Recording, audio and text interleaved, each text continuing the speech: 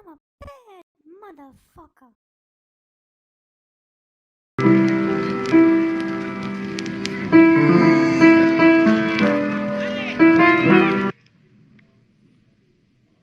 Greetings, Earthlings.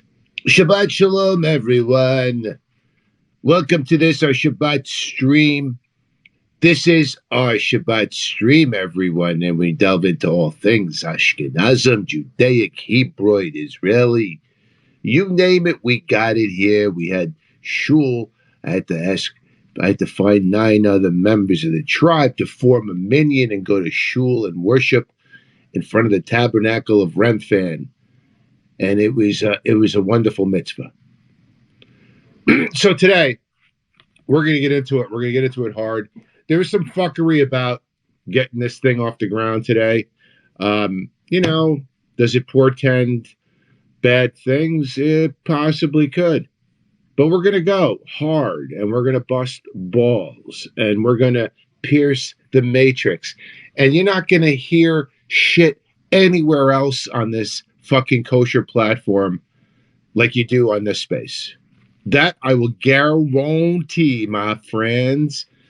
And all you simps and imbeciles and Zionist activists and advocates for the satanic state, the fake state of Israel, please feel free and step right up and don't be shy. Also, anyone out there that has not been blocked by Christopher John Bjerknes, please send him an invite. His presence is required. You got a lot of answering to do, sir. We have some serious questions to put to you. Also, anybody that knows that fucking ass clown, that idiot, Michael Rappaport, a.k.a. Shlomo Shitstein, feel free to send him an invite. I want to talk about that. I want to talk about how this guy, an idiot, right? A low IQ fucking moron from New York City, right? The rotten apple. I want to know what he expects to gain from squaring off with an intellectual colossus like Dorman Finkelstein and actually talking lots of shit like he's going to put him in his place. And when Michael Rappaport is done with Norman Finkelstein, he's going to keep the Jewish people, Israel, out of his motherfucking mouth, right? Right, Shlomo? Oh, it tastes like matzah on a Shabbos evening. Michael Rappaport, you're too cool for shul. I want more matzah and that Shabbos feeling. It's so wonderful and dark. And the genocidal tenets of this faith, the barbarity, the cruelty, all of this stuff, all of it, completely unmasks our indispensable ally, right? Completely shatters all of the delusions of the West. And we could talk about the East-West thing, and I got all these people that are, I know where it's coming from, right? All these people, you're playing right into it. We're going to get destroyed by the East, and this is the plan, blah, blah, blah, blah, blah. It doesn't change the realities on the ground, you fucking simp, right? So you're rooting for Israel, is what you're saying, because it's part of their plan. It's part of their plan to piss off the whole world, and we shouldn't do anything about it because that's part of their plan. I mean, it's insufferable, and if you go into a breakdown of the logic, you make no sense. But you're welcome to step in here and tell me why Russia and China are enemies, and they need to be destroyed. You're welcome to come in here and do that. All right, and pack a lunch. Pack a lunch. So we're going to talk about obviously Rafah on fire. Avdiivka has fallen in Eastern Europe, in the Eastern Front in Ukraine. Ukraine is collapsing. Biden's numbers are tanking. Where do you think that the prospects of this fucking rigged election in 2024. What do you think the prospects are for Biden with the Middle East on fire, Ukraine getting fucking overrun, de-dollarization, a second wave of inflation, UK technically in recession, Germany is well into its recession. Do you guys realize? I don't know. You probably don't realize this because you're not getting to hear it on your Talmud vision. But just the original 5 BRIC nations now have a larger economy of the G7. The BRICS 5 have a larger economy than the G7. Do you realize that Russia has moved up to number 5 economy in the world, even in the face of all these sanctions and embargoes and boycotts from the EU? Oh, but Bert, that's the plan. You see, Russia and China are rising, and they're going to destroy the West. So we have to stop that and get on Team Zion. Yeah. Okay. Yeah. Sure. Let's get right on that.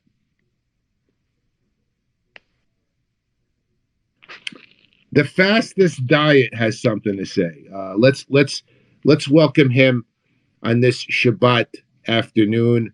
The fastest diet. Hello.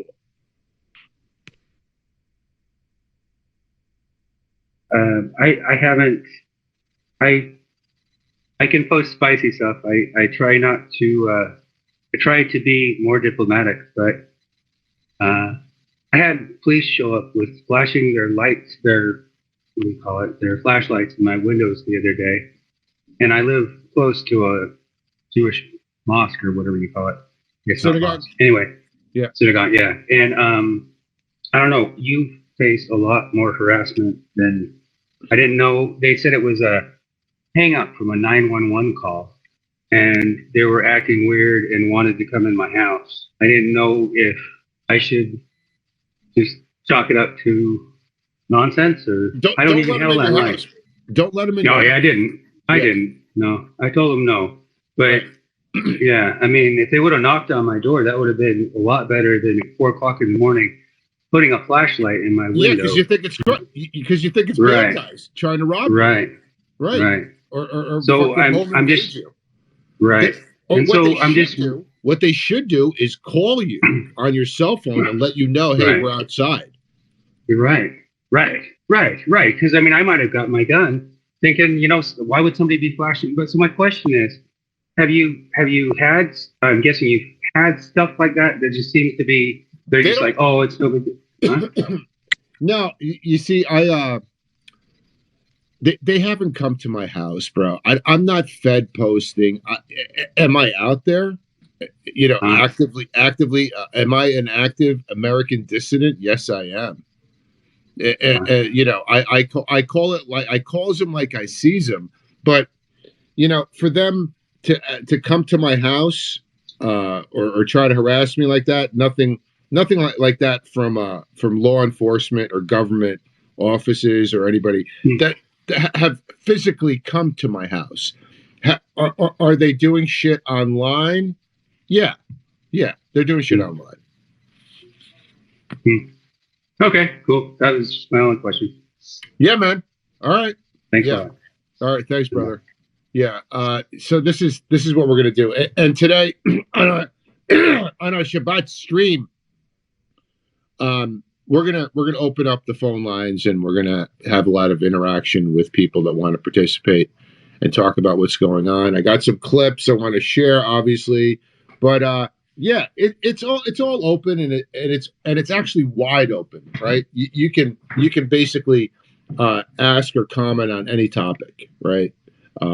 Across the board, and of course, the debates that we have here, because we don't subscribe to the Abrahamic cults, right? So Jews are welcome to call in, Muslims and Christians, and we do have a healthy back and forth between the various cults of the Abrahamic faith, and yeah, we're not trying to deconvert anybody, and we're not trying to take away your faith. We just exist in the real world, right?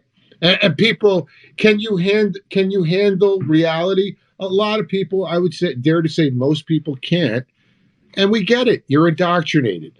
You know, you were born into this thing. Fucking dozens of generations, if not, a millennia, whatever. You weren't.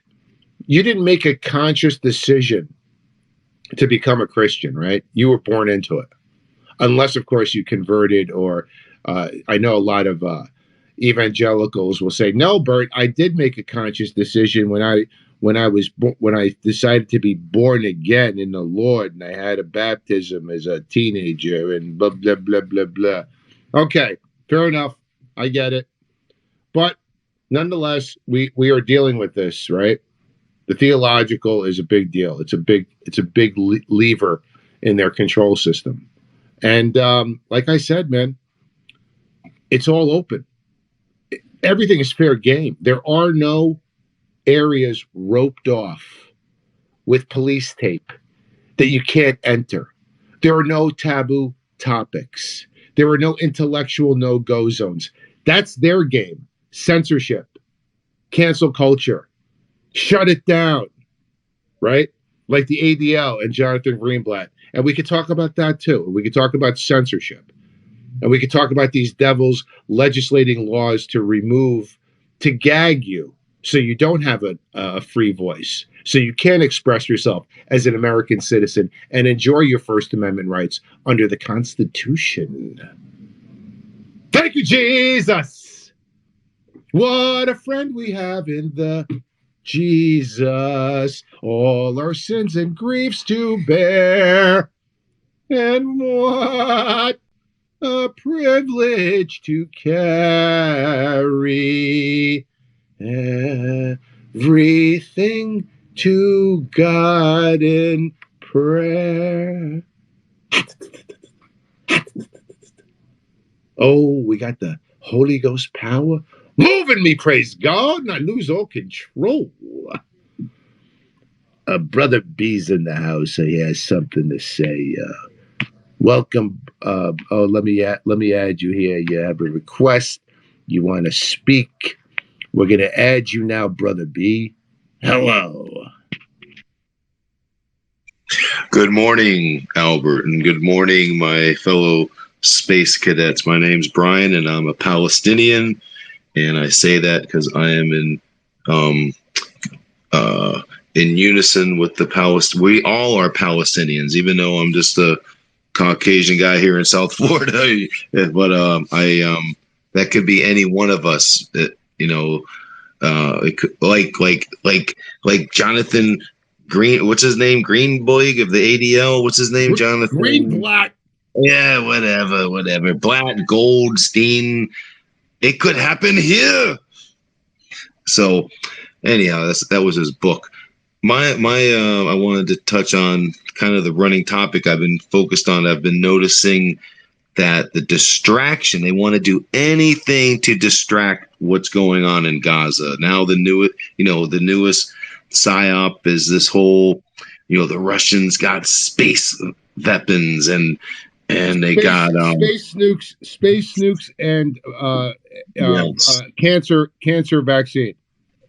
Yes, and the Navalny guy, died in prison, and there's a lot of right. The CIA asset died in prison. 3 days ago.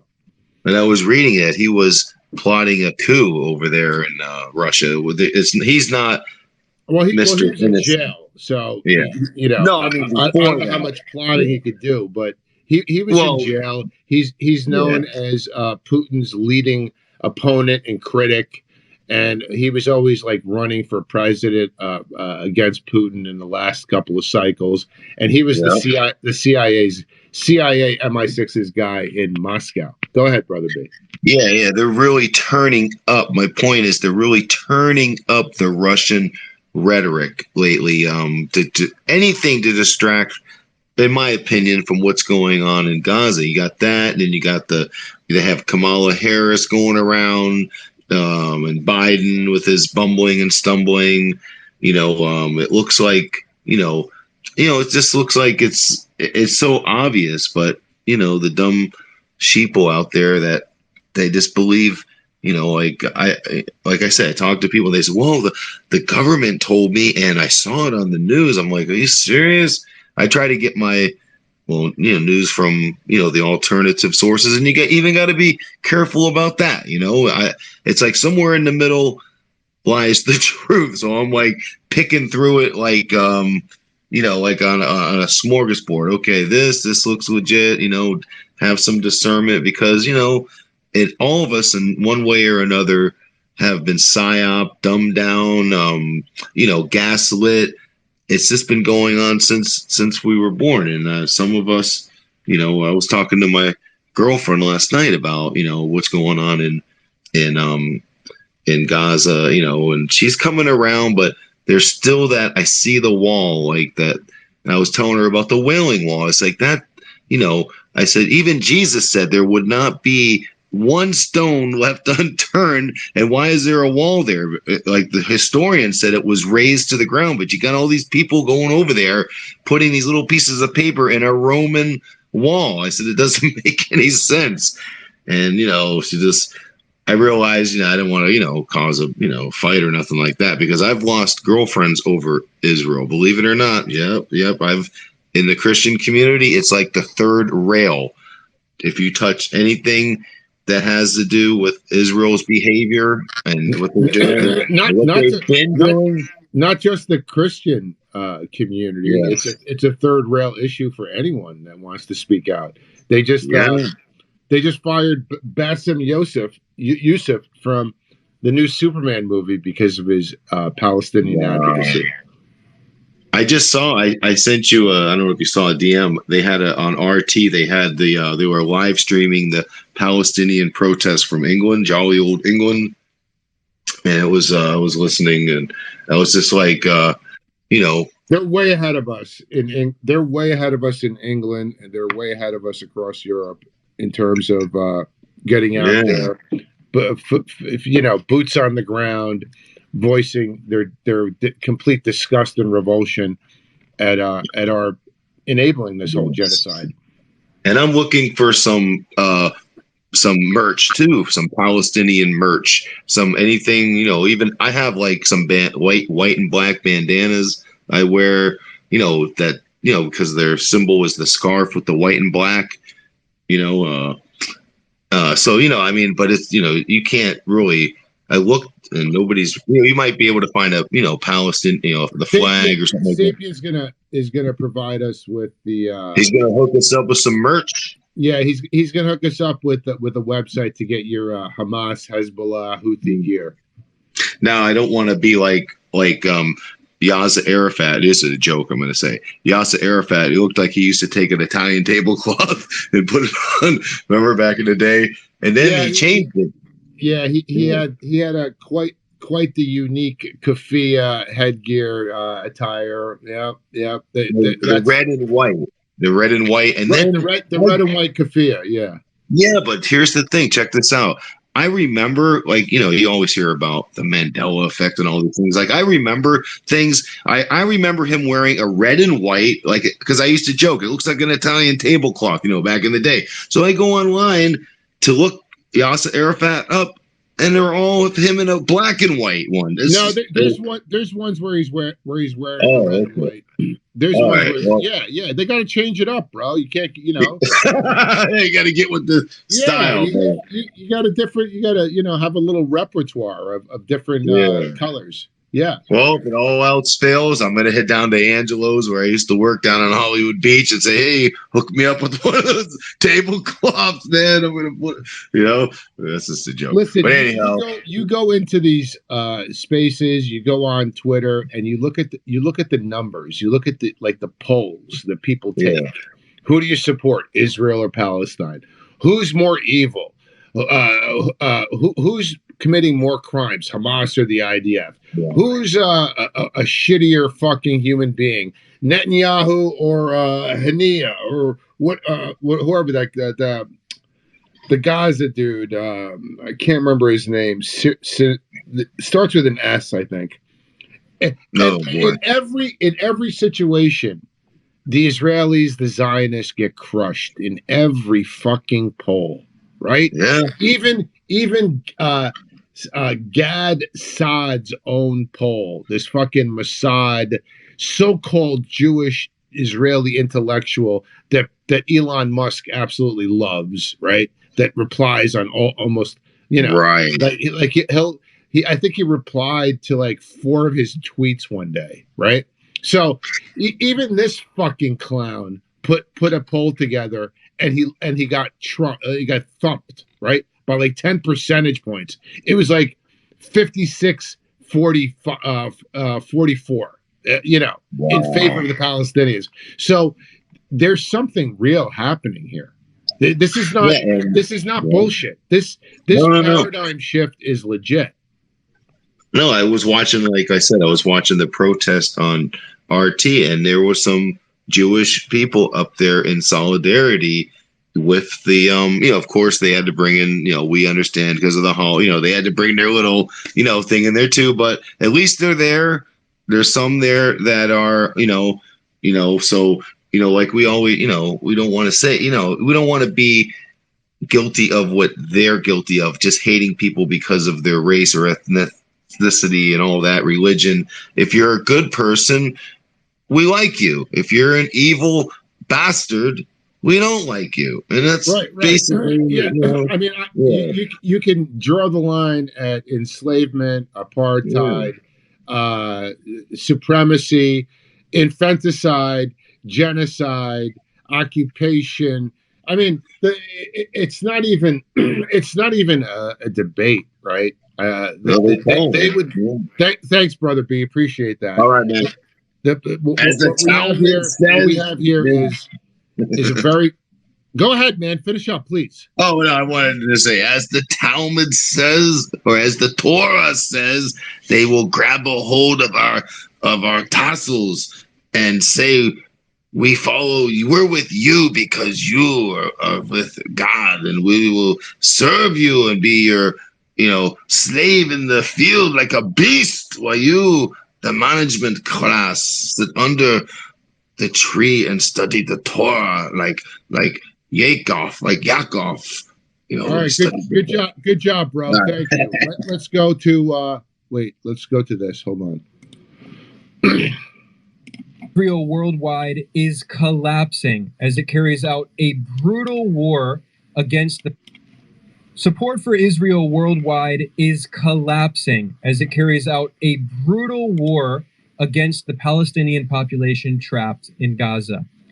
Polling found that support for Israel has declined in 42 out of 43 countries that were surveyed, and globally, support for Israel has fallen on average by 18.5%. In every region of the world, support for Israel is falling very quickly. There is now a net negative view of Israel all across Europe. And furthermore, there's a net negative view of Israel in Russia, in China, in Japan, in South Korea, in Australia, and throughout Southeast Asia. Basically, the only large countries that are still significantly support Israel are the United States, India, and Nigeria. Of course, the U.S. government is one of the main sponsors of Israel and is giving it billions of dollars as it carries out war crimes in Gaza. India is currently governed by a very right-wing Hindu nationalist. Now think about that.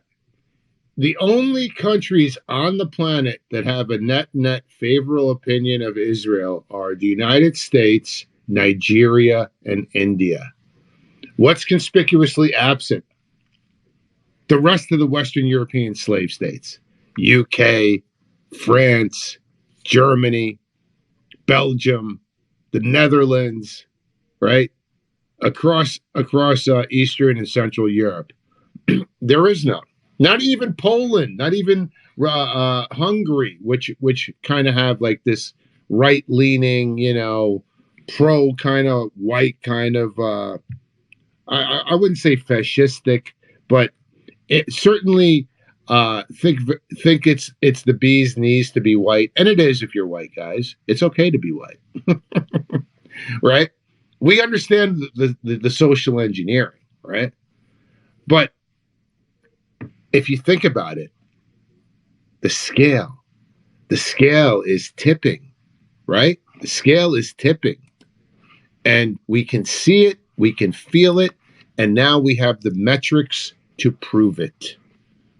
3 countries on planet Earth have a net positive view of the murderous apartheid Jewish supremacist state.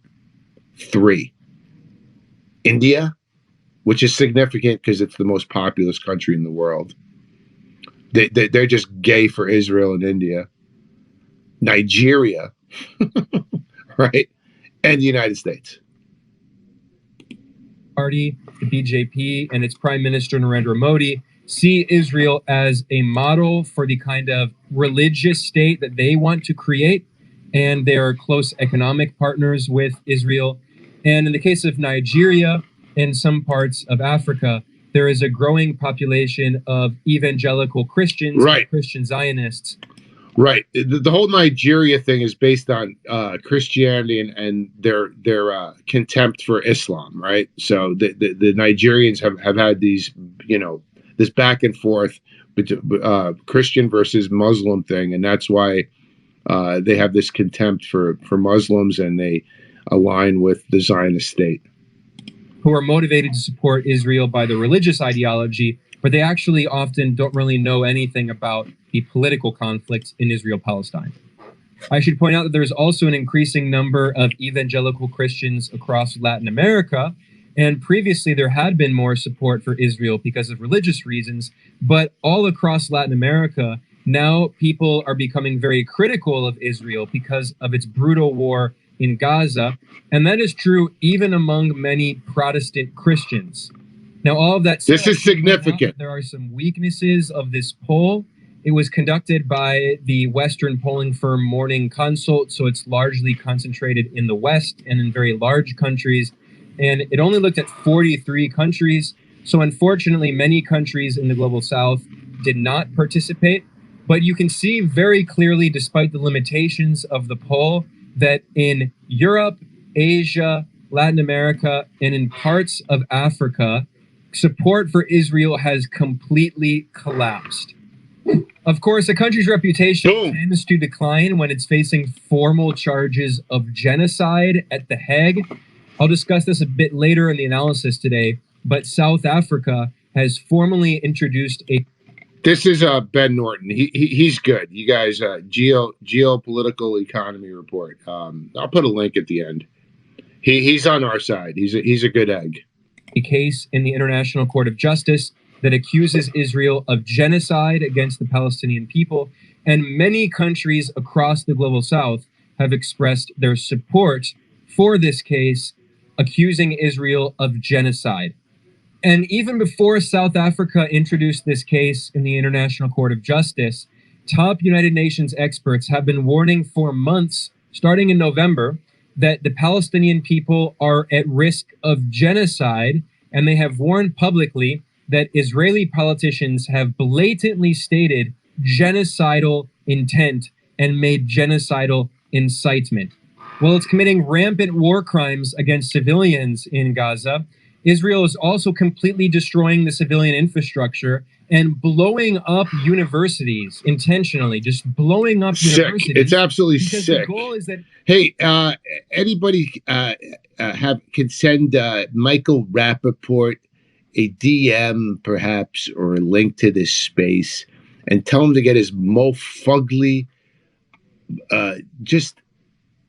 How would you explain this guy?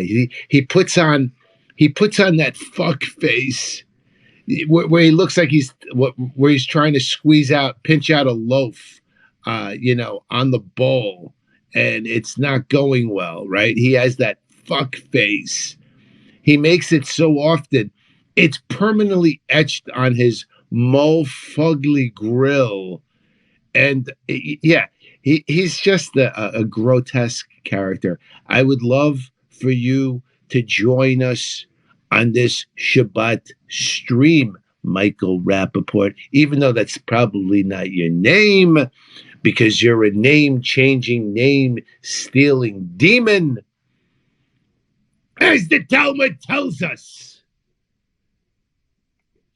there is a bigger difference between the Jew and the Gentile than a Gentile and an ape. And you emanate from satanic souls, whereas the Jewish people emanate from grace and the sparks of light. Thank you, Jesus. Israel wants to prevent Palestinians from ever returning to Gaza. No shit. Is to expel them from their homes, to ethnically cleanse them, and it's genocide. 100%. This obviously explains why, across the planet, people have a very negative view of Israel as it's engaged in genocide. This polling information was originally published in Time magazine in an article titled "New Polling Shows How Much Global Support Israel Has Lost." The article revealed that globally support for Israel has dropped by an average of 18.5 percentage points, and it has fallen in 42 out of in countries. Hold on a second. Hold on a second, Brazil, Ben. Other parts Let's hear that again. Let's hear that again. 5 percentage points, and it has support Israel has lost. The article revealed that globally support for Israel has dropped by an average of 18.5%. Think about that. Nearly 20%. 18.5 percentage points between September and December. Decreased in 42 out of the 43 countries polled. You think that's inducing a little kosher poop in the offices of the ADL and Jonathan Greenblatt and the ZOA and all the other, and the Jewish Agency and the Mossad and the Tel Aviv on Rothschild Street and the intersection of Rothschilds and Herzl Avenues? You think it's a little bit concerning for our kipna-wearing friends? Percentage points, and it has fallen in 42 out of the 43 countries polled, especially in countries like China, South Africa, Brazil, and other parts of Latin America. However, what's also very fascinating about this poll is it shows that even in longtime U.S. allies, Israel is extremely unpopular. For instance, in Japan, the total net favorability rating of Israel declined from negative 40% to negative 62%. Yo, how based are the Japanese? Seriously. Can I get a witness on that? I love the Japanese. The Japanese are based. You're not going to fool them. When E. Michael Jones asked this Japanese woman that he had on his as a guest, he's like, why didn't Christianity ever take root in Japan? And she just answered matter-of-factly, because we don't want to be subverted by Jews. we don't want to hand the keys of the kingdom to the Jews. That was her response. What does that mean, by the way? What is net favorability? You take the number of people who have a positive view of Israel, and then you subtract the number of people who have a negative view of Israel. So in some ways, this polling is actually a bit conservative. The percentage is not the total percentage of people who have a negative view of Israel. Hey, Brother B, I'm going to try to get through this. So keep your powder keg dry. Positive view. So it's actually more than 62% of people in Japan who have a negative view of Israel, the vast majority of people. Furthermore, in South Korea, there was previously a net favorability view of Israel of negative 5.5, and it has fallen to negative 47.8. Again, that's the total number of people who have a positive view All right. So what does that tell you? That tells you that they're based as fuck in Asia, right? Japan, China, Korea, and North Korea. Forget about it; it's off the charts in terms of their support for Palestine over Israel. Oh, but Bert, Kim Jong-un's a killer. He's a horrible tyrant. My Talmud vision tells me so. And then subtracting the total of number of people who have a negative. So that's the majority of people in South Korea. And even in the United Kingdom, one of the US's closest allies, Israel's net favorability has fallen from negative 17 to negative 30%. This is a huge decline.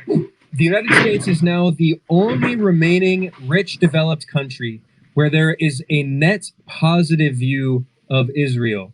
And that has slightly declined. There was a previous net favorability of 18.2. You know what this poll reflects? It reflects the level of brainwashing and indoctrination and the propaganda, the media machine to churn out. What are they doing? They're not giving you information to inform the electorate so you can base this information and vote accordingly.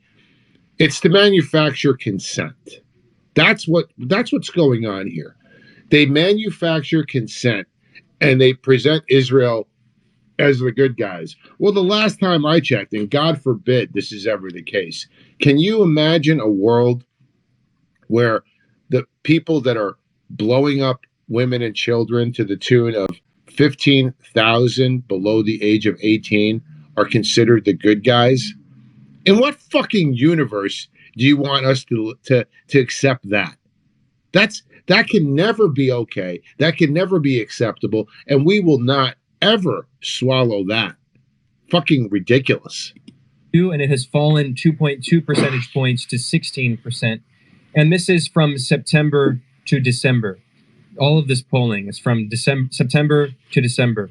So again, I should point out, this doesn't mean that 16% of people in the US have a negative view of Israel. It means that when you take all of the people who support Israel and then subtract the number of people who oppose Israel, who have a negative view of Israel, there is a slight net sum of people who have a positive view, larger than the people who have a negative view, of just 16%. Now, another very important part of this poll that I should highlight is that US support is also declining around the world because, of course, the United States is sponsoring Israel as it carries out war crimes in Gaza. In Egypt, which is one of the closest U.S. allies in the region, it's actually the second largest recipient of U.S. military aid after Israel. In Egypt, the favorability rating of the United States went from positive, a net positive of 41, to a net negative of negative 15%. That is a massive decline in the favorable. And do you think the dictator Sisi doesn't know this, doesn't see this? You know, I'm hoping that the Egyptian people will do something, as is the rest of the world, and you know. We all stand here. We're all waiting. We all have these fantasies of people swooping in, of the cavalry riding in to save the Gazans, right? Everyone's waiting for some deliverance. And the only deliverance they get is from this mortal coil when they're killed. That's how, that's their freedom. Do you understand that? Can anyone out there imagine the level of suffering that these people are going through? How much more can we expect them to endure? It's unfathomable. We're here in our homes with the heat on, with a fridge stocked with food, with water, all the things that we take for granted, electricity, power. They have none of it. Zero. They're living in tents. in the winter, in the middle of the winter. Oh, and then we have our indispensable parasitic ally that blocks their aid from coming in. The average fucking Israeli getting in their car to prevent life-needed sustenance in terms of food and medicine. And you're a party to this, and they're the good guys?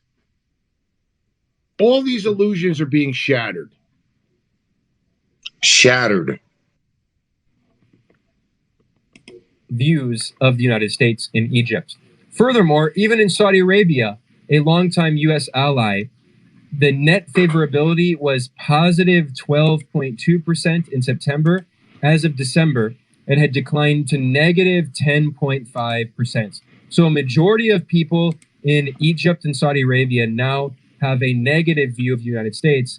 They previously, as of a few months ago, had a positive view. Now, why is this happening? Well, it's very easy to explain. This is what happens. How many times have I said it? Israel's going down, and it's going to take us with her. That's what's happening. That's the fucking reality. Oh, but Bert, that's the plan. Because the Gog and Magog and the Russians are going to blah, blah, blah, blah, blah, blah, blah. Well, if it's the plan, it's going to, by the numbers, it's going great. When you are carrying out genocide before the entire world and the international community is watching you commit genocide. Yeah. And South Africa has formally introduced a case in the International Court of Justice, the top United Nations judicial authority, accusing Israel of genocide. And Foreign Policy magazine is normally a kind of propaganda organ for the U.S. government, but every now and then they publish an article that does acknowledge some important truths. I want to briefly look at an article here published in Foreign Policy titled, Why the Global South Supports Pretoria's ICJ Genocide Case. Of course, the ICJ is the International Court of Justice at The Hague. It's different from the International Criminal Court. The ICJ is a United Nations body. The ICC, the International Criminal Court, is not a United Nations body. The ICJ it's the top United Nations legal authority. And this article says very clearly, quote, the fact that South Africa has brought the case and that the United States has reflexively opposed it has further diminished U.S. credibility among Africans and shattered the notion that Washington stands for a rules-based order. Now, of course, this is part of the propaganda I was talking about. The Global South has always known that the so-called rules-based order is actually a Western order. They've always known the Western powers are hypocritical and they constantly violate international law when it suits them. In fact, back in 2022, France's former top diplomat, Gérard Araud, who was previously France's ambassador to both the United States and Israel, in 2022, he gave a very revealing interview in which he admitted that the so-called rules-based order was actually a Western order based on hegemony. He used the term hegemony, and he admitted that the U.S. government constantly violates international law. Here's a clip of that video from back in 2022. Well, to be frank, I've always been extremely skeptical about this idea of rules-based order. Really, personally, for instance, look, I was the permanent representative to the United Nations. We love the United Nations, but the Americans not too much, and actually, when you look at the hierarchy of the United Nations, everybody there is ours. The Secretary General is Portuguese. He was South Korean. But when you look at all the Undersecretary General, all of them really are either American, French, British, and so on. When you look at the World Bank, when you look at the IMF, and so on. Now, so that's a first element. This order is our order. And the second element is also that actually this order is reflecting the balance of power in 1945 and is you look at the permanent members of the Security Council, really people forget that if China and Russia are obliged to oppose their veto, it's because, frankly, the Security Council most of the time, 95% of the time, as a Western-oriented majority. So this order, frankly, and you can also be sarcastic, because when the Americans basically want to do whatever they want, including when it's against the international law, as they define it, they do it. And that's the vision that the rest of the world has of this order. You know, really, when I was in the United Nations is a fascinating spot, because you have ambassadors of all the countries, and you can have conversation with them. And the vision they project of the world, their vision of the world, is certainly not a world, a rules-based order. It's a Western order. And they accuse us of double standard, hypocrisy, and so on, and so on. I did a longer video about this, and I have an article explaining it over at geopoliticaleconomy.com. I will link to that in the description below for people who want to do more research. But getting back to this report in Foreign Policy magazine, it admits that, quote, many nations in the so-called Global South perceive blatant hypocrisy in Europe and the United States' condemnation of an illegal occupation in Ukraine, while continuing to staunchly back Israel despite the rising death toll in Gaza and settler violence in the Israeli-occupied West Bank. And while the U.S. continues to send billions of dollars of weapons and military assistance to Israel, it's carrying out blatant war crimes every single day. Even the Secretary General of the United Nations, Antonio Guterres, who is a Portuguese politician and is very biased against the Global South, he has been one of the worst modern United Nations Secretary Generals, being so biased in the interest of the West. And yet even he has been forced to speak out recently and calling Israel's war crimes unacceptable.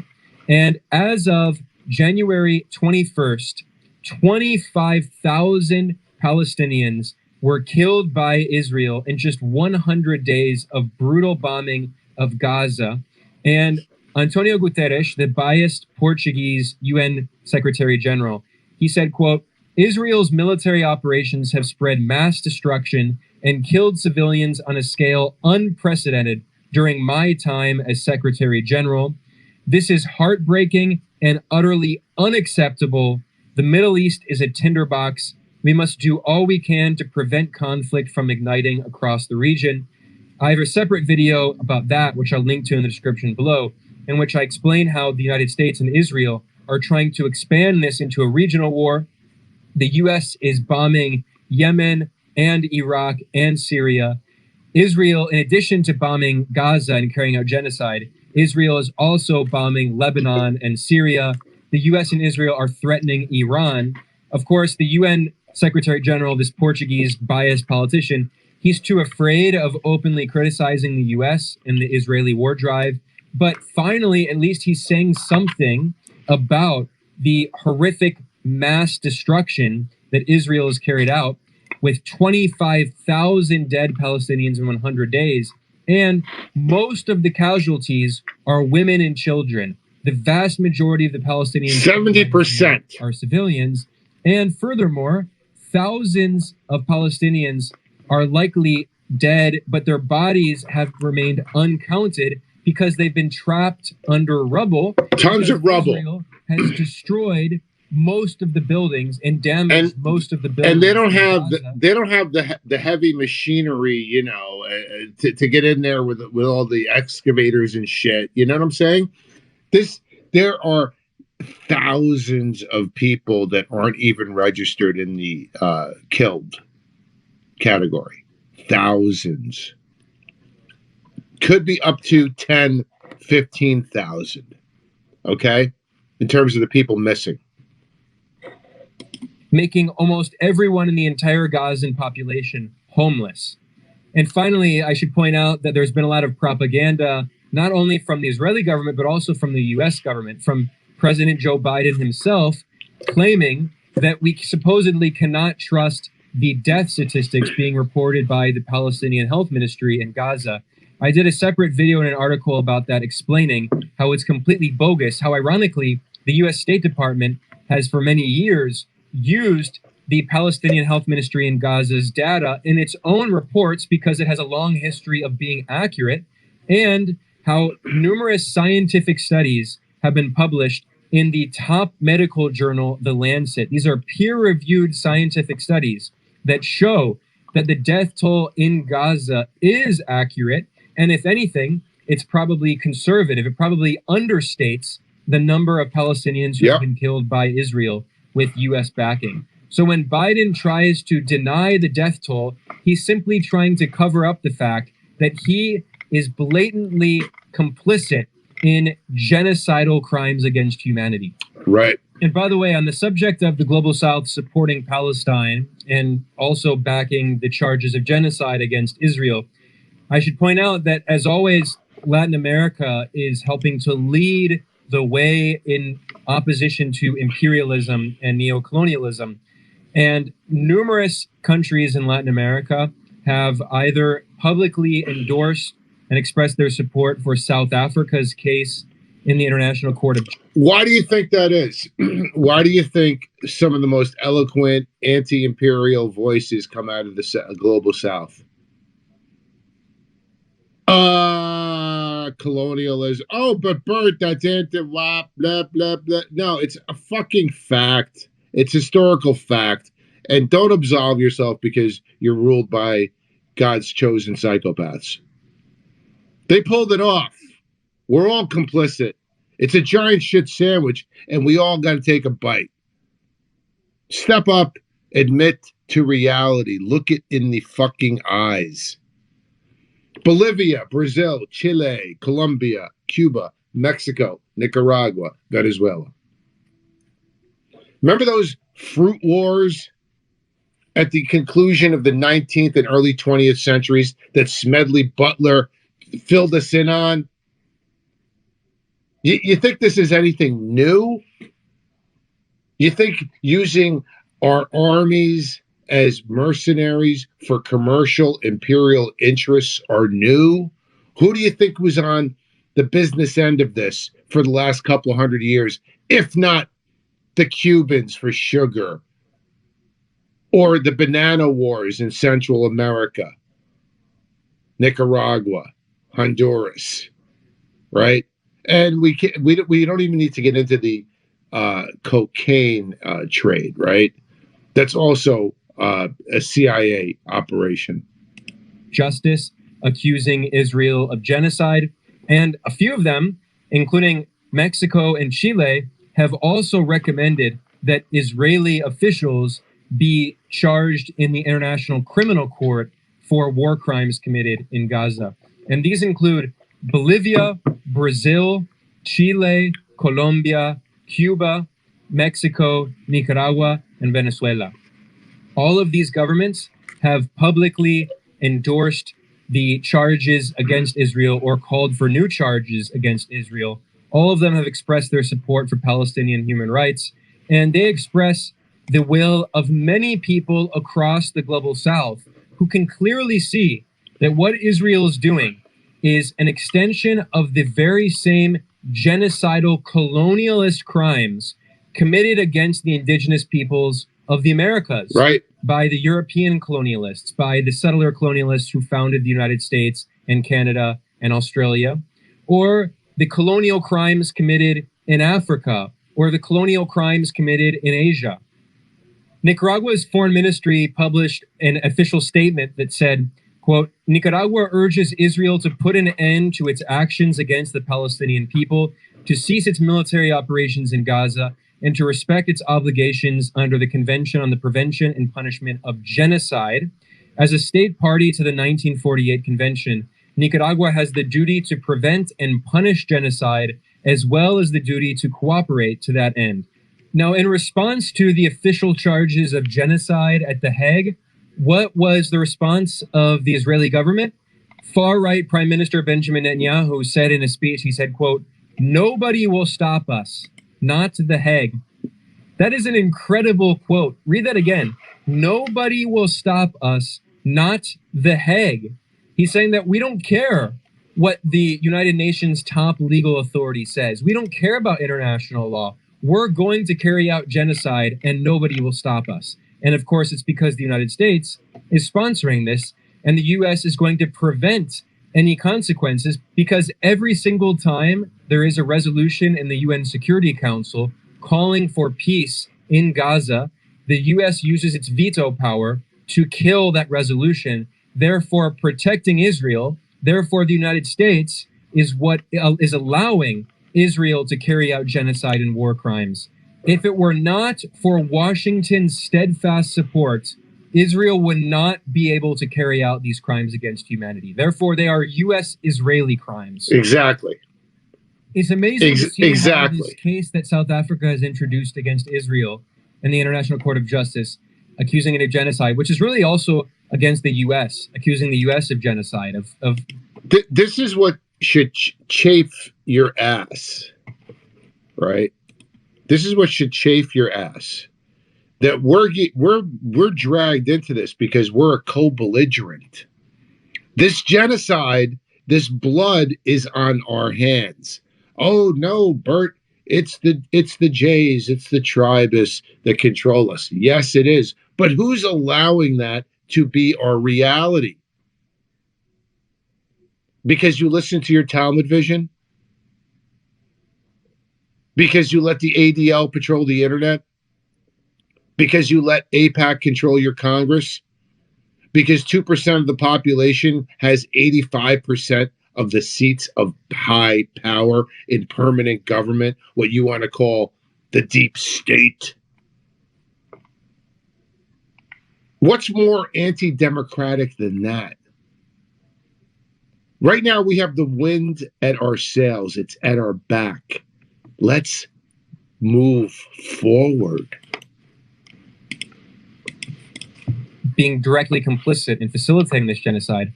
It's amazing to see how this has led many countries in the global south to speak out, to stand up against neocolonialism and the crimes, historical crimes that continue today of colonialism.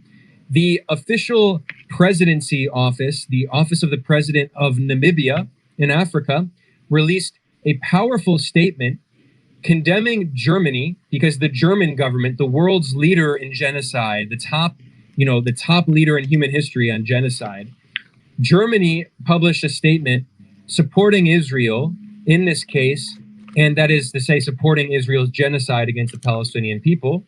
And in response, Namibia's government said, quote, "On Namibian soil, Germany committed the first genocide of the 20th century in 1904 to 1908, in which tens of thousands of innocent Namibians died in the most inhumane and brutal conditions. The German government is yet to fully atone for the genocide it committed on Namibian soil." So I think this is why Western governments are so concerned about this case at The Hague, because it's opening Pandora's box. So the formerly colonized countries can finally try to get a little justice from the Western imperial powers that colonized them and that stole their wealth and that developed through colonialism and slavery and genocide. This is why the war that Israel is waging. Oh, but yeah, that's anti-West rhetoric, is it? Or is it fucking historical fact? Or is it our reality? None of this stuff can be okay. We can't absolve ourselves of any of these sins. They are ours, not ours, ancestors, government, etc. But when are we going to start doing something about it? You understand we're the evil empire, but we got to keep it going. Why is that? We have to enter into American empire apologetics. For what fucking reason? Do you want to get out of this world of shit? Do you want to create a better world? No, let's keep it going. That's what the other fucking sips say. Oh, and send an invitation to that piece of verminous filth, Brandy Martinez. Where are you? Where are you, Brandy? Have your nuts dropped yet? Or are they still retreating into your stomach as you quiver in fear, hiding from me? Why do you fear the Pharaoh, Brandy? Aren't you the great Hispanic white supremacist that's going to lead the white race to a new glorious future?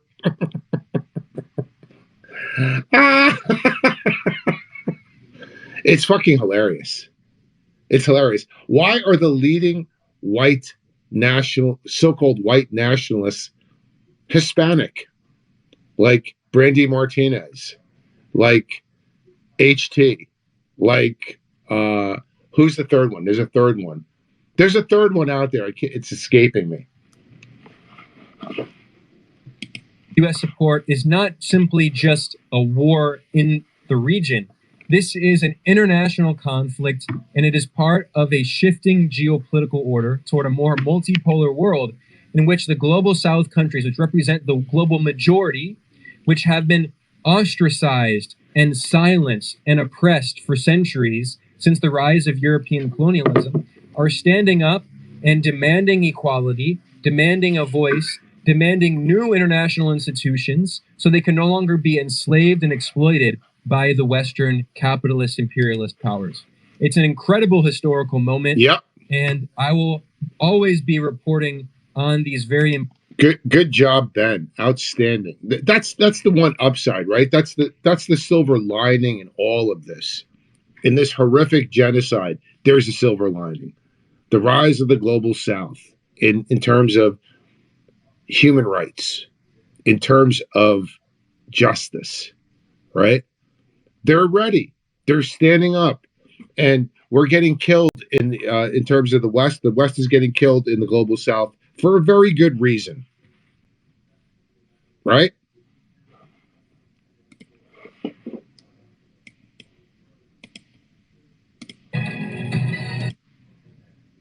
Hi, everyone. Judge Andrew Napolitano here for Judging Freedom.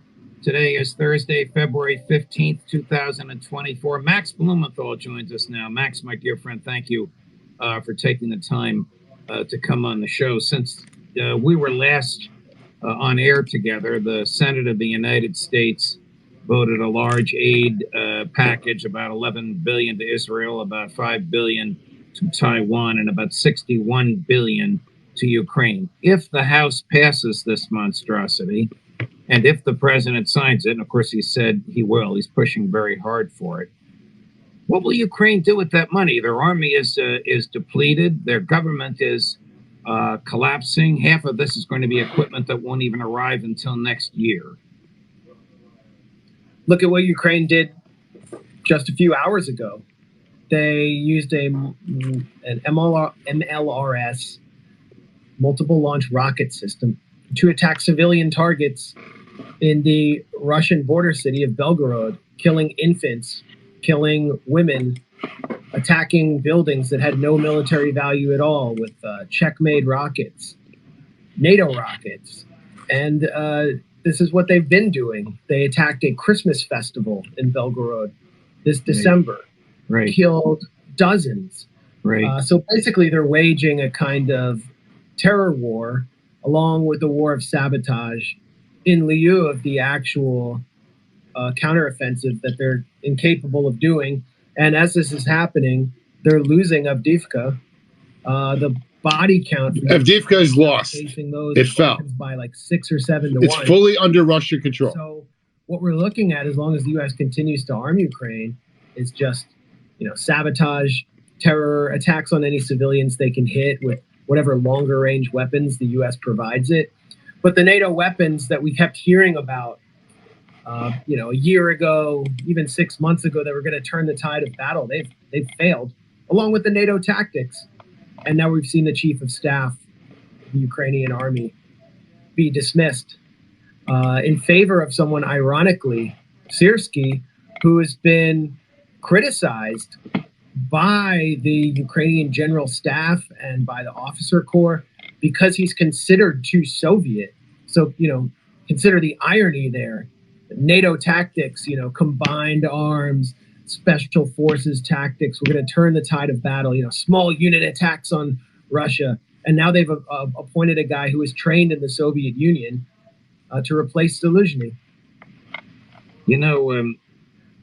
I was going to ask you if these attacks on Russia are due to General Syrsky.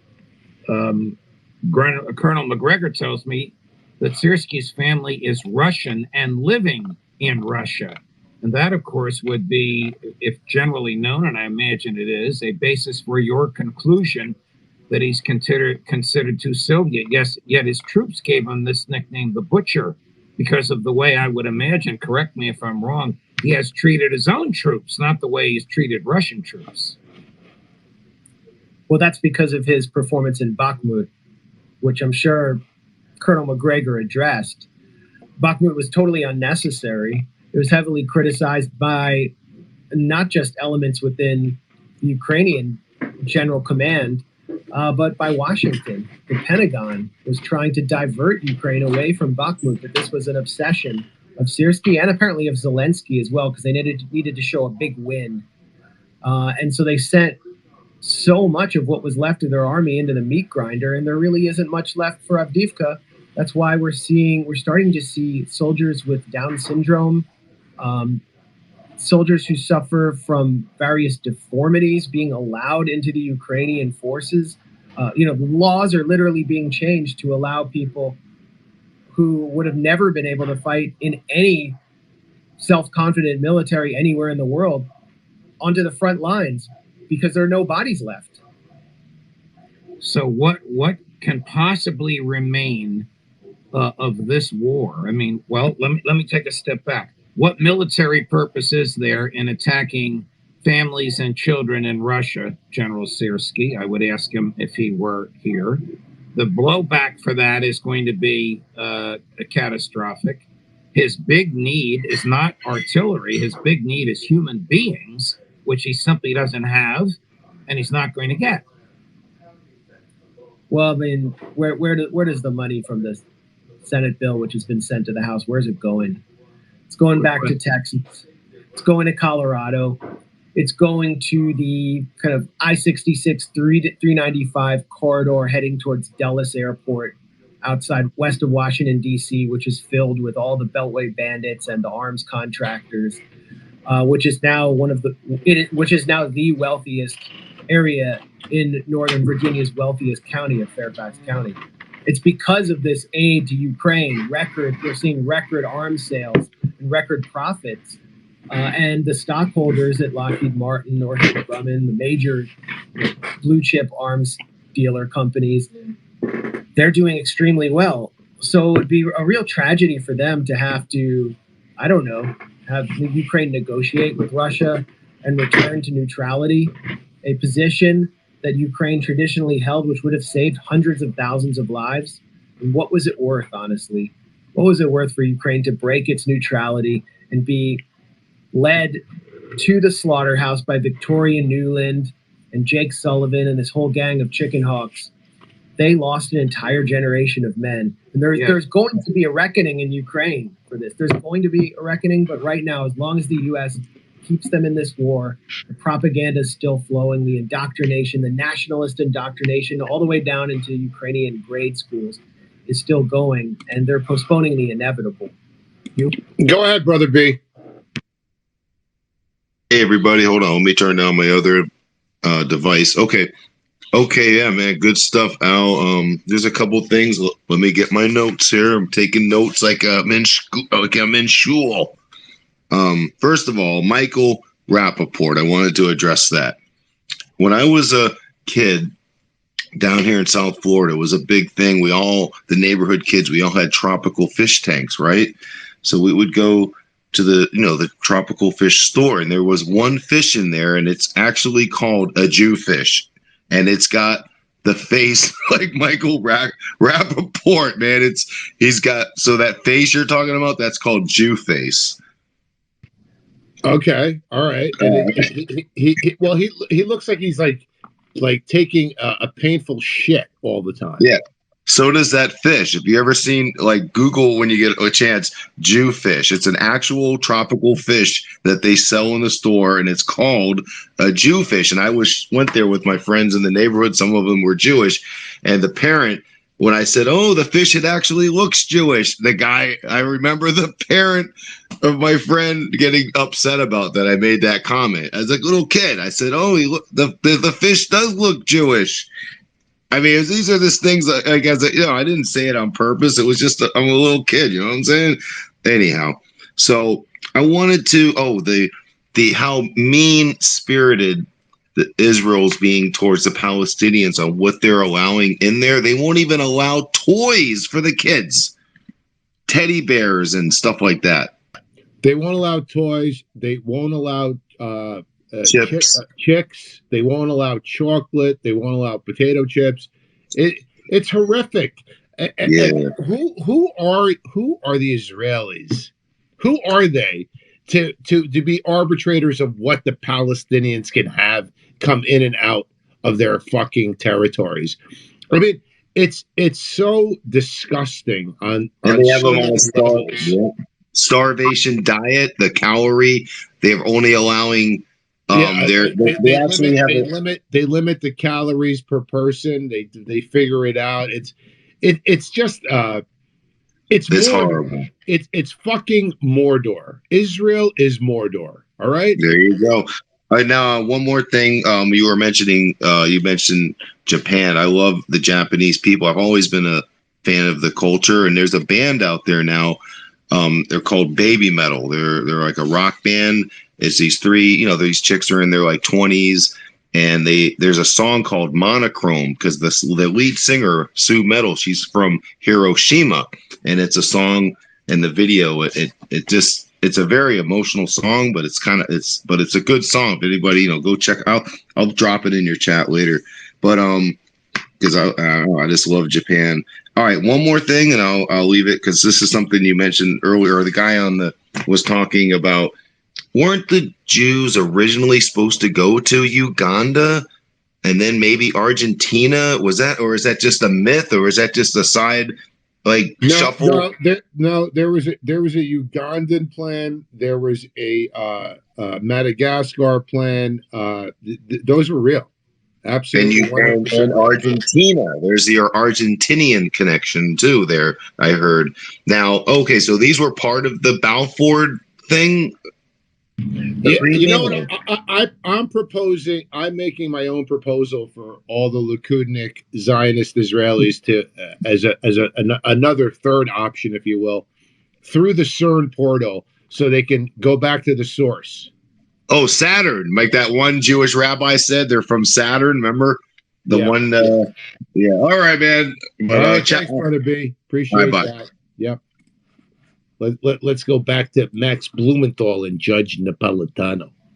You are so correct on the military-industrial complex. Jake Sullivan, perhaps in one of the truthful things he said, stated, without using these words, but this is what it amounted to, this is good for American business because the military-industrial complex, he didn't use the phrase, is in 40 states. How convenient it's spread around the United States. 40 states, 40 states senators, 40 states members of Congress. Oh, we got to get our people jobs. Who cares if the Ukrainians slaughter? Our people have to keep making the equipment to replace. Go ahead, Justin. Hello.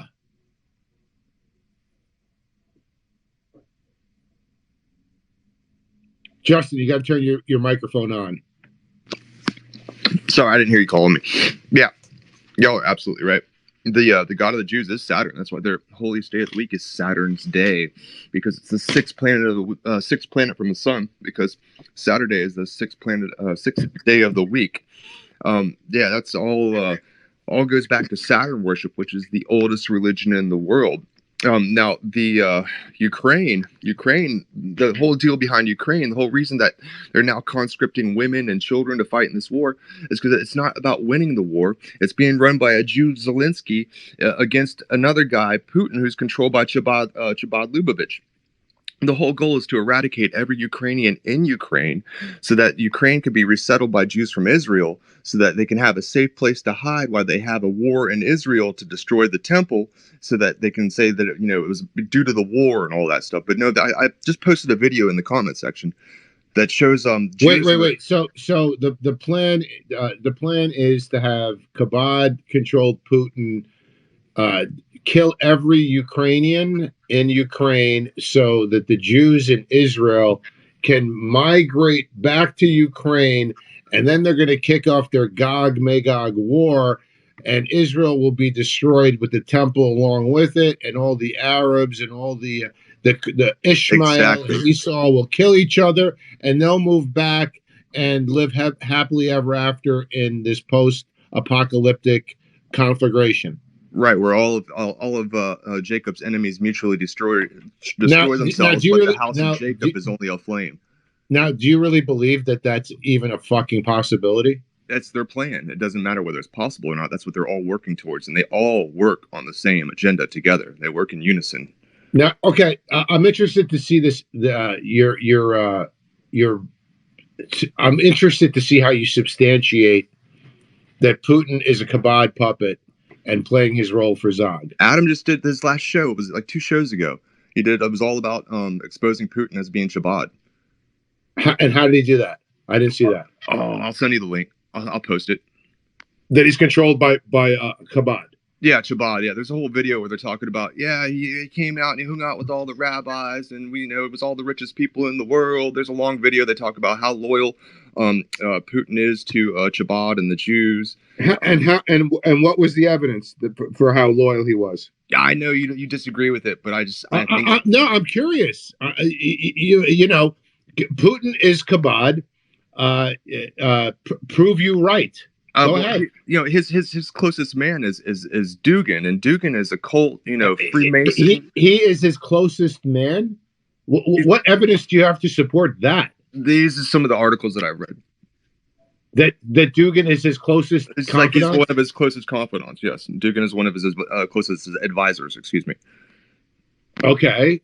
Yeah. Put that in the link, because that's I know whatever, he's an intellectual and he's got his whole Eurasian thing going on and whatever, but yeah, I mean these are leaps, man. When you get into the high, it's to say it's a stretch would be a fucking understatement. But I mean, listen, if photos and guilt by association was proof, then what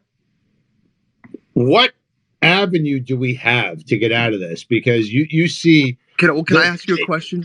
All the kabod rabbis that you have pictured with Putin are in the Oval Office every fucking year of every American administration for the last couple of decades, right? I mean, he prays at the wall. He does everything every other. Right, he prayed at the wall, right? He does everything every puppet is required to do. He goes through his required struggle sessions. I mean, he had the exact same response to COVID. Do you know what? Okay, well, the COVID thing was planetary, right? So if you want to take shots at Putin for COVID, you got to take a shot at every other fucking world leader on planet Earth, right? Let me ask you this: the Jews took over Russia during the Bolshevik Revolution. At what point did they lose control? I'm not saying that they don't have a great deal of influence, but to say that it's somehow on par with an East-West dialectic is ridiculous. And I can substantiate this, and I can prove this beyond a shadow of a doubt. Well, let me ask you this: when was the last time that Russia fought a war for Israel? The whole goal is to prop up Russia and China and use America for all its wars to bankrupt the Christian West that has not been fully encompassed and enslaved yet. So, but I'm asking you a question: when was the last time that Russia fought a war for Israel? They're not trying to exploit Russia because Russia's already under okay. So the answer is you can't think of one because they haven't. Next question: when was the last time that Russia vetoed a UN resolution shielding Israel? Don't follow that. I'm sorry. The answer is never. How many U.S. vetoes have shielded Israel from international condemnation and consequences of their crimes? Right. But you understand they're trying to orchestrate a Gog-Magog war, so their puppets have to play their role. So Putin has to portray themselves as the adversary. They do everything. It doesn't matter. So it doesn't matter what the reality is, as long as you have this in your mind that this is the plan. Then Israel should just run amok. And what would you have the Palestinians, the Syrians, the Lebanese, the Russians? What would you have them do?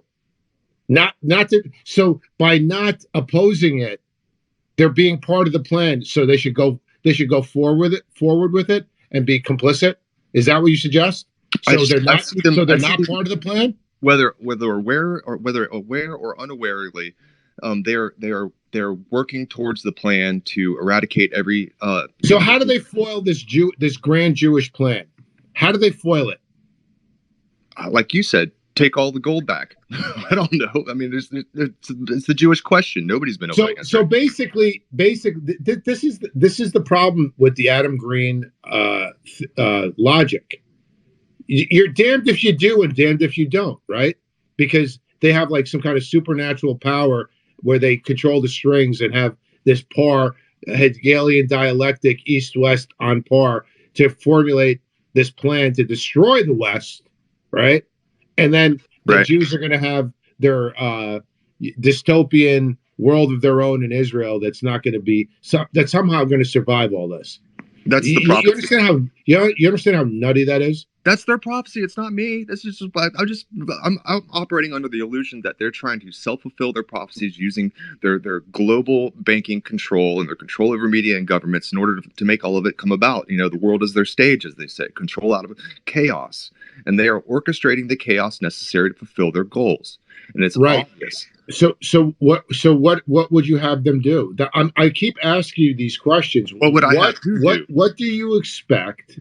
What would you expect the Russians, the Iranians, the Syrians, the Lebanese, the Palestinians? What do you expect them to do?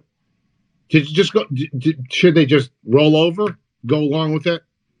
No, I think every one of them give Israel carte blanche because the plan is to piss off enough people so there's an east-west conflagration. So what would you suggest? I would suggest that and just bend over. I would suggest that every nation kick out their Jewish-controlled central banks and kick out any puppets that are loyal on the payroll of Israel, and that would foil a lot of their plans. Right, but what I'm saying is that there's a reality. There's a three-dimensional reality on the ground, right? You're saying that it's bad that this is being opposed because it's part of their plan to be opposed because they want to have a conflagration. I'm only speaking in context of Ukraine. That the Ukrainians are being led to their own destruction in order to fulfill. And who did that? Russia did that. America's Jewish-controlled government put together that government in Ukraine that that immediately installed the IMF as soon as Zelensky came into power. Right. So don't you think that that's the source? Don't you think that that's what should be addressed? The American side. Well, it's all one big beast system. Hold on a second. So why do you put the onus on Russia and Putin? I'm putting the onus on everybody. That everybody should recognize that every one of their governments is basically a WWE World Wrestling show, and that they're all puppets, and that we're all being led into it. Right, but you criticize the parties that are actively fighting it because it's part of their plan. So I don't believe it's like this whole damned if you do, damned if you don't. The Jews have it all figured out. It's a fait accompli. It's game over. It's a council of despair. I don't have any really solid answers for you, sir. I know what I see, and from what that's the problem. That's the problem with this whole Gog Magog. Both controlled. It's all over. It's a big council of despair. The only people that are fighting this, right? The only people that are actively engaged in this fight against this Anglo-Judaic empire are the Russians, are the Syrians, are the Lebanese, the Palestinians, the Yemenis, and then you look at this and say, "Oh, this is bad because it's part of their plan."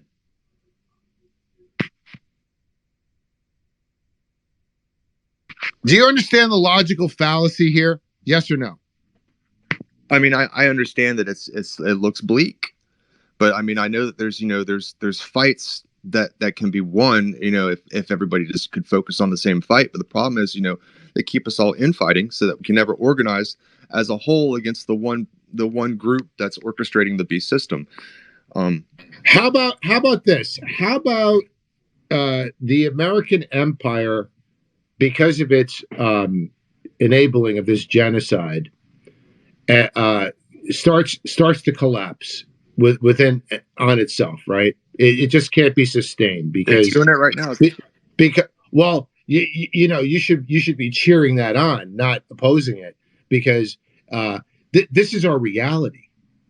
We're all constrained by the three-dimensional world. It has to come down, and if you're the evil empire, you can't keep that propped up. Why advocate for keeping this propped up? It makes no sense. Yeah, I would just argue that the American citizenry, they're being led astray. That America's been basically overcome, and they've been brainwashed into thinking that the Jews are God's chosen people, never realizing that God was never the God of Jesus. Right. Of course. They're all basically brainwashed and led astray. So I don't necessarily blame them as much as I do the orchestrators, the puppeteers. I'm trying. Right. If we could just So how do you take this on? You don't take it on by criticizing the Chinese or the Russians. That's what they want you to do. You understand that? Right. They want to define the narrative. They want to isolate and define your enemies for you. They want to tell you that Iran is bad, North Korea is bad, China is bad, Russia is bad, blah, blah, blah, blah, blah. So why would you possibly play in their sandbox? Why would you possibly consider China and Russia your enemies when that's what they want? They want you to define them as your enemies. I recognize that most of the people of these nations, they're just like me and you. They have families, they go to work, they just want to feed their families and be happy. But the leaders, they want to convince you that all these other countries are a threat, so they can orchestrate the chaos necessary to maintain their control. I mean, take away their control by taking away the narrative. It's already happened, right? And that's what we're doing right now. There's a paradigm shift. I just played the metrics where Israel's image in the world and their approval rating has tanked, absolutely tanked, 20% worldwide since between September and December. That's fucking tremendous. That's still low. That's not very high low. enough. It's not. Yeah, high. It's only got a positive rating in 3 countries. 3 countries. America, because of the dumb fuck evangelical Zionist Christians in the Bible Belt that love them some Israel, that are totally gay for Israel, and India, which is another crazy situation because of their deep hatred for Muslims, Pakistanis, and the colonialism. The Arabs, the Muslims colonized India, right, for whatever, half a millennia, right? So they have a lot of resentment for that. And Nigeria, America, Nigeria, and India. That's it. So we see that the things are moving in the right direction, right? And it's happening.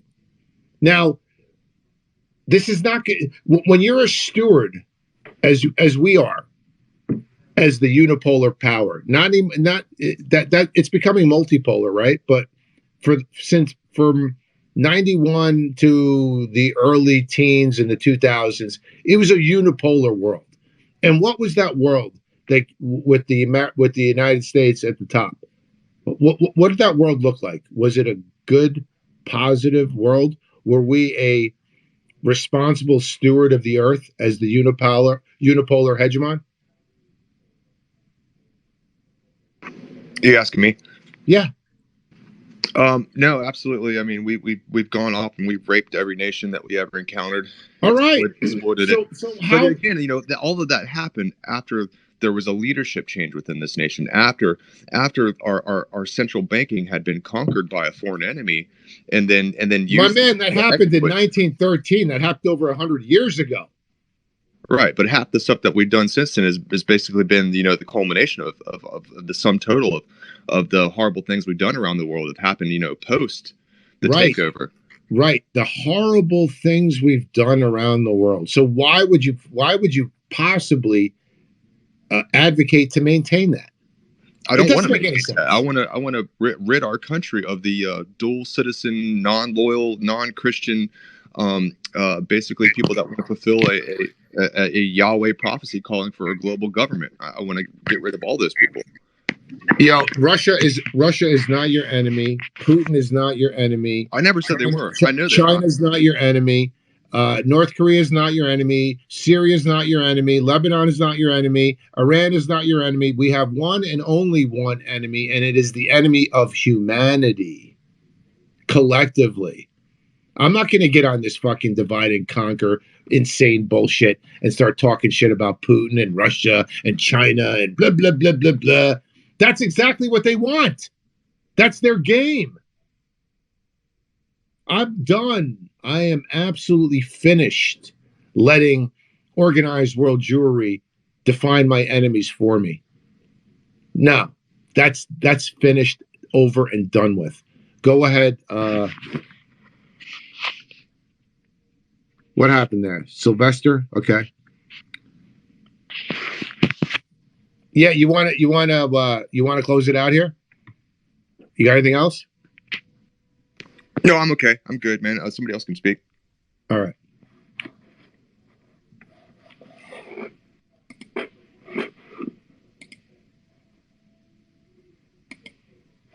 Oh, are you fucking kidding me?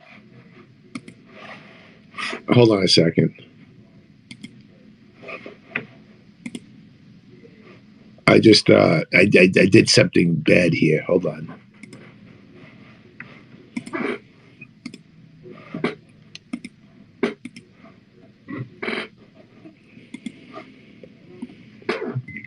I'd really love to hear what Brother Beast got to say.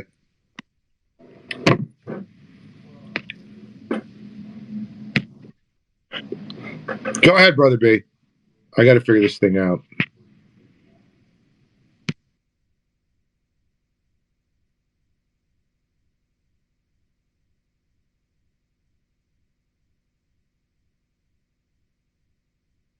Brother B, hello. Hello, everybody. This is Brian, and I'm a Palestinian. Yeah, I'm listening to the really good, engaging conversation between you and Justin. Like, I see your side, Al, but I have to say I agree with Justin 100%. Now, just hear me out. It seems that we are, in a way, damned if we do. No wonder Justin wanted to hear what you had to say. Oh, no, I don't even know Justin. That makes sense now. Go ahead.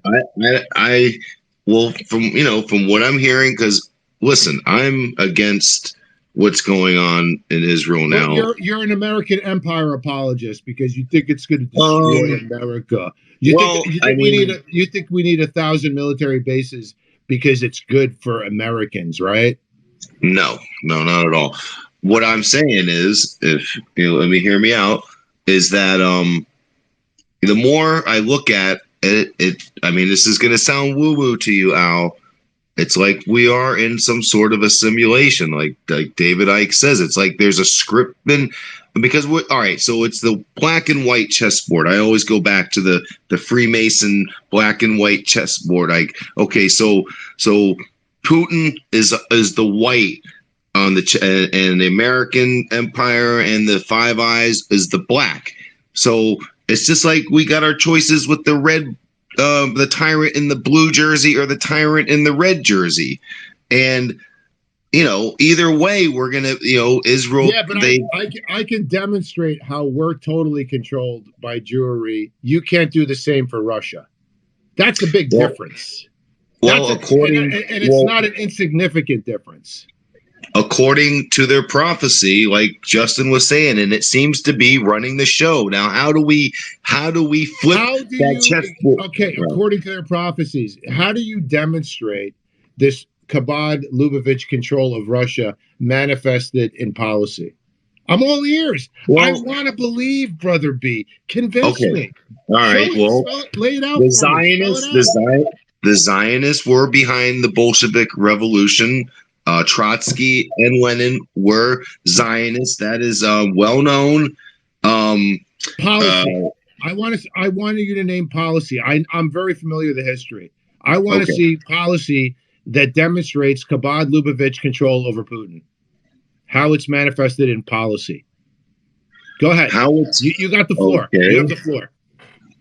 Okay, so we have Putin, who's been to the wall. I know he's never fought is that policy?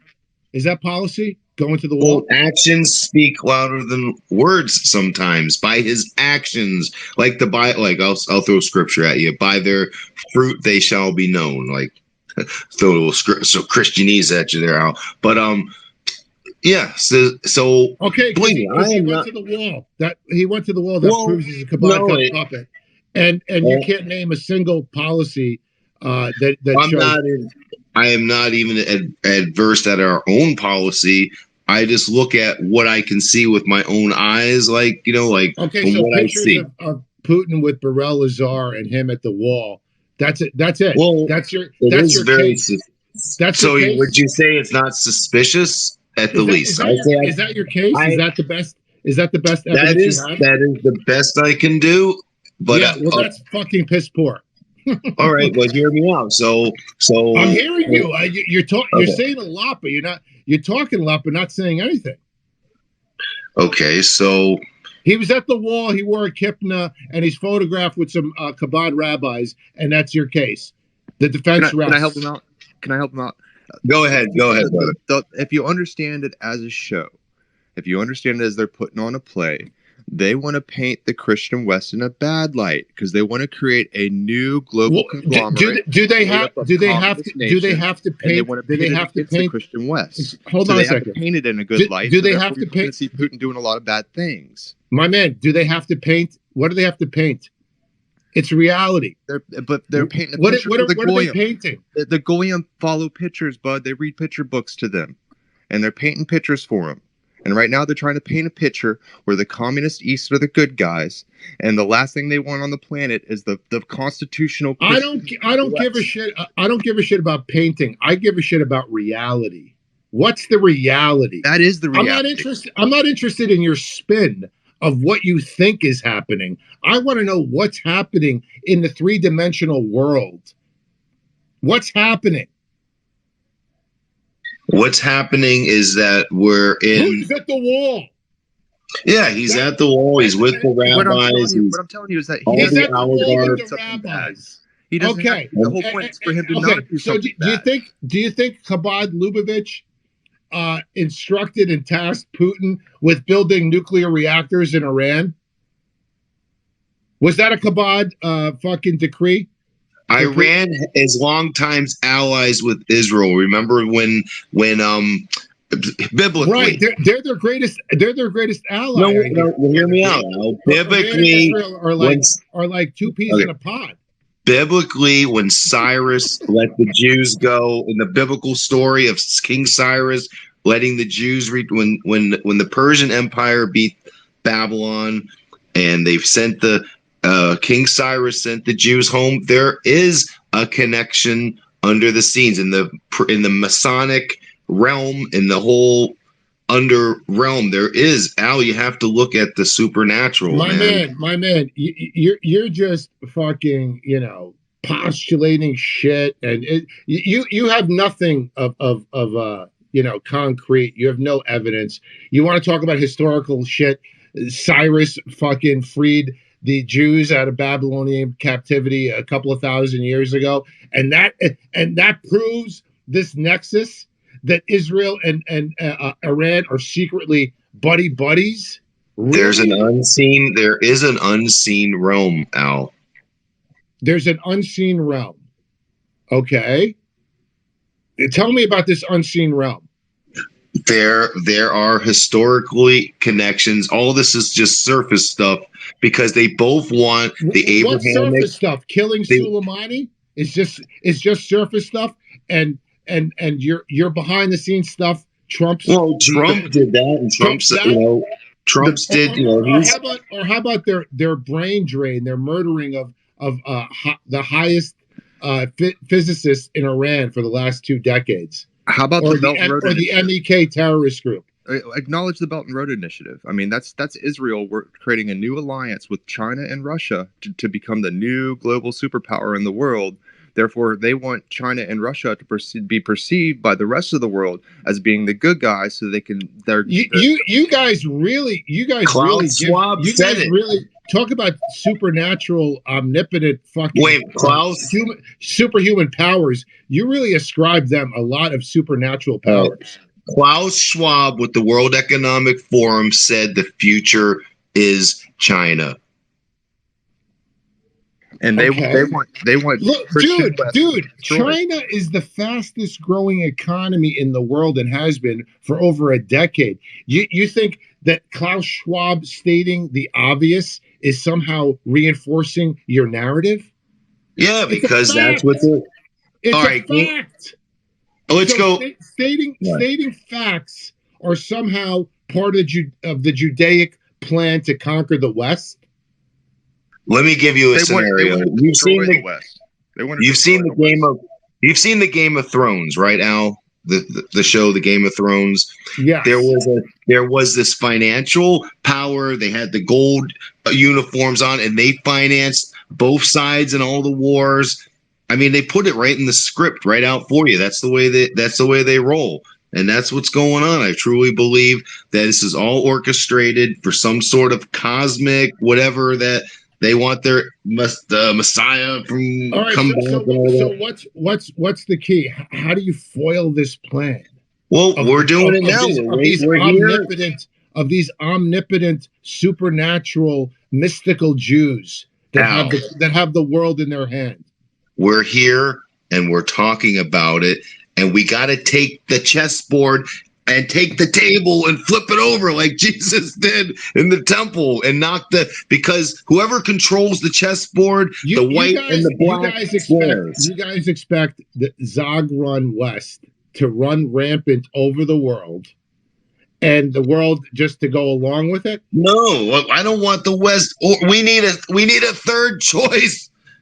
Right. And then when you say, it's because that's the way it's supposed to go down. They're supposed to do all these horrible, evil things, and the world is supposed to rise up because it's part of their messianic plans. Dude, I'm not a prisoner of Jewish prophecy. I'm not captive to their fucking insane, deranged messianic prophecy fulfillment. But do you have eyes to see? I'm dealing in the real world. You can live in this fucking metaphysical, behind the scenes, supernatural mumbo jumbo. And you can't provide me any material facts or any kind of policy or anything. It's, he's pictured with this guy. What about the Belt and Road? I gotta go. I'm gonna come back. I gotta someone at the door. I don't blame you. Well, Al, what about the Belt and Road Initiative? I'll be back. What about it? Policy? What about it? It's a secret alignment between Russia, China, and Israel to be the new global superpower, cutting out the West. My man. Should China not formulate policies that are beneficial so they can prosper economically? But what I'm showing you, though, the Jews are behind the Belt and Road Initiative. But what I'm showing you, though, is that map. Right now, just ask Brendan O'Connell; he'll fill you in. guys, you got to deal with reality, man. All this speculation and fucking this and that. First of all, you give them way too much power. You give them way too much credit. They're not an unfucking stoppable, invincible force. They have been dealt many, many L's. They've taken L's. If what you guys are suggesting is the reality, then it's over. Then what the fuck are we even doing here? Right? It's a fait accompli. They've done everything. They've done their work. They've done their dirt. The West looks like shit. It's poised for collapse. Blah, blah, blah, blah, blah. Then what are we doing here? Well, that's not the case. Yeah, They've lost. They lost in Iraq. They lost in Syria. They lost in Lebanon twice.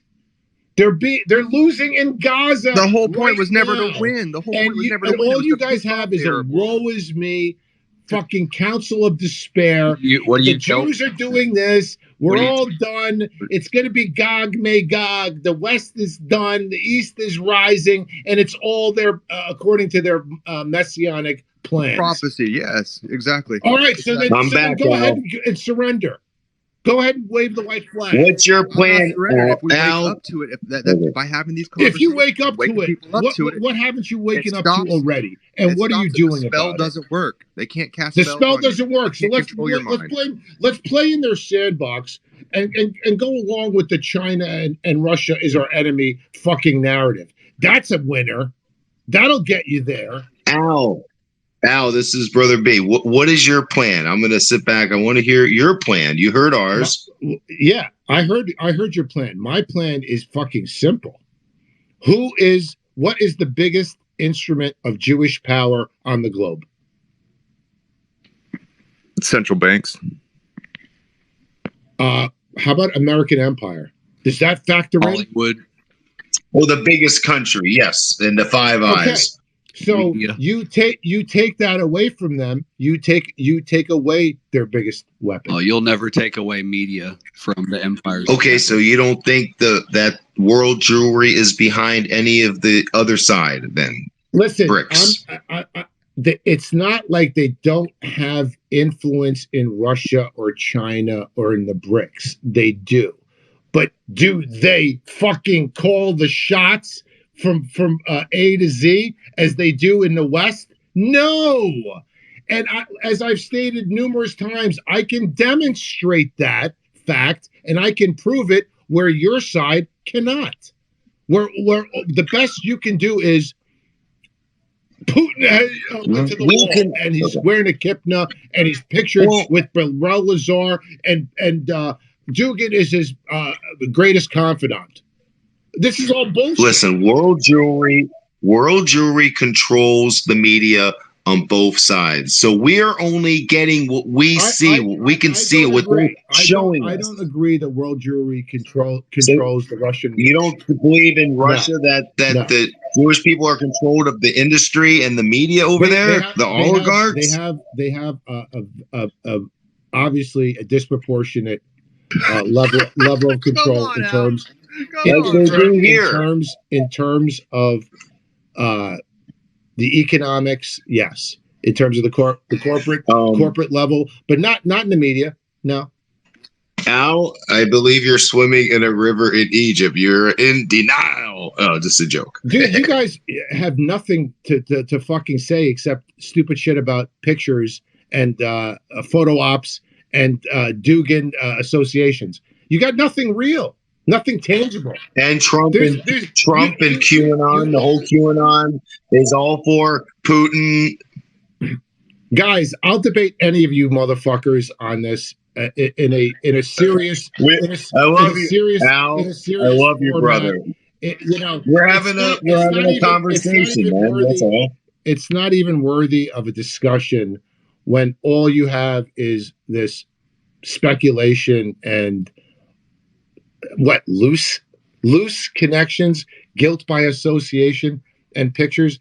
When you can't demonstrate this kabod control in terms of one policy item, go back to sleep.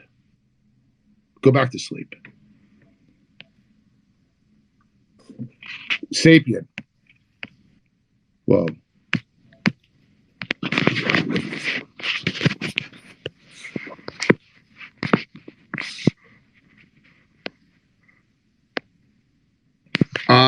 Here we go. Sorry guys. This thing is a pain in the ass right now, and my computer's fucked up. Go ahead. Let's see.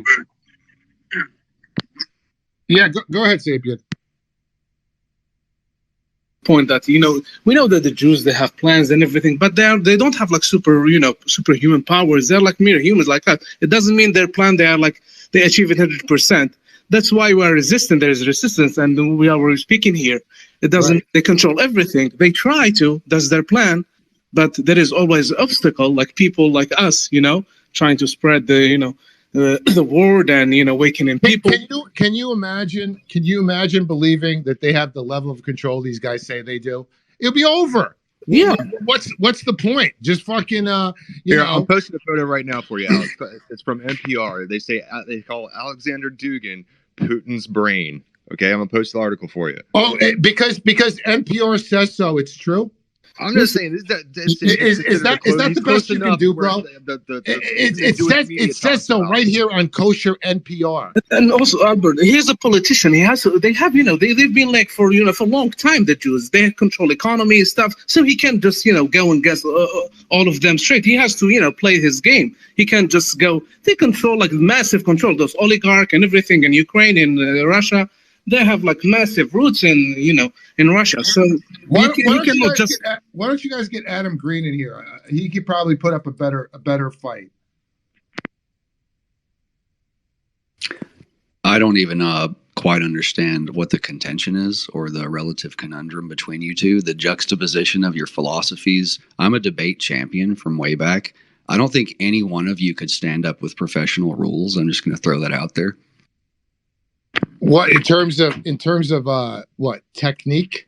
Maintaining your composure, not being provocative, inflammatory, not being vulgar, waiting your turn, especially. Guys who are just at each other's throats. Well, it's my space, so I'm going to direct it in the manner that I wish, and no one's going to tell me to maintain my whatever. I mean, if I'm passionate, that's part of what I do. 100%. I just wish I knew what each side was fighting for. Like, what are you guys? What's your? They're maintaining that Russia, the East and West are on par in terms of being controlled by organized world Jewry, and everything's being followed according to the numbers in this Gog Magog end times apocalyptic scenario, and the Jews are going to come out on top, and we're all going to be slaves. Well, I mean, I certainly that's what they believe, right? That's what they believe. It doesn't mean it's going to happen. Yeah, Orthodox Jewish mysticism believes the Goya and the rest of us were made to serve them, right? So I've tried to unplug from world politics because it nearly ruined my marriage. Like it's really polarizing. To anybody with a family knows, like you start talking about this stuff with the wife, and it goes downhill very quickly. Oh, I get it. All right, go ahead, Sapien. You wanted to say something? No, I already said what I had earlier. Yeah. So just don't think that they control if they try to, but they don't have they control our will. So not the plans that can't be achieved 100%. So we know they have plans, but they can't really I went through this. I went through this with Brandy Martinez, and I listed off. I still have my notes from that debate. I listed off 12, 13, I can't even remember, 14 items in which we can demonstrate that the West is completely kosher, completely at the whim and the mercy of Jewry. And the counter force to that is the global South and Russia and China, right? And India in some aspects. And none of this registers. No, we have this plan. It's laid out in their prophecies, and we're helpless in the face of it, right? It's a counsel of despair. So if you think it's over, if you think they're going to have their way, they're going to engineer this Gog Magog East-West conflagration, and what's your how do you counter that? Let's maintain American empire. Let's engage in American empire apologetics. That makes no fucking sense. It would only make sense it would only make sense if we were a responsible steward of the world while we had this unipolar hegemony, and we were not. So maintaining evil is your answer. I will go another route. Is your route the end of America, or what would the No, that's like? What the simps say, because they can't, in their feeble little minds, make a distinction between destroying American empire and America. They are two distinct things. Let me ask you something, Albert, because I've been thinking, along these lines for quite a while now. What would you think of a planet America? What would that look like? And before you answer, keep in mind that any healthy ecological system needs diverse nation states, or else one cultural or economic or socio-political thing could wipe us out, Listen, I don't argue in favor of unipolarity and American empire. I'm on the other side. We need checks and balances. We don't, especially American. I mean, it's been a fucking disaster, right? I've already belabored this point. It's been a disaster.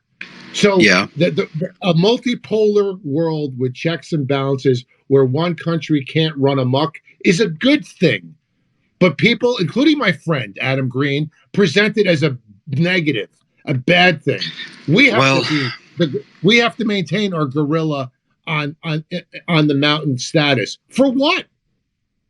That's countenancing evil. There's really, so it's okay. Those of us who believe there might be some way to get out of the crib, to pierce the matrix and get out of this human program thing, if we are allowed to, it's going to be in such a way that we're going to have to lose a lot of these American liberties. We're fucking cowboys in this world, and I don't like that. I really don't. But if the only alternative is another flood and we start over, fuck, man, we have to make some sort of compromise.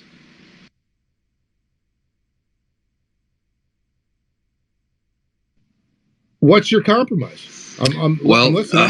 Yeah, I mean, it's like Planet America should be liberty for everywhere in between the lines, and then where there's healthy nation states that take care of their citizens and their citizens want to stay there, then those places are good. You think in its current structure we could implement some kind of benevolent Planet America agenda? Are you being serious right now? No, not at all. This would be like the perfect vision. And even if the thing that we're calling America now could not be the Planet America, because the individual liberties go a bit far. How can this be a good and peaceful world with no need for poverty and everyone has what they need if there's still, the right to have weapons that can kill each other very easily, And I'm a huge proponent of the Second Amendment. I'm the huge. What's the number one goal? What's the top priority to get things on the right track? I'd say number one, the wisdom of the Sphinx needs to come back to Memphis, Tennessee, to like these places where the rundown cities and the poor situation. We need a manhood ritual to be revived so that our prison system is not the manhood ritual for black people in America. This is one of our biggest problems. It's called the carceral continuum. How about neutering the pernicious power of Jewish supremacy? Wouldn't that be number one? In an American context, we might have to change what America might even mean in order to pursue that and still keep the American name. See, that would be my number one goal.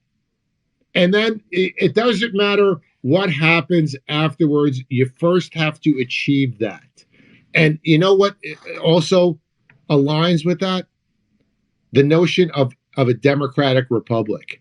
We can't claim to be a democratic republic if 2% of the population run shit. That's the antithesis of democracy.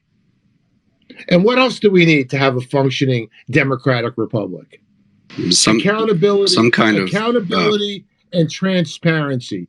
So we have neither. So this illusion of America that you have in your minds doesn't even exist. No, and it never has. And that was, Thomas Sowell's point. It's like this: if we could but live up to our beacon of hope that we say, if we could but live up to our principles that we were founded on, then this would be a wonderful place indeed. But liberty is lost within a generation, and this fight was lost a long time ago. And we're just like scrabbling and scraping to keep liberty where we think it should be, but it hasn't been there for a long time. And I don't know. This is a tough one. Yeah. So unfortunately, are allowed to.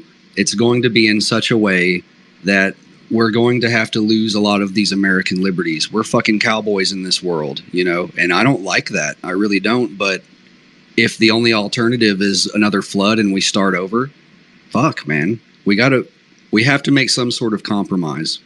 What's your compromise? I'm listening. Yeah, I mean, it's like Planet America should be liberty for everywhere in between the lines. And then where there's healthy nation states that take care of their citizens and their citizens want to stay there, then those places are good. You think in its current structure, we could implement some kind of benevolent Planet America agenda? Are you being serious right now?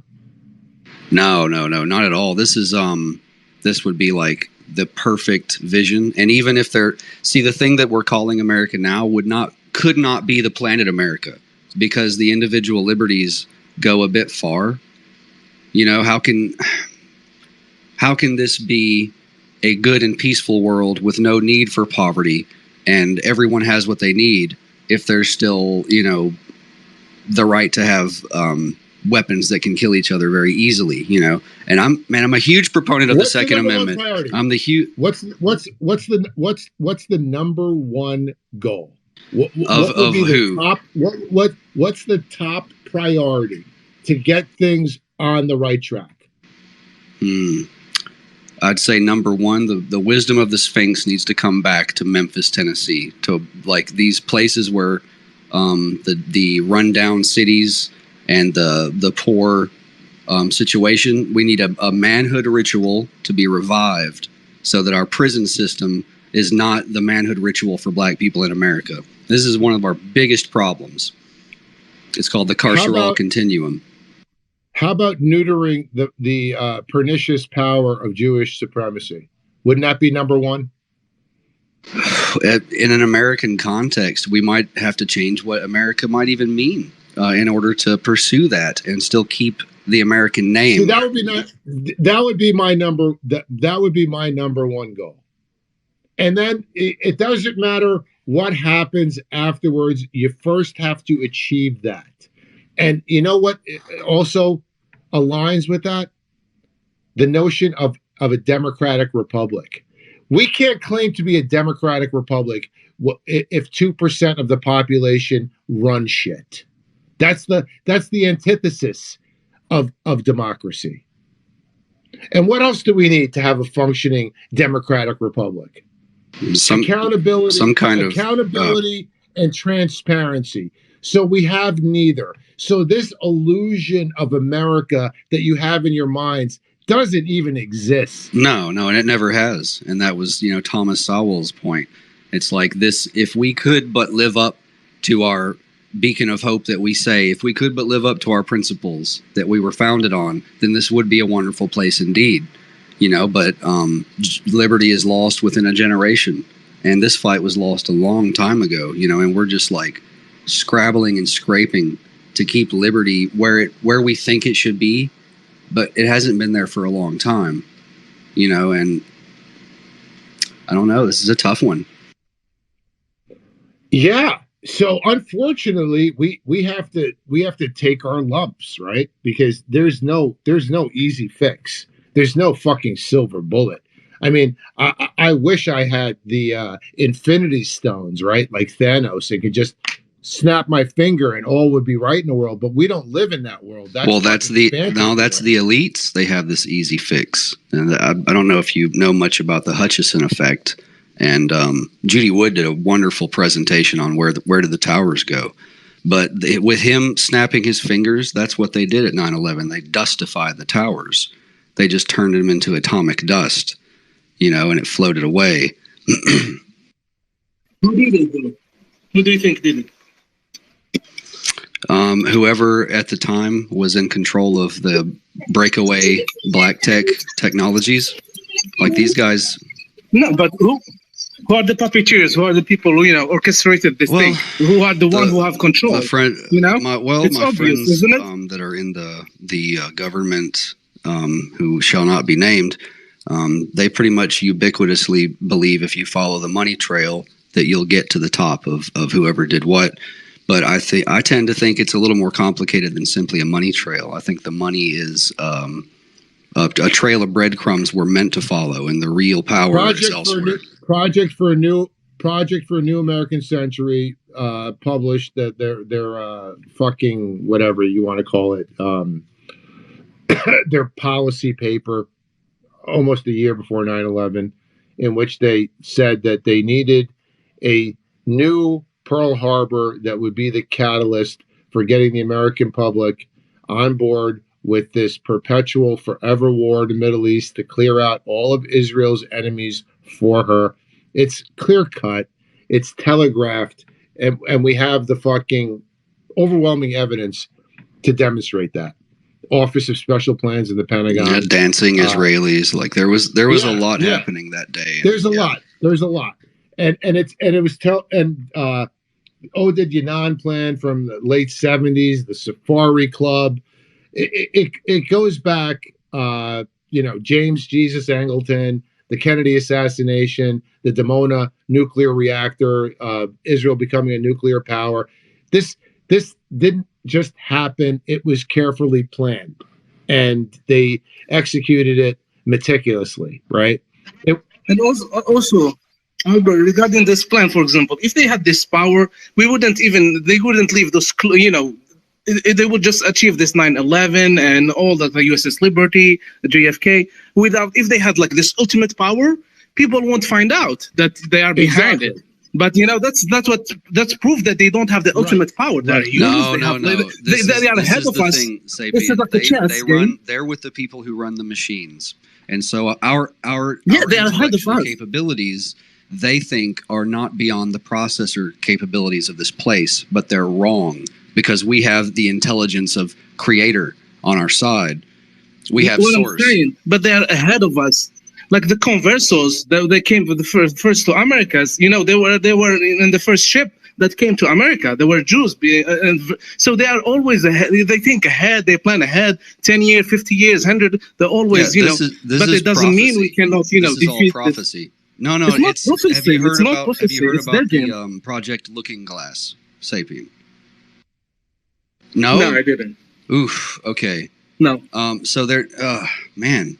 So there's a string of sequences and events that will have to be symbolically present in order for certain timelines to come to fruition.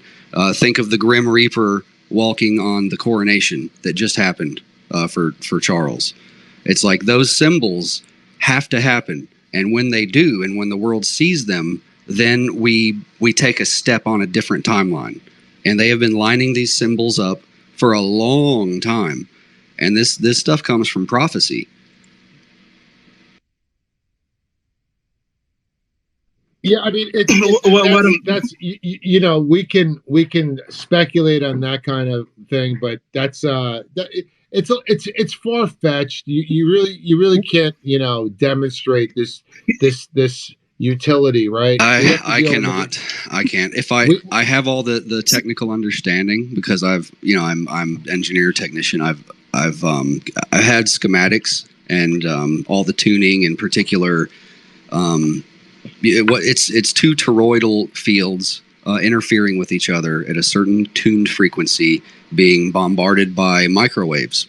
And this is all the thing about the people that were taking their clothes off, hanging out of the windows, that There was not enough fire for them to be burning to death, but they felt like they were burning. That's military microwaves shooting the building because it was sitting in an interference pocket. Well, it's also smoke. The smoke is what kills them, not the fire. And it was black smoke, starved of oxygen. So it's like the whole thing that the building burned heavily from the inside. The evidence just isn't there for that, you know. And there's a lot of interesting anomalies that happened that day. Listen to this. I first went to Israel. This is a rabbi. A 19-year-old American Jew coming to a place where I felt like Israel, that's like my people's country. Maybe the second or third day I was in Jerusalem, there was a little boy, maybe 6 or 7-year-old boy, bleeding from his hand. He must have cut his hand on a broken bottle, bleeding and crying. And there was 2 policemen there. So I went to the boy and I said, you know, come with me. And I took him to the policeman and I said to the policeman in Hebrew, help this boy. And they said to me, what are you talking about? He's an Arab, you know, just get rid of him. So that was my first experience. And I'm like, whoa, wait a minute. This is not okay. This is not okay. Right? See, that's reality. Reality versus speculation, theories, and you know, timelines. We landed on a shitty timeline, right? So it doesn't matter if there's an alternate timeline that is probably much better, more utopian. We got to get ourselves out of this one, right? That's all that matters. You know, the theorizing, it's all like intellectual masturbation. We have a real fight on our hands, right? So let's get to it, is the point. I mean, I agree with you, but from the perspective of a coward is simply a hero with wife, kids, and a mortgage. You know, it's like if we allow the fundamental units of good society to be undermined because we get so polarized into these arguments, we lose the relationship with our wives. This is a real fucking issue. This is a real problem. Yeah. Listen, I lost a girlfriend because of my advocacy, my positions and the way I conduct myself, and it's just the fact of life. It is what it is. I don't give a shit. I'm not going to change. Well, you know, I had to unplug and unplug from all politics, news, and everything, and try to come back and find myself in more of a universal truth. Yeah. And what I found, what I found is that I was, my heart, my head, and my soul, everything was in the right place. And so now we can walk together as a family. I don't get into it. I don't get into the day-to-day micro. I take it more macro because I don't want to swim. I don't want to swim in that fucking cesspool every day. So I totally understand. Let's go to Pirate. Go ahead, Pirate. Or Must Contacción. Go ahead. Hello.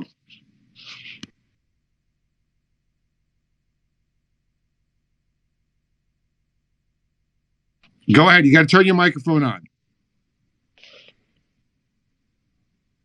All right. Listen to this, guys. Let me set it up for you. This is some tribist, some Zionist Israeli tribist on an Indian channel. And the interviewer is wearing a saree. It's like a green and red saree. Listen to this fucking guy. You're gonna laugh your asses off. I will not let you choose what. The Holocaust was a formative part of my upbringing, and I saw. What? I will not let you choose what I wear, and I will not let you choose what I say. Accused by Israeli guest of wearing the colors of the Palestinian flag. She's being praised online for handling it with grace. And I can see the colors that you are wearing this evening. And that's why I am purposely wearing blue and white. Because with all due respect to the green, the red, and the black that you have purposely put on this evening, blue and white will always prevail. Let's not divide colors on the basis of religion. It sometimes happens in my country as well. And also to tell you, Frederick, the garment I'm wearing is a sari, and it's my grandmother's. If she was alive, she would have been about 105 years old today. She didn't know what his Israel-Hamas conflict was, and this sari in no way signifies any support for any side. I will not let you choose what I wear, and I will Sick, right? You know, this is where paranoia and evil like converge and intersect, right? That this fucking guy can be so unhinged and go into this whole thing. Oh, you're wearing the Palestinian colors. You're pro-Hamas. This is horrible. It's an ashanda. How could you do that? Hey, must contact. If you want to speak, go ahead and turn your microphone on. Otherwise, we'll go to Justin. Had his hand up. Go ahead, Justin. Must contact Elon. I just.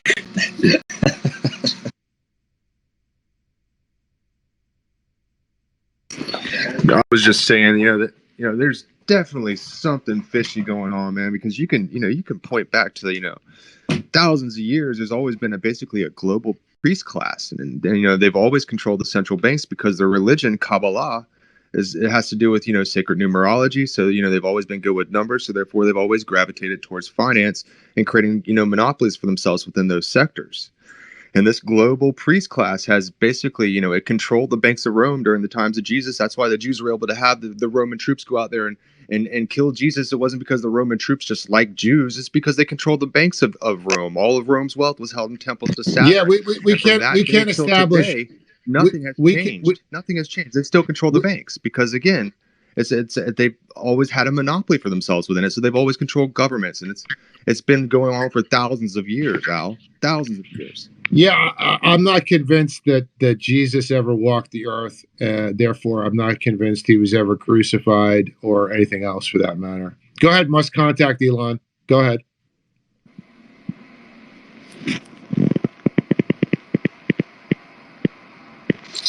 You might want to turn off your Bluetooth. We can hear you. We can hear you fumbling. Go ahead. Is my mic on? I'm sorry. Yes, it's on. Go ahead. Oh shit! Shoot! My phone is frozen. I'm so sorry. That's okay. Okay, so my mic is on. This is insane. Sorry, I wasn't listening. I had my volume off. I requested to speak, and I'm just jumping in on the conversation. Yeah, go ahead. Just go ahead, and as soon as my phone stops. All right, turn your mic off. Turn your mic off. Yeah, I will, but my phone is frozen. Just give me a second. I'll turn it off. He can mute it for you. Okay.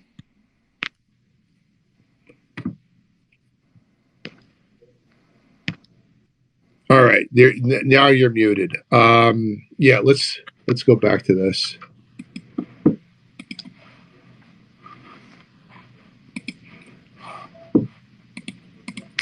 Let me quote to you, not historians, not journalists, left-wing journalists, not humanitarian organizations, not human rights. Let me quote to you what Israeli soldiers have to say after one of these mowings of the lawn. This was the one in 2014 called Operation Protective Edge. And after Protective Edge, listen to this. A group in Israel decided to interview the soldiers. Ask them, what did you do in Gaza? What was it like in Gaza? So let me tell you what the soldiers have to say, as it were, straight from the horse's mouth. Soldier, when we left after the operation, it was just a barren stretch of desert. We spoke about it a lot amongst ourselves, the guys from the company, how crazy the amount of damage we did there was. And then the soldier quotes another soldier. Listen, man, it's crazy what went on in there. Listen, man, we really messed them up. Fuck, check it out. There's nothing at all left. It's nothing but desert now. That's crazy.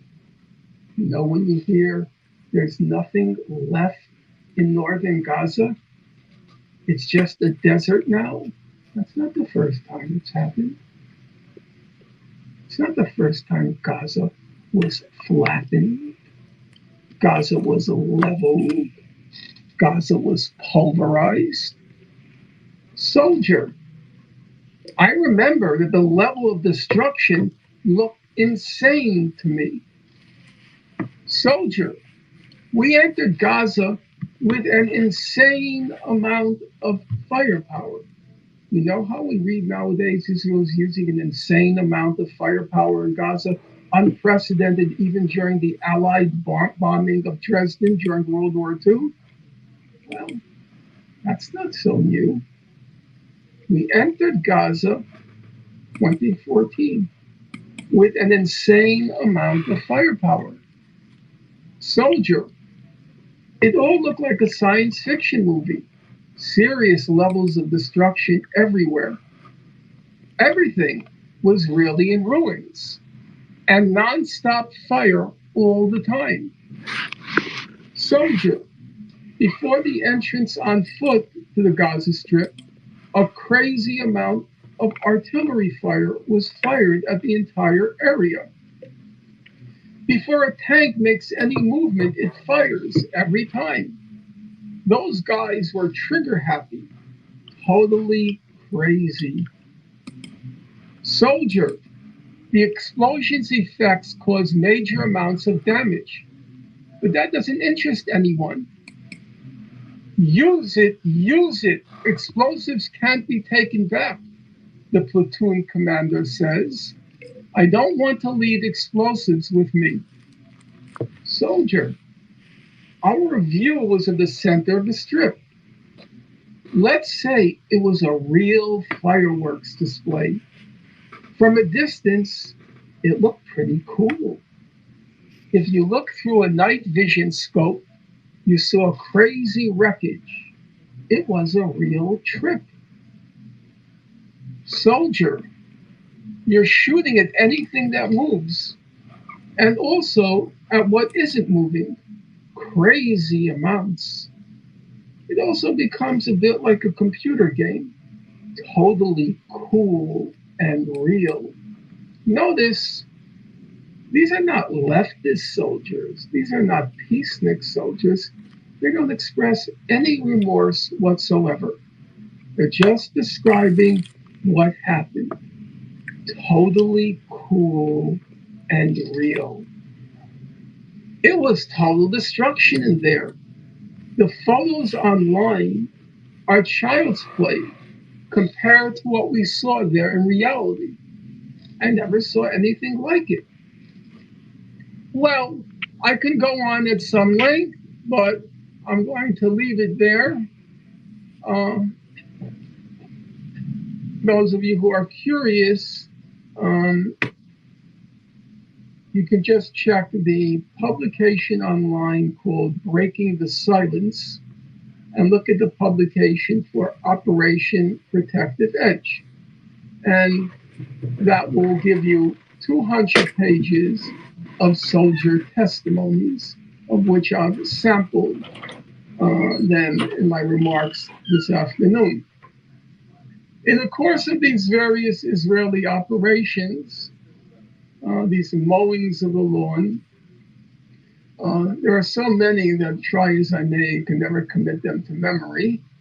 But all told, thousands of civilians were killed, including hundreds of children, and tens of thousands of homes were destroyed.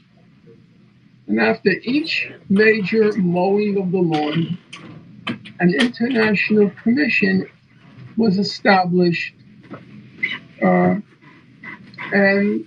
the commissions found uniformly that Israel probably committed massive war crimes and crimes against humanity.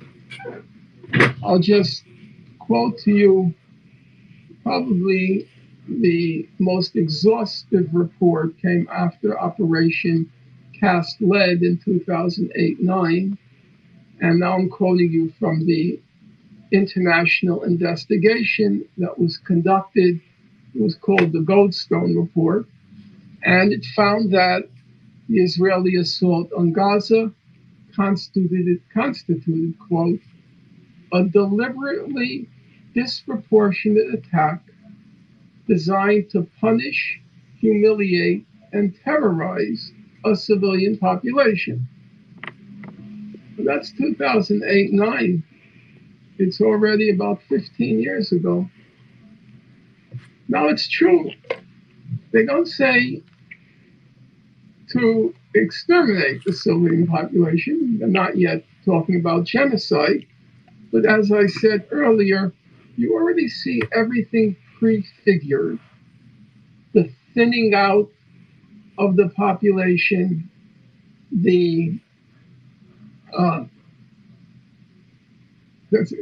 my mind slips, but I pointed to, the 1% of the population that had been subject to physical violence.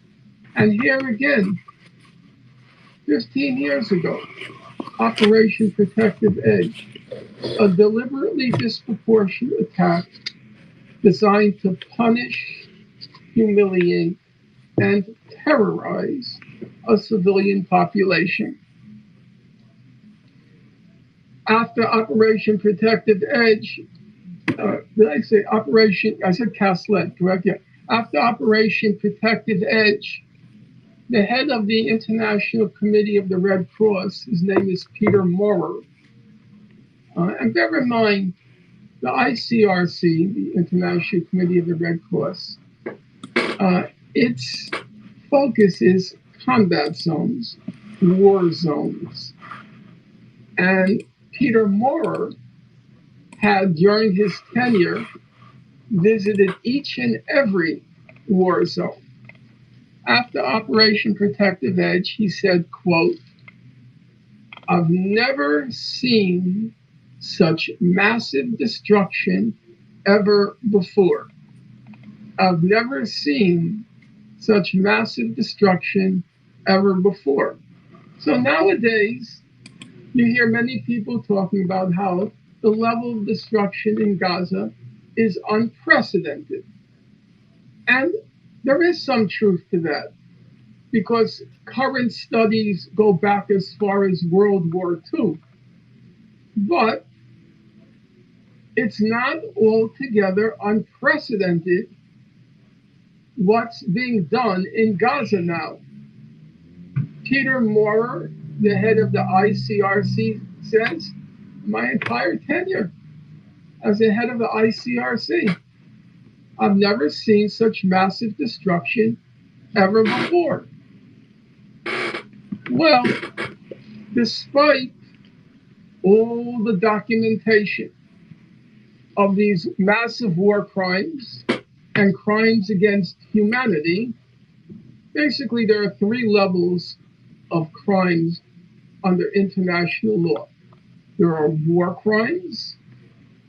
There are crimes above war crimes is crimes against humanity. And then the top is genocide, which is sometimes called the crime of crimes. Now, there were claims in the past by reputable How do you think Michael Rappaport is going to deal with Dr. Finkelstein? I mean, this guy's a fucking idiot. I mean, he's an ass clown. He's going to step up to this guy. Idiot ass clown Rappaport is going to step up to this academician, scholar, author, professor, human rights advocate. And it's going to be epic, right? Like I said, I couldn't conceive of a more self-sabotaging plan if you're Michael Rappaport. He's going to fight for him and his people and disprove all the lies that Norman Finkelstein is telling. Oh, you mean all these all these incontrovertible facts that he's giving us are lies? Yes, they are lies. Why? And why does it sound hateful? Because hate sounds like, truth and facts sound like hate to those who hate the truth. That's what we're dealing with. We're dealing with a malevolent force that would bend and hijack and co-opt this reality and impose an artificial one, right? Black is white, good is evil, war is peace, freedom is slavery. Right down the line, pitting husband against wife, mother against daughter, son against father, pitting fucking human nature against itself, bending genders, blurring the lines of everything, blurring the lines of everything. Morality, sexuality, civility, everything, nothing left untouched, nothing unmolested. Depravity, the holiness of sin, salvation through transgression. Blessed is he who permits the forbidden. Imagine that. Embracing the evil impulse. For without the evil impulse, Israel could not prevail in the world. My friends, we have their own words in their own texts from their own mouths, advocating and believing in the utility of evil, primarily evil because they believe it is more powerful than good, justifying and rationalizing this use of evil. The left hand, the right hand, God uses both hands. Justification of infanticide. Because if that fetus, if you don't kill that fetus in that pregnant Palestinian woman's belly, well, that snake is going to strike you when he grows up. He's going to attack you. If it can be demonstrated that he will present a danger to the Jewish people, then it is permissible under Talmudic and Quranic law to kill that infant baby. Nobody, I can't think of it. Can you think of anybody else? Can you think of anything else resembling this, justifying the slaughter of innocents? I can't. Perhaps you can.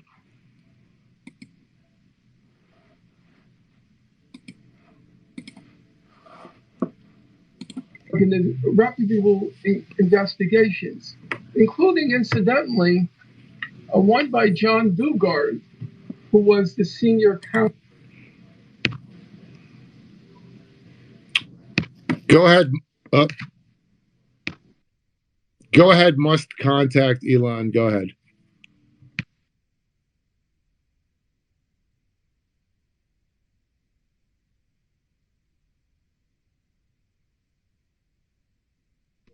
Must contact Elon. Hello. Hi, you guys, you're so polite, but please continue with the recording. And if I have a question, if you don't mind me asking. Go ahead. Ask whatever you like. Well, I don't have a question right now, but I had some earlier, and then it sounded like, oh, hello. And it sounded like you were going to play the recording, so I just wanted to listen to it. All right, fair enough. I have something to say, if you wouldn't mind. Go ahead. So I've written a paper about this. It was called The Minority Retort, and Freakonomics.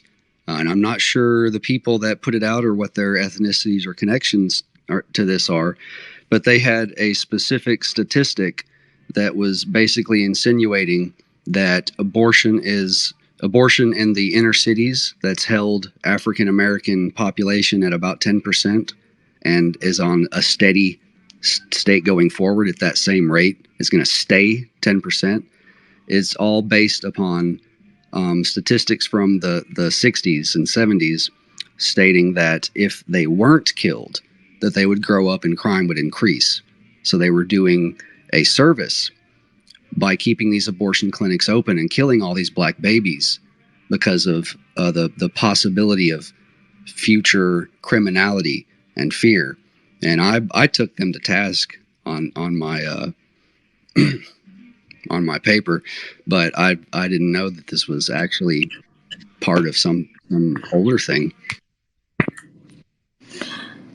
I don't think that actually happened. Yeah, I mean, if you have them admitting to that and conceding something so heinous, that would be hard to believe. If you got something you could link it to, go ahead and do that. If you want, brother B, go ahead. Keep it brief, please, guys. Keep it brief. Yes. My name is Brian. I'm a Palestinian. We're all Palestinians. I just wanted to say, Al, I love you, brother, and no disrespect towards you. We're just having our conversation here, and Godhead source. We've been here for a month, and we go back and forth, and we try to practice decorum. I know this is a big lesson for me. I would appreciate substantive evidence in place of insinuendos. That's all. Okay. All right. Well, check it out then. We're coming up in November where we have the illusion of choice of a tyrant in a blue jersey and a tyrant in a red jersey. Are you going to choose one of them? Personally, I do not. I do not participate. Okay. So I see the same thing with this situation with the Russia and the East. Right, and but the difference is that you can't demonstrate your point. Well, just hear me out. All you have is insinuendos and pictures and guilt by association and Dugin as his confidant. I asked you for one material fact in terms of policy, and you have zero. You conceded that there is a level of Jewish influence in Russia. Okay, so all right, and we're full kosher. I'm straight up.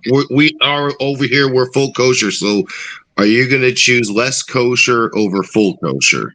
No, I'm going to choose the side that's doing the right thing, in not only in terms of rhetoric, but matches it with policy.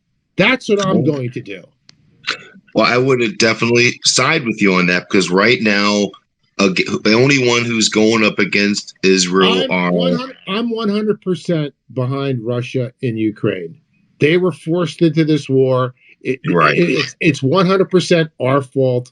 Every death should be laid at the feet of Joe Biden and the Western European puppets that are slaves of Zion. Okay, I agree with you on that.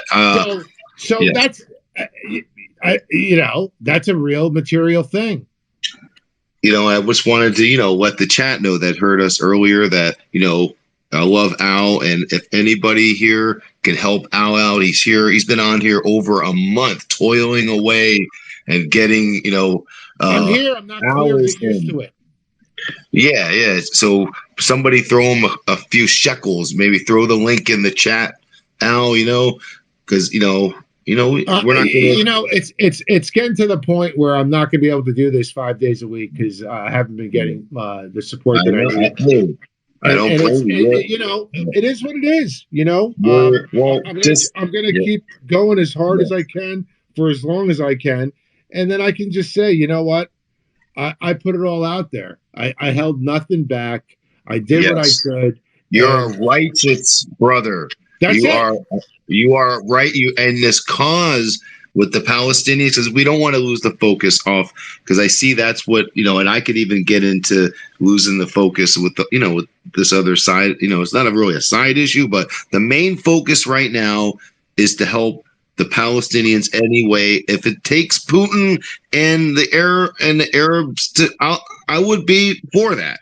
I'm not saying I'm not. Listen, for listen. that, you know what I'm saying? Forget about Putin. Forget about Russia. Forget about the Arabs. Forget about Islam, Christianity, or Judaism. Just do the right thing as a human fucking being. That's all that matters.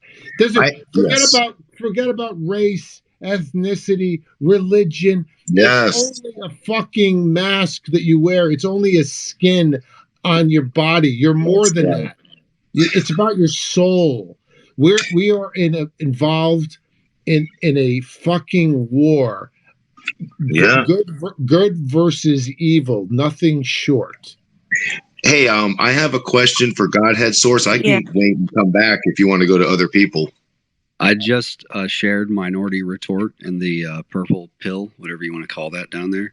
So it's just a link to the Google Docs, and yeah, I got credit for this years ago. And Listen, I believe that that's their motivations and the what you said. I just don't believe that they put it on paper for people to see it. Well, it was a Freakonomics book, their first book. If you've heard of Freakonomics, and it was basically just like crazy statistics and a summary of what they mean, and like blow your mind statistics. And this one about abortion. Yeah, I believe it. I believe it. I just don't think that they would incriminate themselves. And look, guys, Adam's one of my best friends, and I have the same disagreement with him, and it's fine. It's not going to unfortunately, there was a rabid group of Adam acolytes that wanted to come at me hard that I had to fucking block and shit because it's just nonsense. I'm not going to engage in this idiocy because that's what I feel it is. It's a huge distraction. I'm going to support who's ever doing the right thing. That's it. And you want to tell me, oh, he saved Assad, he saved Syria, and he invaded Syria. He started ISIS. If you're a fucking lunatic like Christopher John Bjorkness, spouting all this fucking Russophobic propaganda and deflecting everything from Jewry to now laying it in Putin's lap. I mean, it's utter rubbish. It's Putin saved Assad. Putin saved Assad. There's no doubt about that. May I ask? Putin saved Assad. Putin sold fucking a squadron of one of the most advanced fighter jets to Iran. Putin is allied with Iran. They're actively cooperating economically. If you're telling me that he's tasked by Chabad for doing all these things that are run counter to the interests of the Zionist state, and then you tell me that, oh no, they have a secret alliance. This is all fucking like Jeff Rentz, Henry Macau, kookery bullshit. May I ask Godhead Source a question? And then I'll get off. Yeah, go ahead. All right, Godhead Source, man, welcome. You came in right when we were really, going at it. It's usually not like that. This space has been teaching me to learn decorum and to wait my turn, put my hand up and all that. But, sometimes it gets a little heated. I heard what you were saying, man. You were sharing, I believe I liked what you were sharing. You were sharing some deep stuff. What do you believe in the simulation theory? I know this is a little out there for you, Al, but I was just wondering what he thought on that because, it's what does it matter? Does it matter if we're in a simulation? No. Does it matter? Does it matter what shape the Earth is? I mean, look, guys. There's a genocide happening. The whole intellectual masturbation can wait. It does. No, it does matter. So from what I can figure, we are poised at the eschaton, and that's why it always feels this way now, because outside of this thing, time is at the end. And so, all statistical analysis would tell us that this is most likely a simulation. Most likely, if it was, it'd be an ancestor simulator. So, I've got a story I'm unveiling. How do you simulate the end of the genocide? Well, the point would be to create symbolic suffering and apocalyptic scenarios in such a way that you're trying to force the simulated experience to become more real than real, and find the thing that God created reality for in the first place. Which God are you referencing? The source, the Godhead. Okay, and that's not the Abrahamic God? No. Okay, I like that. Go ahead. Yeah. So this is something I call the anti-glossolalia. I don't know if you've ever heard of Terence McKenna, but the idea is sort of like Prometheus. The social engineer, right? The CIA guy? Yeah, him. So the idea is sort of like Prometheus. You know, you go into the shadow to find this golden thing and bring it back for the community. So in that same light, if you consider our reality the waking dream of Brahma, then that makes us the shadow work of the source.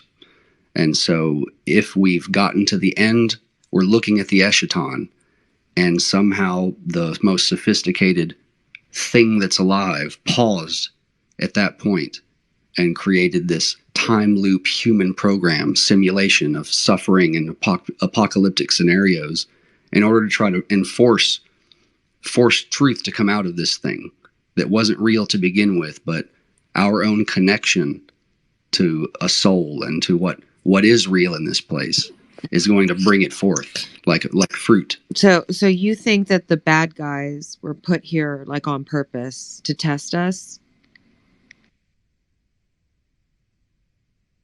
He's saying that the suffering that they need the suffering to bring about the ultimate truth. Sounds Kabbalist. So it's suffering, but it's also like the bad guys and suffering. You know, the real bad guys know about the Godhead. They know about the source. But when they come away from that transcendental experience, which is available for every one of us, there's two ways to go about life after that. We call it White Lodge or Black Lodge. And most people are Black Lodge because in order to get to the Godhead, you have to have such disgust and disdain for this place and all the meat puppets in it. So wait a second, just a second. Are the bad guys, do they have the same God as you, or different God, or not a God at all, or what's going on with those guys? The real difference is that once you merge with the Godhead and come back, either you believe everyone else has this potential in them, or you think truly you are the creator and everyone else is a puppet for your amusement. And then you can do what you want with them. Are you saying that the bad guys, they think they're the creator? 100%. What he's saying is that the bad guys are what could be generally called Luciferians, and the Luciferian idea is that they are all gods. That's the whole idea, is you're not constrained by any kind of, you know, what people would consider morals, or tethered to any kind of morality or ethics. But why would God create us if the bad guy was in charge? Like, we wouldn't even be here, no? Let me ask you, is the work good? Is it what good? The world? Yeah, it's great. No, is the work good? Oh, and I suppose work. put the world there as well. The work being the world, the people. You can't really add details to that question. Is the work good? It's a yes or no question. The work is not good because we exist in a world of shit. So are you a Freemason? Am I a Freemason? No. Godhead source. Oh, yeah. I always forget when I stumble into rooms like this. Nobody knows who I am. Right. So my brother is the author of Alchemically Stoned, The Psychedelic Secrets of Freemasonry. He's highest level in all the initiated orders. I am no level in none. I have taken no vows, and I will tell you all the truth I know. Oh, that's cool. Yeah. What about Yahweh? We had a 33rd degree Freemason on last Saturday. Yeah. And what about Yahweh? What about Yahweh?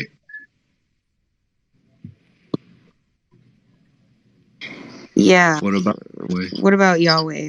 What about him? I was asking Godhead's source. What is his thoughts on Yahweh? Good, evil? In what sense? Oh, I mean, in general, like, what is your thoughts on Yahweh? Like Jesus or? Well, hold on a second, guys. Hold on, guys. Hold on a second. All right. I didn't. Okay. I'm not gonna stop the conversation, but let's focus it a little bit. Basically, what they're asking Godhead source is the God of Israel, right? The God of Israel is the God of Israel real? Well, this is very simple, very, very simple. If there is a God, it can take no action because the work is good. All things are balanced and all things exist in equal proportions and in their fullness inside the Godhead. And so there are no desires to take action. Why? What would be the point? The real God takes no earthly action. He said yes to existence, and then everything sort of picked up as the gears of the celestial machine and the angelic forces took that and carried it. And then God gets pulled into the machine as a subjective personality, like the devil falling into the details. And this is all like very esoteric hidden truths about the resurrection and what it means to be human. All right, let's go to Cosmic Johnson. Has his hand up. Go ahead, Cosmic. Hello. Yeah. Hello. Thank you very much. First of all, I just want to say that I'm on a train, so I have a very bad connection. Okay, so I may drop off. I'll be very quick. Okay.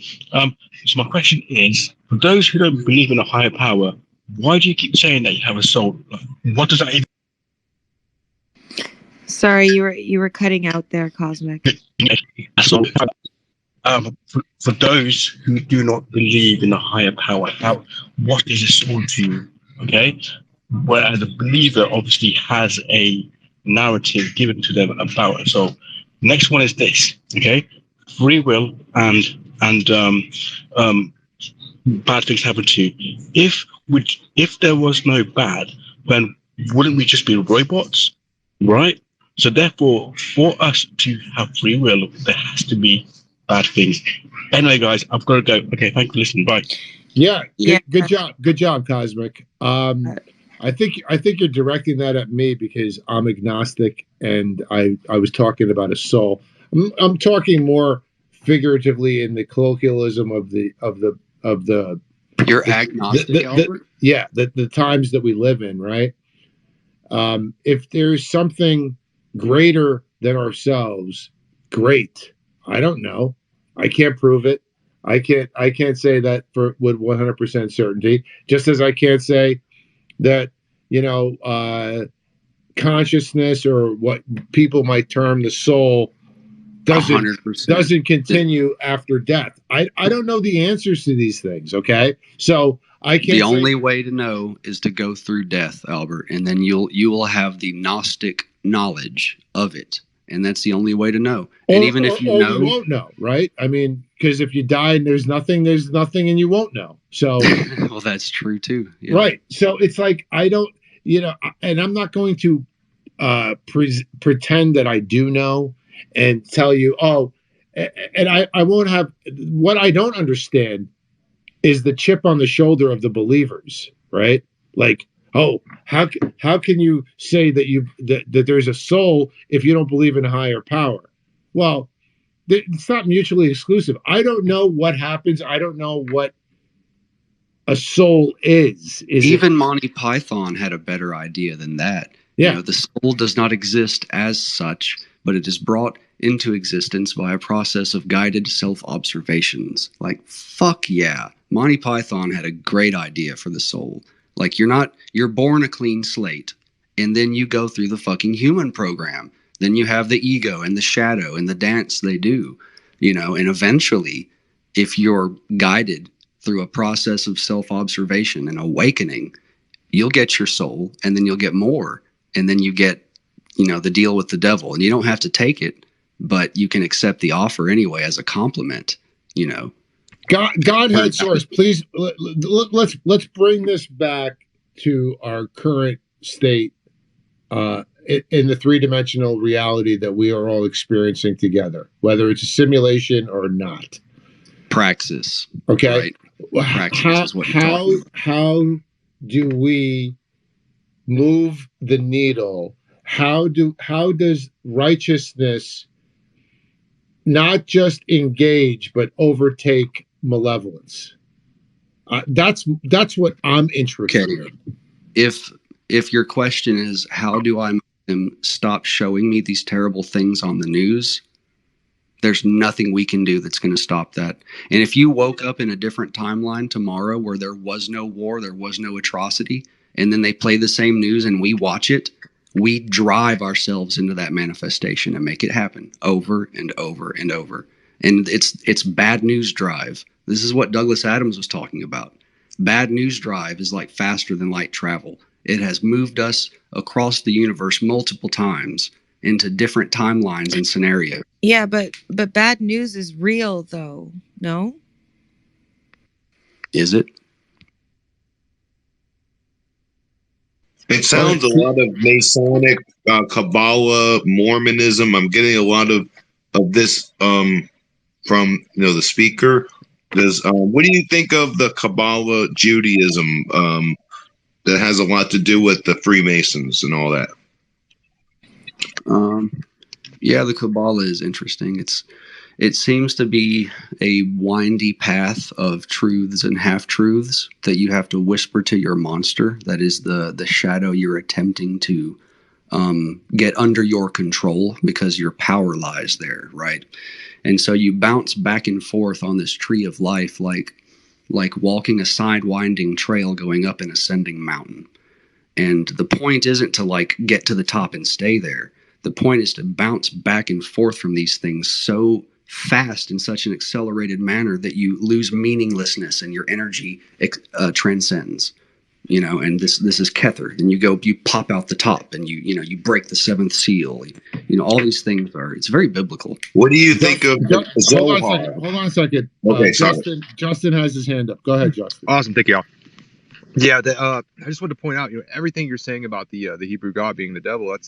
That was what was in the first Bible. That's why they censored it. There was actually a first copy of the Christian Bible. It was created by Marcion 200 years before the Bible we have today. And in the first Bible, they made it clear that the God of Jesus was a different God. It was a God of heavenly light. The God of the Hebrews is the God of the physical world. He is Saturn, and he basically always he's been cast down to this planet, and he basically rules the physical world. Exactly. This is why it's so illegitimate, right?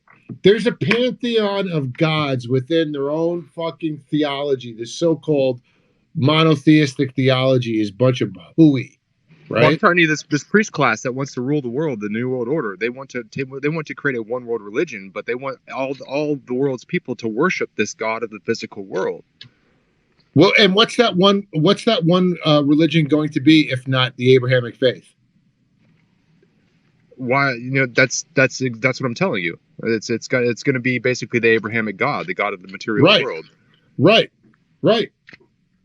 And the whole Gnostic thing made a lot more sense because they didn't put a physical Jesus on the earth. It was a celestial Jesus. It was God. Jesus was a mushroom. It was the high priest of heaven, God's firstborn son. All of these things, and the personal salvation God.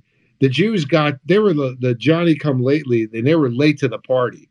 They got this personal salvation God after the person we're calling Jesus is a mixture of the cult, the mushroom orgy cult, and the cults of Mithra, the Essenes culture, and the people of the Essenes, and Simon the Magus, and you bring all these different things together, and you're basically making a Horus for the Romans up north, But all this is Egyptian Gnostic knowledge, right? Hermetic, yeah. Yeah, that's why I don't, bother. It's Bronze Age mythological mumbo jumbo. That's how I view it. Okay, and we have real world problems on our hands.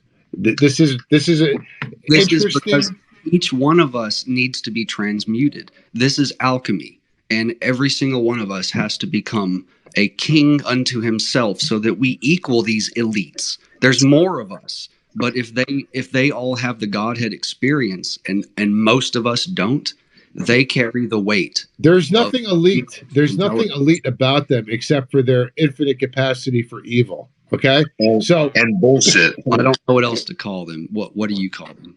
You can call them the controllers. You can call them the ruling cabal, whatever.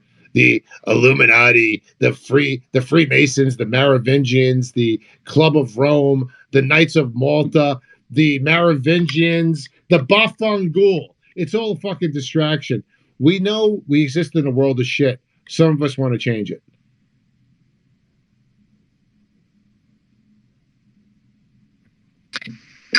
What about the Zohar? What's up with the Zohar and this Jewish supremacy? Yeah. Zoroastrian? No, he's talking about the Zohar, the Zohar with the holy book, the Talmudic holy text. Yeah. I'm okay. So I have to explain something, right? So I'm a engineer, very technical guy. I had several near-death experiences, and told my brother about these things. He's like, "You're crazy. This, it didn't happen." Blah blah blah. And so I continue because this changed me as a person, and I don't have anybody else as close to me as Danny to talk to about this stuff. So the years go by, and he starts looking into ancient texts and becomes a Freemason. And he starts bringing things to my attention, like, this is just like what you told me. And I'm like, yeah, this, and he starts running texts by me to be like, okay, well, what is this? Is this referring to the awakening, or is this Christ consciousness? Is this the Godhead? Is this the manifestation of reality? And by mapping these things, he's been able to, like, as a scholar now, put a pretty good roadmap on alchemy as such in the ancient world, and how it goes into the indigenous cultures of America with Mississippi Waska, which is something Danny just now coined. It's like this alchemical process of transmuting the soul and making each one of us a god above men. That sounds like Mormonism. It's important. It's Freemasonry. It is the only way to supersede belief. This is the true leap of faith. So then why don't you join the Freemasons? I can't. I'm the one who's the gay stuff. I'm the one who can go back and forth through the threshold. That's why I call myself Mr. Source. I've been there several times. I can do that, But the thing. So you've been to the source. Tell us about the source. I have been. Tell us about it. What's the source like? I'm telling you. What's up with all the gay stuff with Freemasonry? Why do they got to do all those rituals? And the 33rd degree Mason said it's more bisexuality than homosexuality. But I don't like gay guys or bisexual guys, are probably worse. Maybe. Well, let's ask him about that. Go ahead, Godhead Source. What's with the bisexuality and homosexuality? Balls across the nose. It's gay. All desires are falling into the details with the devil. Why do guys have? Hold on. Let him explain this, and then you can go ahead. Go ahead. Yeah, all desires are falling away from the source into details. And this is what the Tower of Babel was actually about. The further you go from the top, you're going into language, culture, understandings of colors, numbers, sounds. So all those things. Are you saying the further away you get from the source, the more gay you become? But you guys were talking about Freemasons were being gay, and I thought they were like connected or something. Well, the 33rd degree Freemason said that in their dark magic rituals, they're fond of it because it gives them some power. Okay, I understand. I think it emanates from the Sabbatean. Okay, I thought you were making fun of the source, and it gave me a bad feeling in my stomach. But I think I understand where you're coming from, if not in a slightly trollish way. Yeah, thank you. I do come.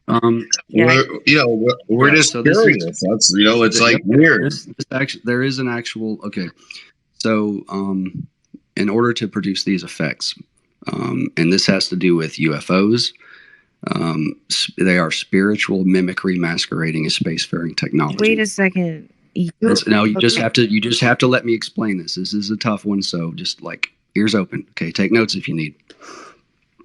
The clip feature is not on, but so you have two toroidal fields where they intersect. You put a specific tuned bombardment of oscillating energy. And this is something that the machines have to do to emulate the Merkaba. Just wait. Wow. I don't think the host wants to go into this. No, or what? Are we not in a long conversation? I'll let him go.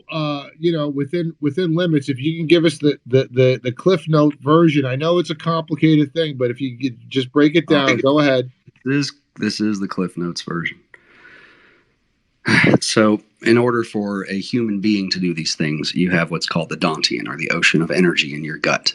And the spinning yin-yang colors you see during meditation are the oscillating thought forms. So, you use the Earth's field and your own toroidal field centered on the Dantian during any kind of miracle or anything like that. So, this is magic. This is ufology. This is everything. Okay? It all ties in together. And you can keep fighting me on it, or you can just let me explain it. So you're talking about why men are used for these things. Why are men being turned into women? Right? Like we have a lot of celebrities now that, so the man loses energy by ejaculation. The woman loses her energy during menstruation. And she can only become powerful right up to the virgin stage, or during an enlonged natural pregnancy. She gets very powerful, or into the crone era. So there's 3 stages that women can become very powerful with the force of the Dantian and let them do magic. What's the crone? What's the crone era? Menopause. Oh, okay. All right. So, how are you telling me that you believe in magic? I'm just telling you how the technology works. All right. How do they manifest this magic? And do you know a guy named Cobra? Cobra. Hold on a second, B. How do they manifest this magic? Sex rituals. So what happens? They conjure up demons. What happens? How is it manifested? I've never been in one of these. I don't do this stuff. I can tell you the theory and technique that they're using. Yeah, it's yeah. We get into this with the guy from last week. You guys talk about conjuring up shit. You talk about magic, but nobody's ever seen it.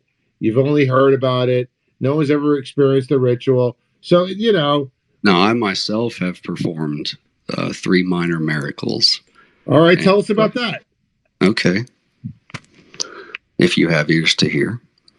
Pearls before swines. Bros before what? Pearls before swines. Bros before hoes? Is that what you... Yeah. Okay. Girls before guys. Guys, let nobody else speaks except for Guy Head Source. Go ahead. Tell us about these miracles you performed. I'll tell you about one.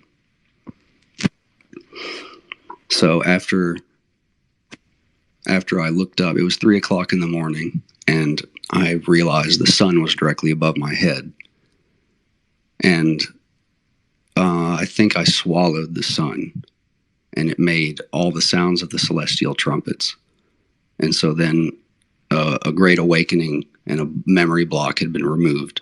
And so I I sat down and grabbed my lighter, and my brother was there. So he, as a scholar and academic and now credentialed individual, he witnessed these things. So your brother was with you at 3 o'clock in the morning when you swallowed the sun? 100%. This was a metaphysical thing. Obviously, he didn't witness me swallowing the sun. What he witnessed was me sitting down with a lighter and cooking my thumb. And I was trying to explain to him that it wasn't hot. It was music. The energy and the heat and the flames were harmonies. And after a while, because he figured I would start hurting and take it away, he had to come over there and slap it out of my hand and look at my thumb. No mark, no blister. It never did have a blister. You could have put me in an oven at that point. Shadrach, Meshach, and don't go there with the oven, please. I would have appreciated if you could have videotaped this for everyone. I mean, there's no amount of proof that's going to work for you, Albert. No, there is. If you could show it to me, I would be more than happy to accept it. Listen, it's all of these things, it's interesting. It's fascinating, but I don't accept it as real. Yeah, like I'll tell you guys a story. So my sister had this car, and like if you hit the brakes a certain way, it would like lock up the steering wheel. And we were on the highway, and she was going to pass somebody in the winter, and the car locked up, and we were just about to go head-on collision. And for some reason, the car went into the ditch. It like turned, the whole car turned and brought us into the ditch. And we were like, wow, we just about died. And then we just went off to school after that. But yeah, yeah. There's some cool things, no? Like that's a cool story that you just told me. And that's a cool story I just told you guys, no? I mean, there's a longer version of it, but yeah, that's the story. Some people have their hands up. Go ahead, Sapien. Thank you, Albert. So yeah, just going about this discussion about the different interpretation and speculation about the unseen. We can keep talking nonstop without it, and everyone has different ideas. For example, you, Albert, have different your idea. I do have mine. But what we can all agree on is the realities, the thing we can see, which is the Jewish hegemony that we can see nowadays. They are letting them killing 15,000 children with full impunity. That's the thing we can see. So the unseen would lead us nowhere, I think. So that's all. Right. The intellectual masturbation, and it doesn't matter. It's a lot of times what the source kind of this attitude is kind of like a resignation, a surrender, if you will, because guys, this is a simulation and it doesn't matter. It's all going to happen as it's going to happen, and it's a kind of yeah. But just hold on though, because pain is real though. Yeah, it is real. But it is real. If it was a simulation, I don't know. Would pain exist? I mean, but go ahead. I think Sapien makes the correct point, right? We have real world problems in the 3-dimensional world, not in any kind of speculative spiritual realm. And they immerse you so deliciously, don't they? They pull you right in. Well, we want it to stop. Tied to the story. We want to change it. We want to end the suffering and what you offer. Hold on a second. There's nothing wrong with trying to actively stop evil and improve the lot for people that are living in the 3-dimensional world. Is those evil? Sometimes evil people don't even think they're evil at all. Is confusing. Like you, for instance. No, I think that would be perfectly descriptive of you. I am not evil. Well, look.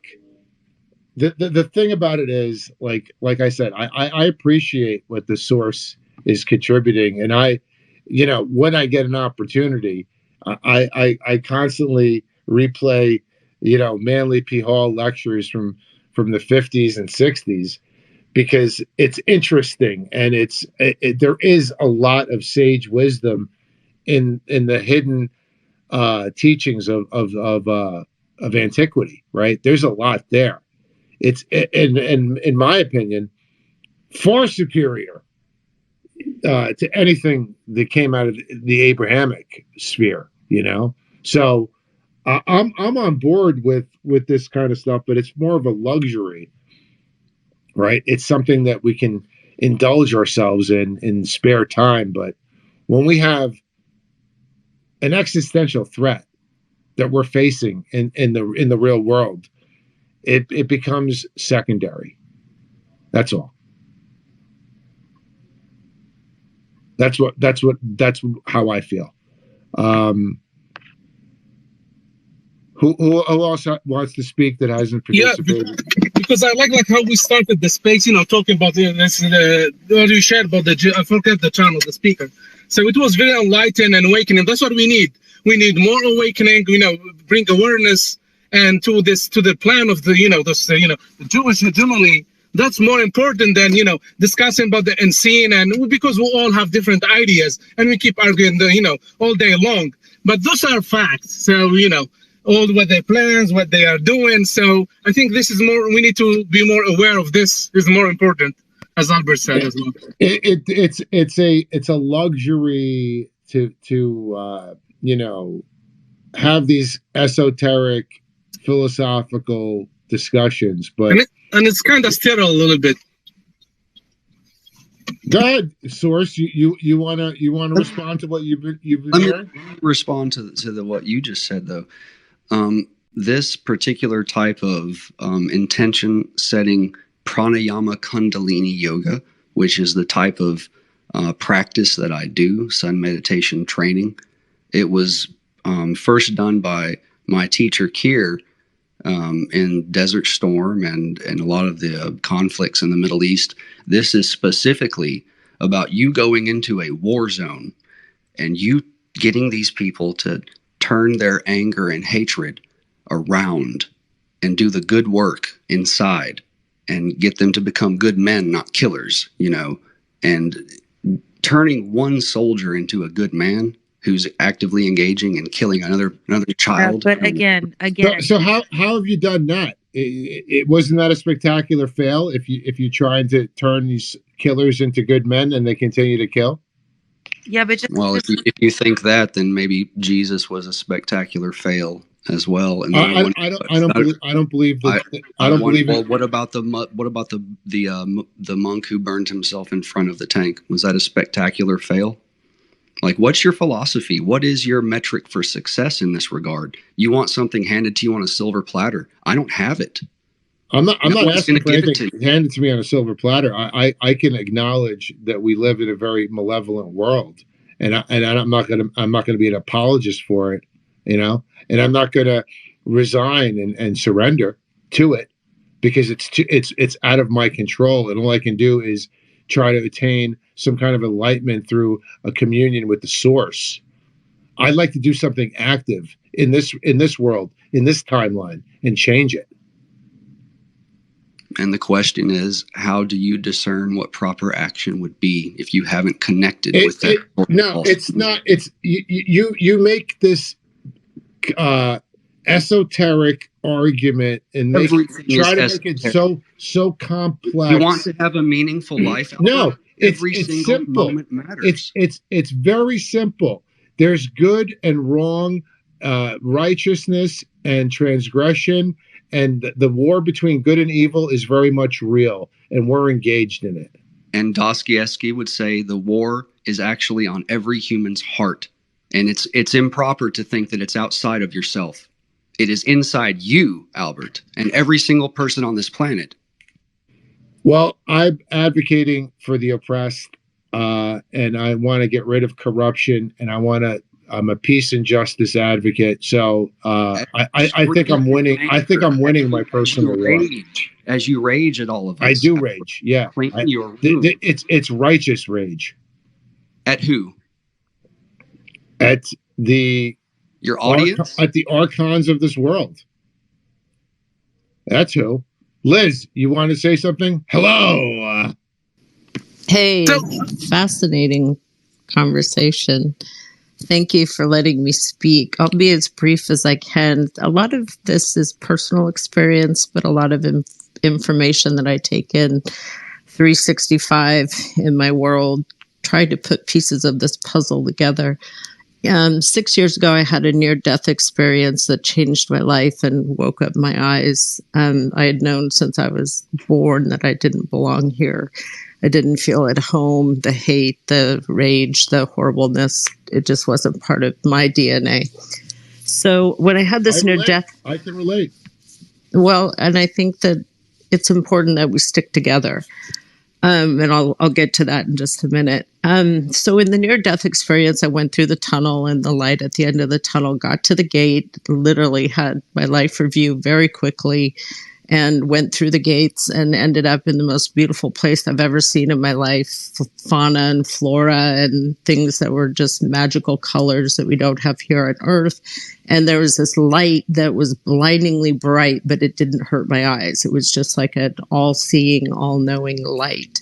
And I came into this area, and this being came up to me, and I can only describe it now as the domain.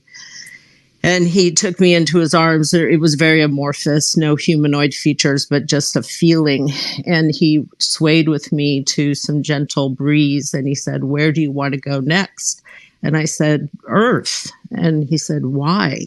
And I said, "Because I'm not done yet." And within seconds, I was back in my earthly body, and it was all over. But I didn't realize in that moment, I just answered reflexively Earth and didn't take any time to think about, well, geez, do I really have a choice of going somewhere else? Which, based on what's happened to me in the last 6 years, I would say it would have been a better choice to go somewhere else. But what I've learned is that this is absolutely a simulation.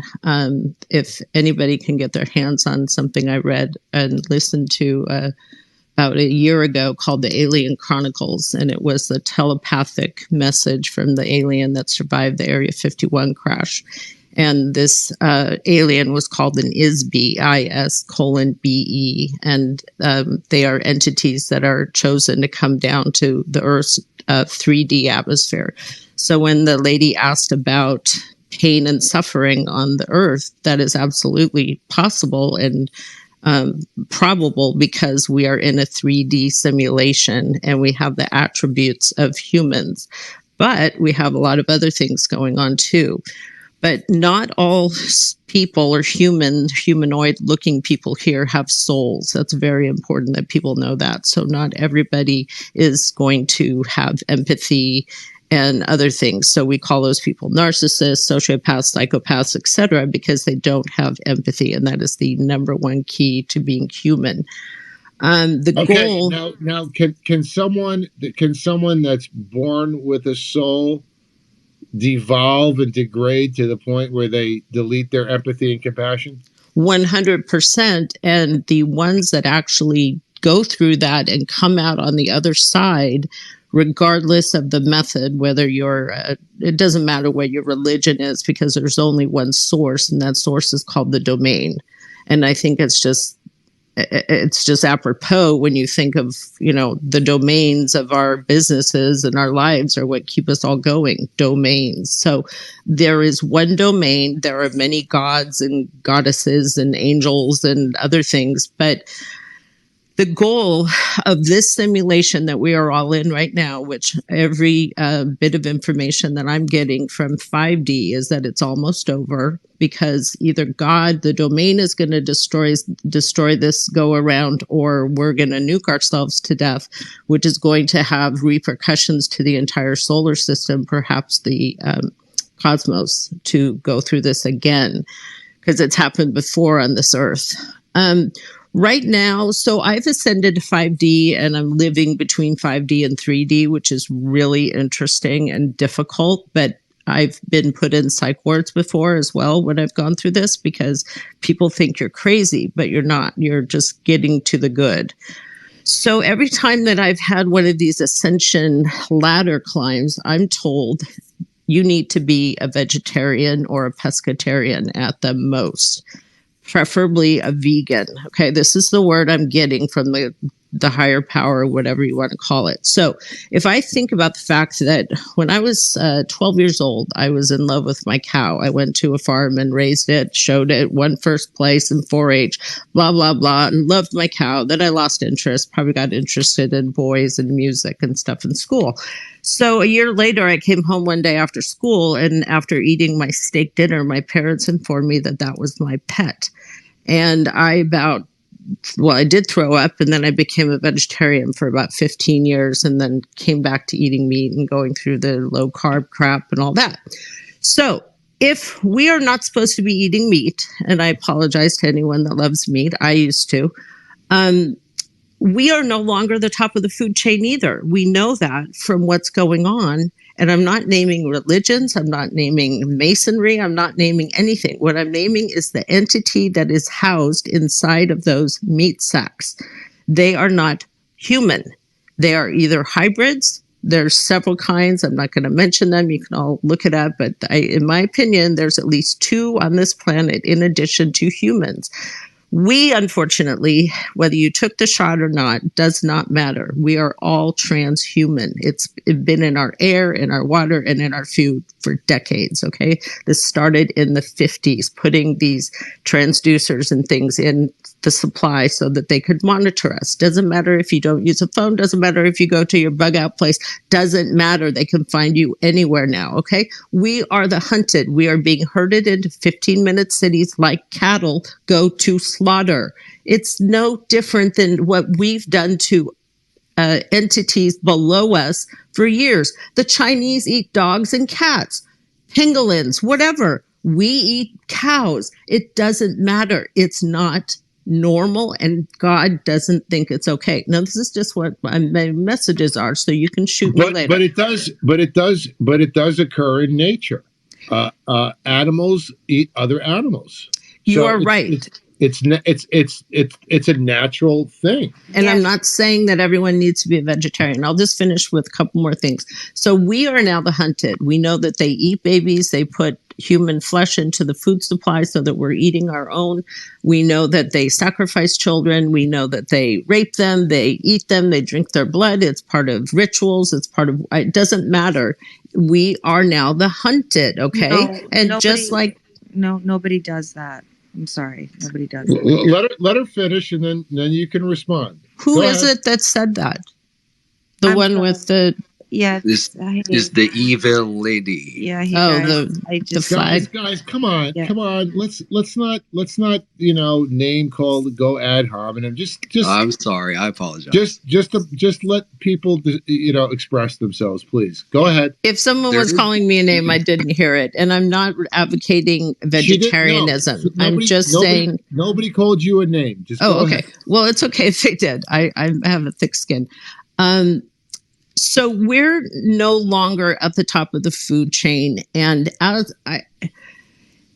so we're being hunted and eaten and herded and everything. So is there anything we can do? If you look at gematria and other things, this plan was for sure put in place 111 years ago in 1913.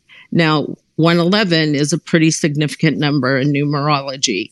This is going to be the year where big shit happens, good or bad. I've been worried about a Ring of Fire earthquake on the, around the Pacific.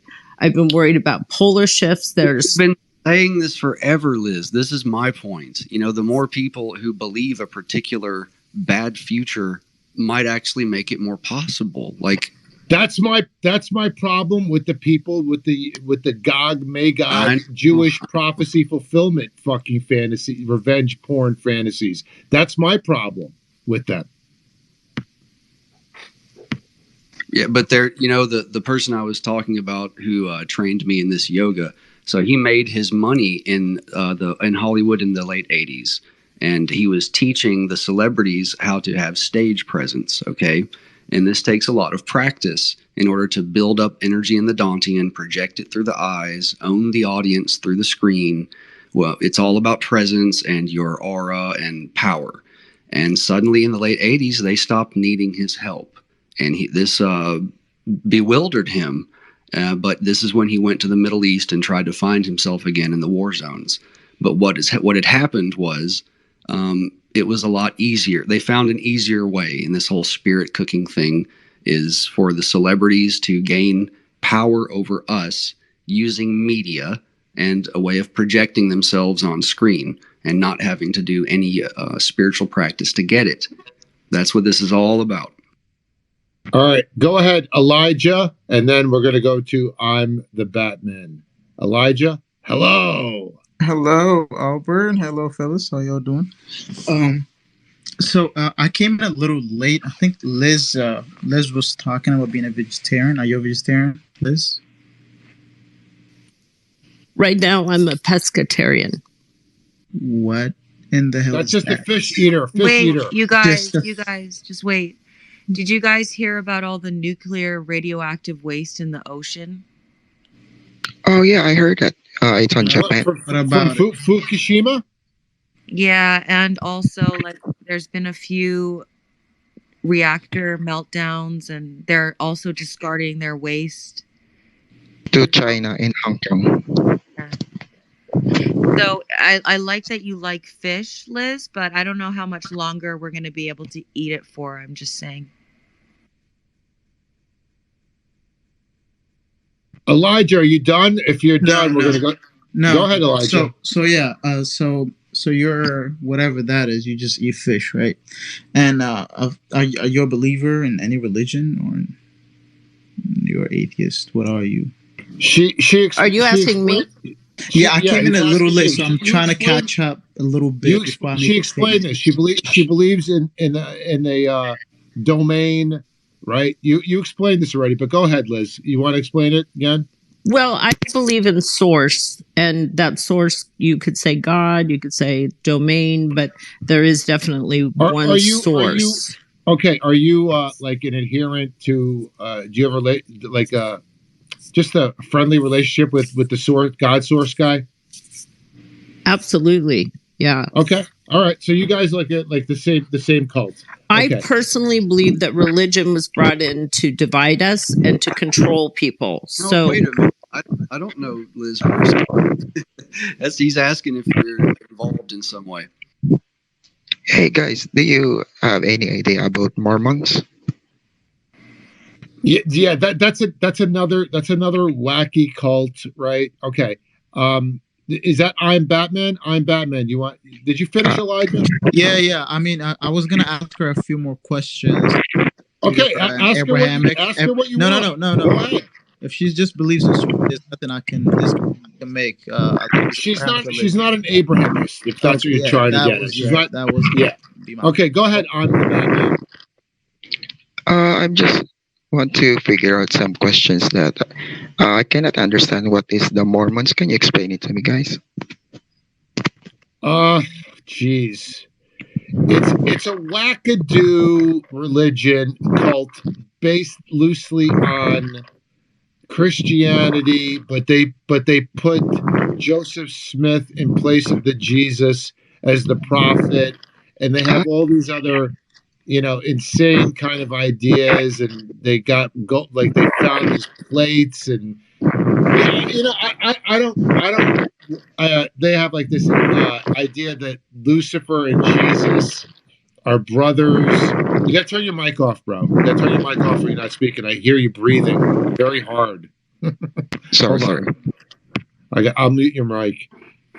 They believe that Jesus and Lucifer were brothers in heaven, and there was a war, based on what the conventional narrative is, and obviously Jesus beat the Lucifer, and the people in their heavenly realm that stayed neutral became blacks. That was their curse for being neutral.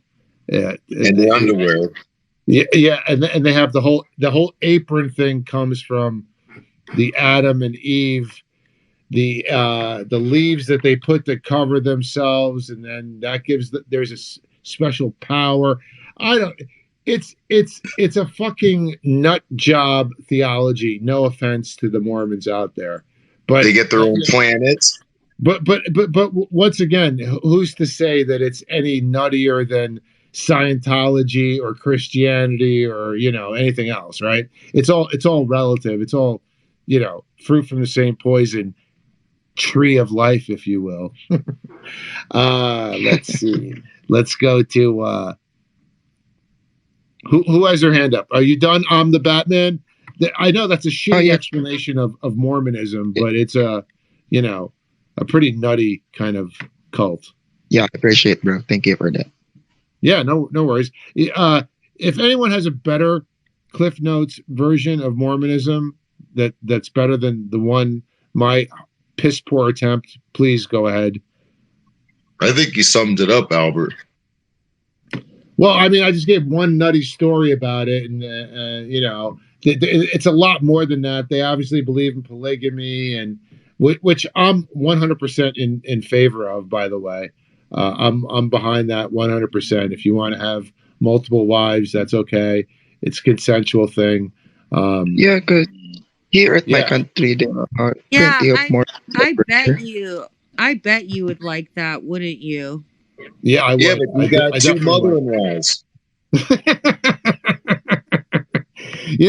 I don't care. It's like what consenting adults do. It doesn't affect me as long as you're not hurting anyone, right? I mean, the people want to get on the Muslims for having 4 wives, or the Mormons. Hey, if that's what they want to do, that's who. Yeah, like honestly, I believe in liberty. Yeah, I believe in liberty, and if a woman wants to have 4 husbands, that's on them too. I couldn't give a shit. Yeah, I want to have 4 husbands. I do.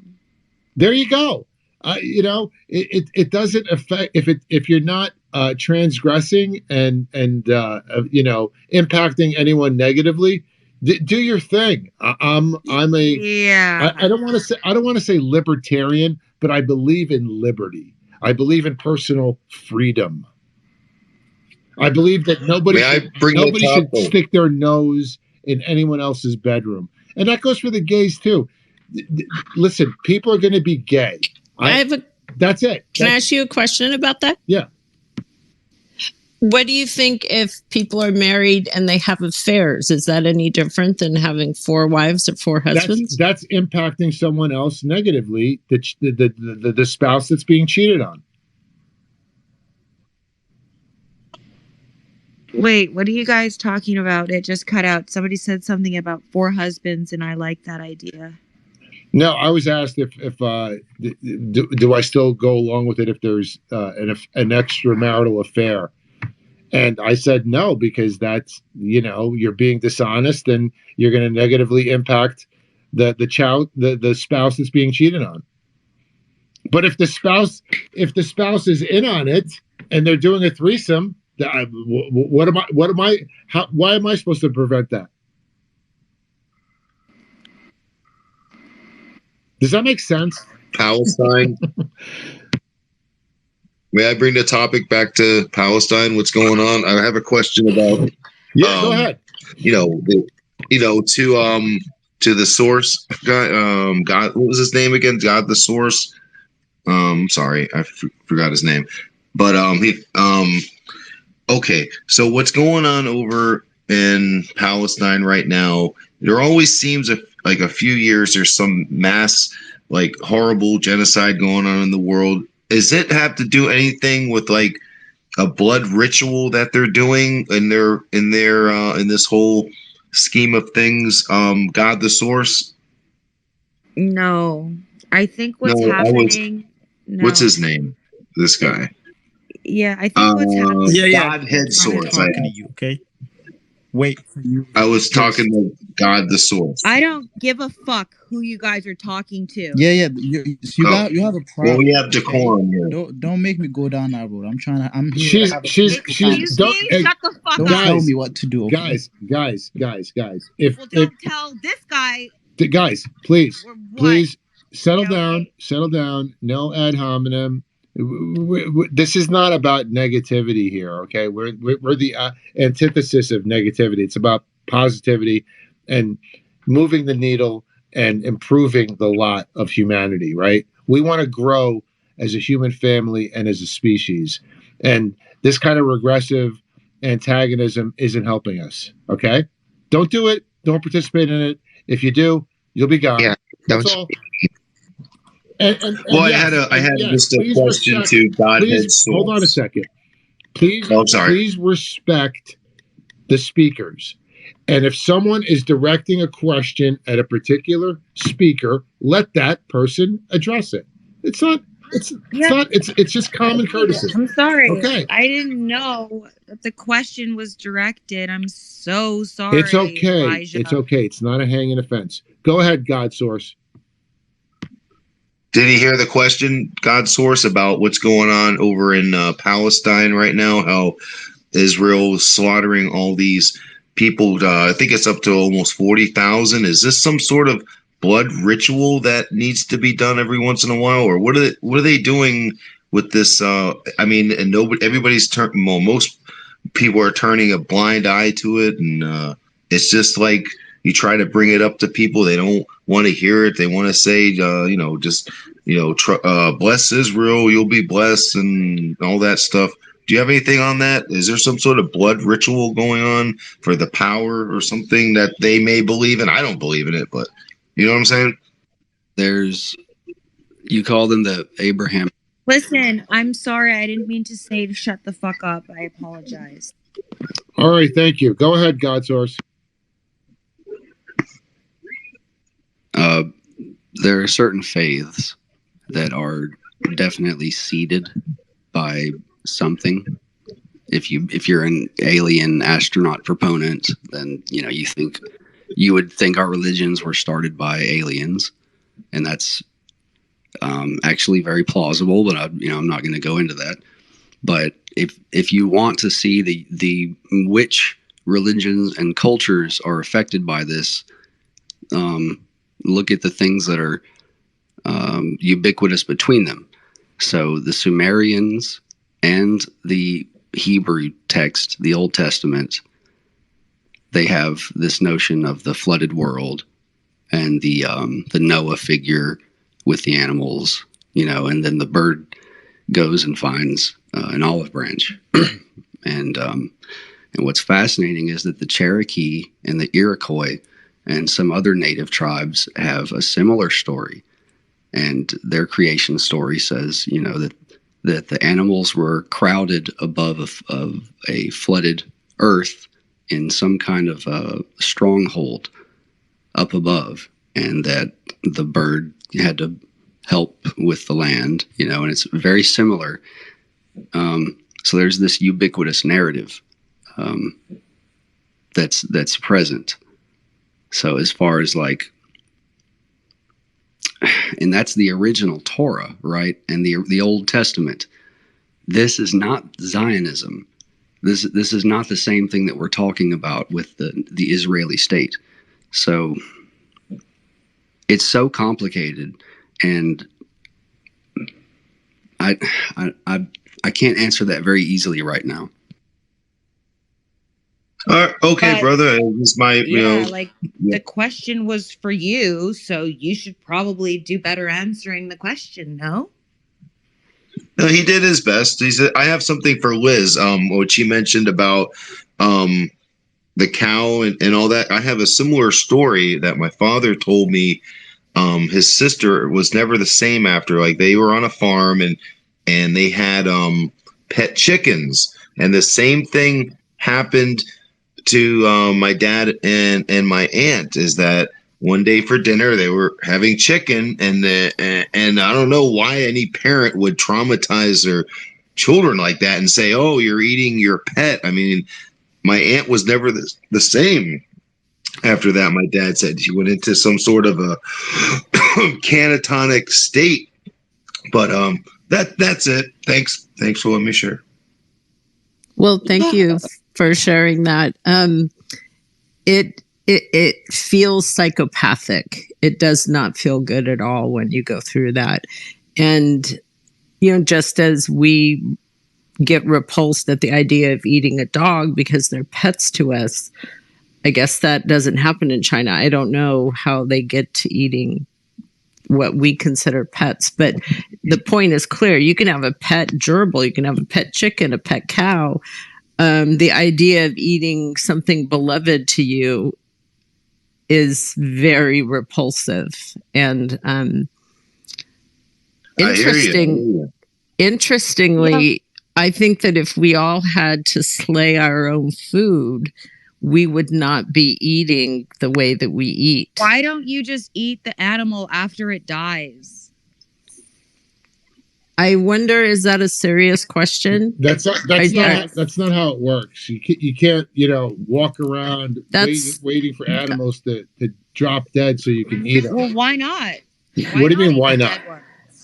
Okay, well, Pirate, excuse me. Abrahamic religion? Excuse me, but that's just a question of ignorance. So she just needs to know that if you eat dead meat that's not been cleaned, it will contain disease. So if you come upon a dead fish, you can't eat that. I mean, I suppose you could, but you would get ill. So you don't eat dead animals that have been sitting. That's the point. Okay, but what if you ate it right after it died? It's got to be kosher. It's got to be kosher. Yeah, why not? So you have to slit the throat to bleed out the blood. Is that what you're saying? Or the blood test? Yes. What's the problem with that?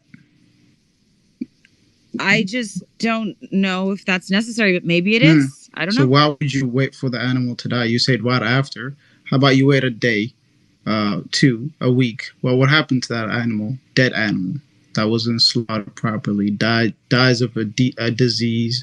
I don't know, dies of, fucking lion tears him up or whatever. Would you eat that? I just figured if the cow dies naturally. If you appreciate this content, if you want to keep me in this game, I just dropped the link to donate, to join and support this work that I'm doing, the great work, like the Freemasons like to say. Yes, they're right. And they the reason that they laugh at your face and they refer to you as prey in the vulgar multitude, and they would never waste their time by casting pearls before swines, is because they do have an advantage on you. They do have occult knowledge that's been lost to most of the world, and they've used it to their advantage. And that's why the temples went from the first institutions of learning to a institutionalized instrument of power for those who could wield it. Now that's pretty simple to think. I feel bad that I told the source guy that he didn't answer the question well. Well, just behave. Stop being. If you know how to shut up, maybe people get to answer their question. If you just behaved yourself, you wouldn't have to apologize twice in the last 5 minutes. Exactly. Well, I have to apologize because I fucked up and I made a mistake. I'm sorry. Okay. It's okay. The button, it works when you just press it and your screen is red and you just stay quiet, or you can scream behind it. It works. We can't hear you. But why do you? Okay. I've learned decorum on here since I joined a month ago. It's a real practice in decorum and just manners and all that. I learned it coming on, so when I drop out, I mute my mic, or I even tell Al, hey, put me on listen, because sometimes my phone's in my pocket, or if I want to say something, I raise my hand. It's all a learning process, but we're all good here. I'm just glad there's some ladies in the chat. It's been a sausage fest here for a couple sometimes, and it's good to have. Actually, it's not. They just because you don't hear them doesn't mean they're here. The participation. Oh no, I hear you. Participation in the last few times has been quite awesome in terms of female participation. Decorum. Now let's go to. And hold on a second, guys. Hold on a second. We got a lot of people that want to participate. Guys, just throttle it down. Let's go to hold on. Jessica. Jessica, go ahead. Hello. Hi, you guys. Hope you're all doing well today. You guys are having some really interesting conversations. I wanted to ask about the concept of the whole entire reptilian race, how like some people are hybrid. I am hearing now that that term Nephilim, I think it's pronounced Nephilim, they're connected to that reptilian race. And I'm just trying to understand why there's so many conspiracy theories around reptiles and lizards. I can't tell if it's snakes, reptiles. The I don't know which one it is, but it's. I feel like snakes and reptiles. Anywhere from its ideology to sexuality, as well as how to wash yourself after you take a bath. One of his doctrine was the destructions of the state of Israel and basically destroying the Jewish state and killing any Jews. His other doctrine was to have a coalition of all the Shiites across the Middle East, to form a coalition in order to take off all the shrines of belonging to the Shiite religion. So Khomeini's brutality started with its own people, killing in a matter of 3 or 4 years, close to 30,000 Iranians. And that number let me ask you a question. Let me ask you a quick question. How many Jews did Khomeini kill? Khomeini killed a lot of the Jews and forced them out. His main focus was on Baha'i religion, Baha'is and other minorities such as the Sunnis. He constantly bombed the Sunnis areas, Kurdistan and Baluchistan, as well as he openly stated that the Baha'is are scumbags and Baha'is needs to be killed. So then why did MI6 and the CIA bring him into power? Great, that's a great question too. But let me finish my thought. You had two questions, and I'm answering those questions as well. So I feel like you have a lot of hatred for Israel, so you kind of have a common ground with Khomeini.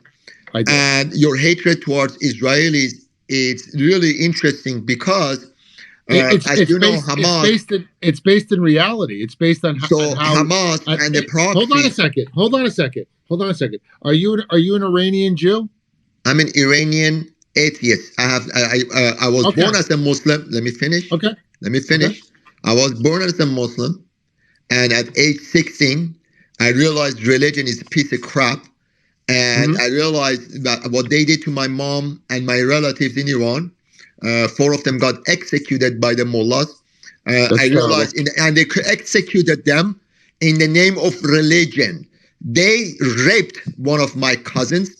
They raped her to death. They would not give her the body back until the father will come up with the money to bury her. Stop. And the fact these mullahs believe in hate and hatred, it's beyond my belief. But however, to answer your question, no, I don't have a religion because of those reasons. Now, wait, Albert, how did you skip all those first 2 questions and you just jumped onto this one? That's convenient for you. Well, he doesn't want to talk about the secret. He doesn't want to talk about the secret police, the torture, and the deprivation of the Shah, which was completely out of control. Right? Yeah. I'm not a monarchist. And by the way, let's get a disclaimer. I'm not a monarchist about either. 2 year, 30,000 people death, but you didn't talk about the 4 months, 30,000. And I want to address my alleged hatred of Israel. I heard you, Albert. This is not the first time I've been in your spaces. I have been patiently listening. I've been patiently listening to your thoughts. You're not going to speak over me on my own space. It's just not going to work, my friend. No, but the thing is, you said to talk, but then as soon as I brought you facts and stuff, you're getting. See, what I can do is I can mute your mic if you don't follow. No, that gives you power. I get it. That's what it gives me power. That's what Nazis think, correct? Dictators, Nazis believe in power and controlling. Listen to me. Listen to me. You're not going to talk. Terrorists believe in power and controlling people. And see, it's just not going to ever work, right? When you try to talk over me in my own space, it's not going to happen. So, and now he calls me he made the insinuation that I'm a terrorist because I exercise this power over people in the space to mute their mics when they're speaking facts. Dude, your kosher Kabbalistic sorcery has no power here, my friend. Okay. Hold on a second. Okay. I'll let you speak when you put your hand up and you follow the protocols, okay? And this goes to the unhinged Iranian guy. You can make a request. We can have a dialogue back and forth. But what you're not going to do is run roughshod and hijack the space. That's not going to happen. Or talk over me. Not going to happen. Will never happen. All right? Now, you brought up a good point. Right? My hatred for Israel. Well, it's there's no vice in hating evil. I can demonstrate how I believe that this is a racist, Jewish supremacist state that has perpetrated unspeakable evils, not just on the Palestinian people, not just on the Lebanese, the Egyptians, the Jordanians, the Syrians, the Iraqis, Sudanese, Somalis, people in Africa, South Africa, across the world, UK, 9/11, the murder of the Kennedy brothers. All of these are facts, my friend, incontrovertible. But I'm happy to have this debate with you. If you want to call me a terrorist, call me a terrorist for supporting the oppressed people of Palestine that are being slaughtered on an industrial scale. Evil and malevolence manifesting itself in this fucking world in real time. If you want to be a genocide apologist and come at me, you're welcome to do so. Come get some, motherfucker. Come get some. Go ahead, Amir.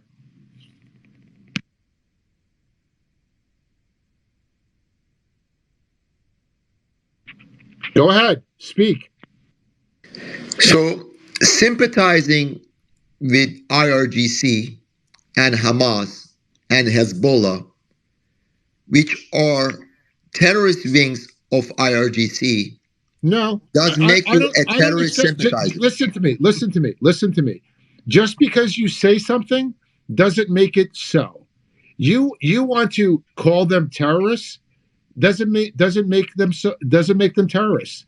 I can make a much stronger argument that America and Israel and UK are terrorists. So what do you consider Hamas? I can make a stronger argument for that case than you can for the opposite case. All right, that's fine. What is your definition of IRGC? The Iranian Revolutionary Guard Corps? Correct. What about it? What do you call them? Do you think I call them terrorists, they're cartel, a mafia, murderers of human beings? Okay, you can call them whatever you like. It doesn't mean it's so. But I'm asking your definition because it's your space. You said, what do you think who they are? So you would you consider General Soleimani a terrorist? Absolutely, I would consider him a terrorist. Okay, well, and Benjamin Netanyahu is a good righteous guy. He's a prime minister defending his country. Soleimani did not defend his country. He was in fights, proxy wars that he was engaging and initiating. Oh, you mean being the guy that killed more Salafist head chopping Islamists is being. So Listen, he has killed more Iranians inside Iran than Benjamin Netanyahu is defending Israelis from the terrorists. Do you consider what is happening right now in Gaza a genocide? Never.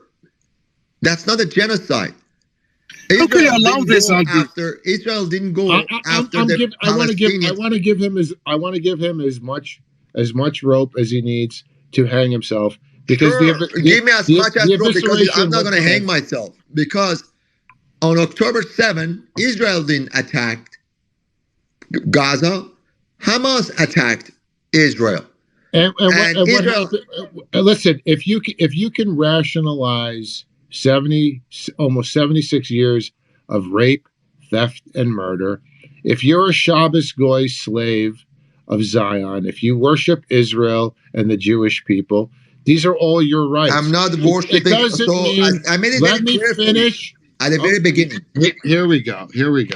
I have to remove you from the speaker because you don't understand how to conduct a proper debate, a proper back and forth.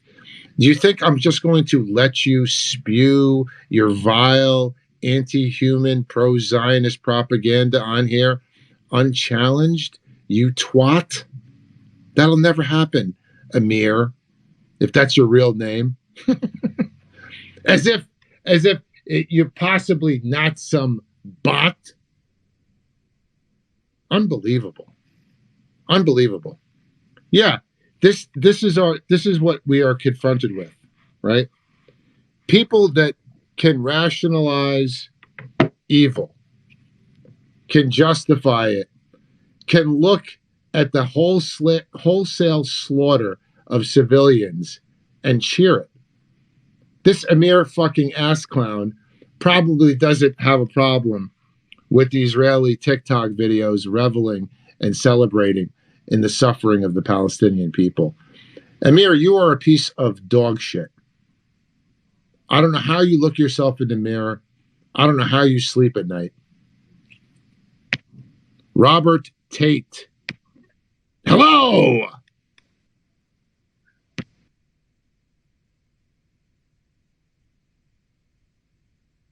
Robert, you got to turn your microphone on. Hello. Good day to you, sir. Cheerio, my friend, my mate. Thank you. Always good to hear from you. Always refreshing.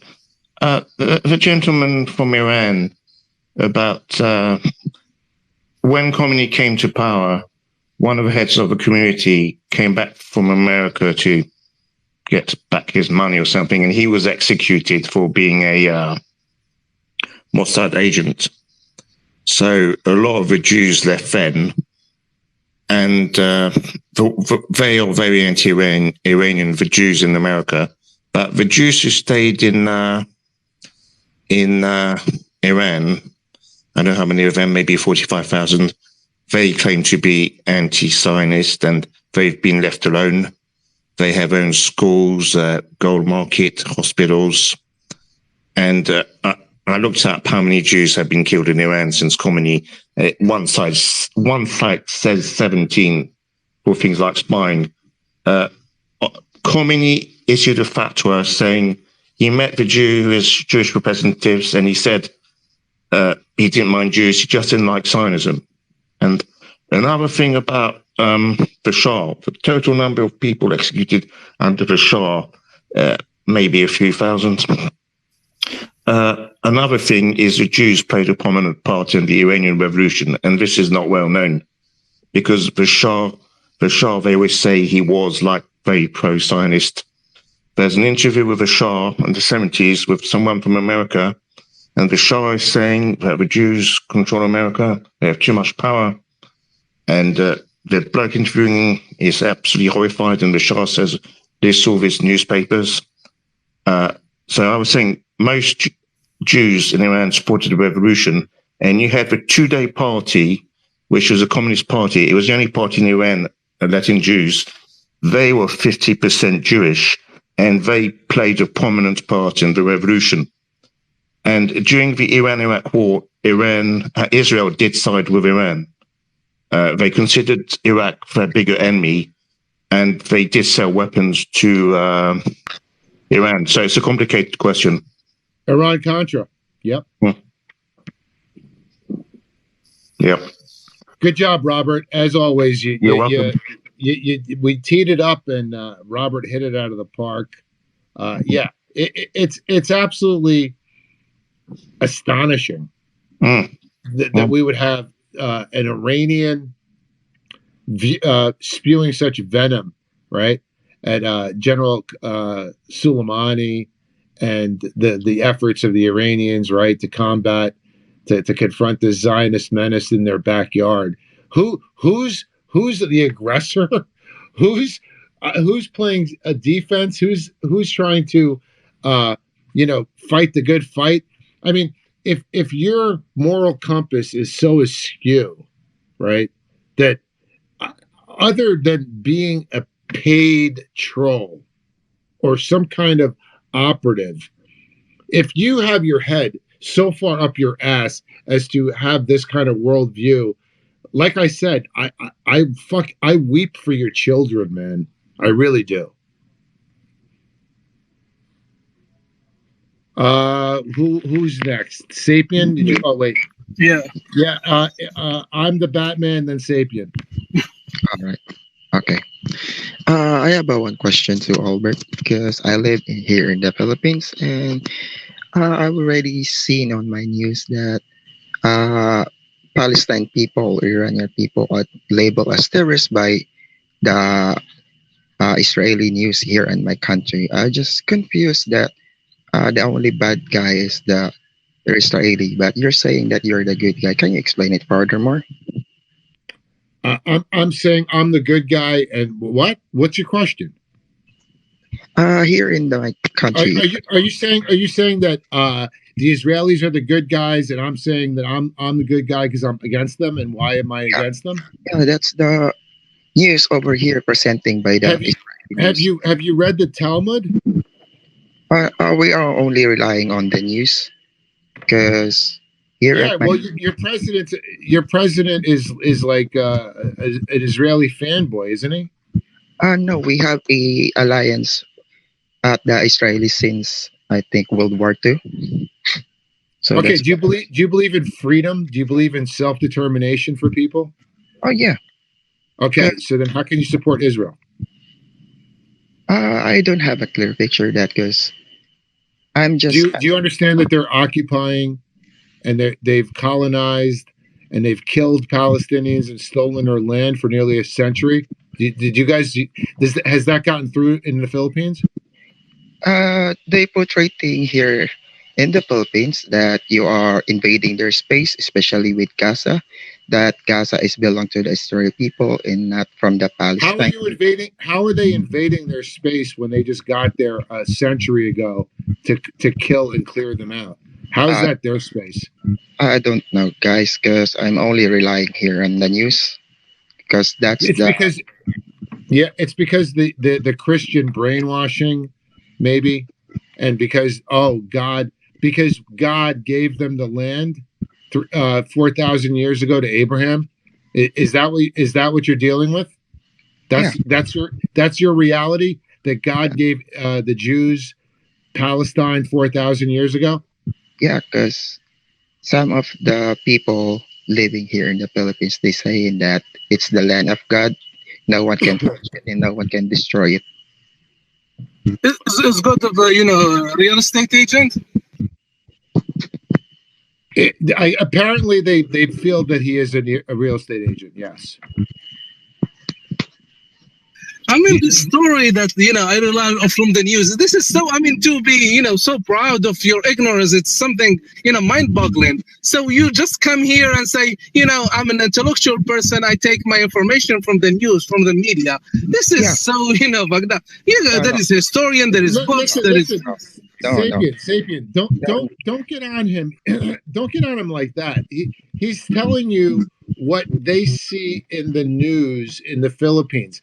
Is this what you personally believe, or are you just relaying what the the programming that you're receiving in the Philippines? That's correct. Because I'm only. Which is it? Which is it? Do you believe it, or are you're just sharing what you're seeing on the news? Yeah, I'm just saying what I see on the news by Rappler. See, Sapien. So you can't shit on him for that. No, because he said it's their space, so he believed it. He said it's their space, and the Palestinians are invading their space or taking their space. So he believed in what the media is saying. So that's him saying that, not me, speculating. So yeah, I'm so sorry for that, but I'm only naive regarding to these issues. That's why I'm asking you guys to clear up some things. All right, sorry if I, Yes, and that's why it's important to bring people with us, not repulse them. Yeah, you're right.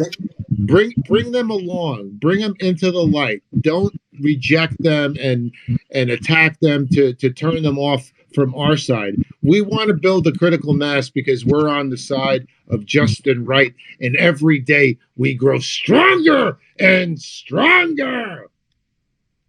So let me give you, I'm the Batman, brief history. So the Zionist program, which is taking the land of Palestine, starting from Jerusalem, started by from the late 1800s, even before. So they had conferences, the Zionist conferences, where the Jews unite from America, from Germany, from different region. They unite. And they discuss about their future, and they had different plan where they should, have a state of their own, because the Jews were the prize, and they were because from their actions, so they weren't very appreciated. So they wanted, a country of their own or a land of their own. So they had different plans like Uganda, Argentina, so different, and Palestine. But Palestine was, the main place that everyone was signing for. So they started with what called Aliyah, which is the immigration, illegal immigration in the late 1800s. So there was Ottoman Empire on control of Palestine. So they couldn't do it in mass immigration. In 1920, with the British mandate, that's what helped them, and their control in the UK. So in the 1917, there was the Balfour Declaration, so which stated that they said, okay, through their influence and pressure, they said, Balfour, he said, we'll accept your project, the Zionist project. We'll take in Palestine as your land. And they started with their immigration. That's the first program. They started with immigration, mass immigration, and they don't just immigrate. They immigrated with arms, and they were terrorists. And they formed. Are you Sapien? Are you gonna skip the first two world wars? Not talking about it in Palestine. Yeah. So they started, and also that there is a huge support why he signed them, because the Jews, they turned against the Germans and against Hitler. And that's why they engineered the first two global world wars to establish the Zionist state in the Levant. Okay, so think about all the bloodshed, all the carnage, and all the deaths to manifest this messianic prophecy of the end gathering of the Jewish people in the Levant. I mean, it's the crime of the century, the greatest fucking crime of all time, doesn't begin to describe it. And this is just one part of it. It's so much worse. It's so much more. It's comprehensive. It's malevolent. It's a malevolent, comprehensive agenda of evil. Nothing short. So yeah, finishing the story to Batman. So they formed the terrorist group, which is the Ergon, the Stern. What is the other one? There's two others. I forgot the name. Haganah, Stern Gang, Lehi, and Ergun. Yeah. So they start committing. They did the King David Hotel bombardment. They did different massacre in Palestine. And so they did a lot of massacres in Palestine and to take control, take the land. So the British, they said, okay, we'll just they armed them, and they said, okay, we'll give you more than 50% of the land, which are they were the minority, but they took the majority of the land. The Palestinians were against, so when they revolted, they did more massacres. There is Tantura massacre, Deir Yassin massacre. There's a lot of massacre, and so it didn't start on October 7th. Lydia. Yeah, there is a lot. There is like a list. I can send it later. It's about 60 or over. So and throughout from 1948, which is illegal, how you can create a state from another? There is the people living there, and you just come illegally and create a country from thin air. I mean, how come and just create it? We cannot just come to Philippines.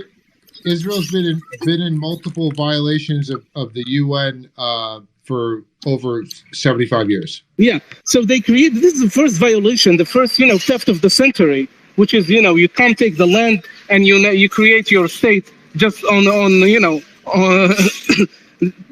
other people's land, and by forcing them, by killing them, by what they did, what's called the Nakba. This is the Nakba. They forced them. They first start by killing them, and the one who left, they stayed, the elderly, the children, and some men. They sent them to go. Most of them they went to Gaza and to the West Bank, and the suffering starts from then. And as I said, even before. And what do you see now? For example, people in Gaza, they've been locked out for this. In this area, no travel, they cannot, and nothing can comes or get out, only by the the say of the Jews for almost 20 years. So imagine you are born there, and in this kind of prison or concentration camp. What's your reaction? For example, they killed your parents, and you are an orphan, or whatever. How would you react as a person? You will resist this oppression, this colonial project. You want your land back, your right back, your freedom back. So this what led to October 7 and all the previous operations. No, not if you're Amir. Amir believes that the Palestinians should understand their place before the Jews of Israel on their knees as slaves. And also we have a lot of lies and obscursion of what happened on October 7th, because you get the Jewish story. The most of the one who are dead are killed by the Jews themselves. They killed them, they shelled them.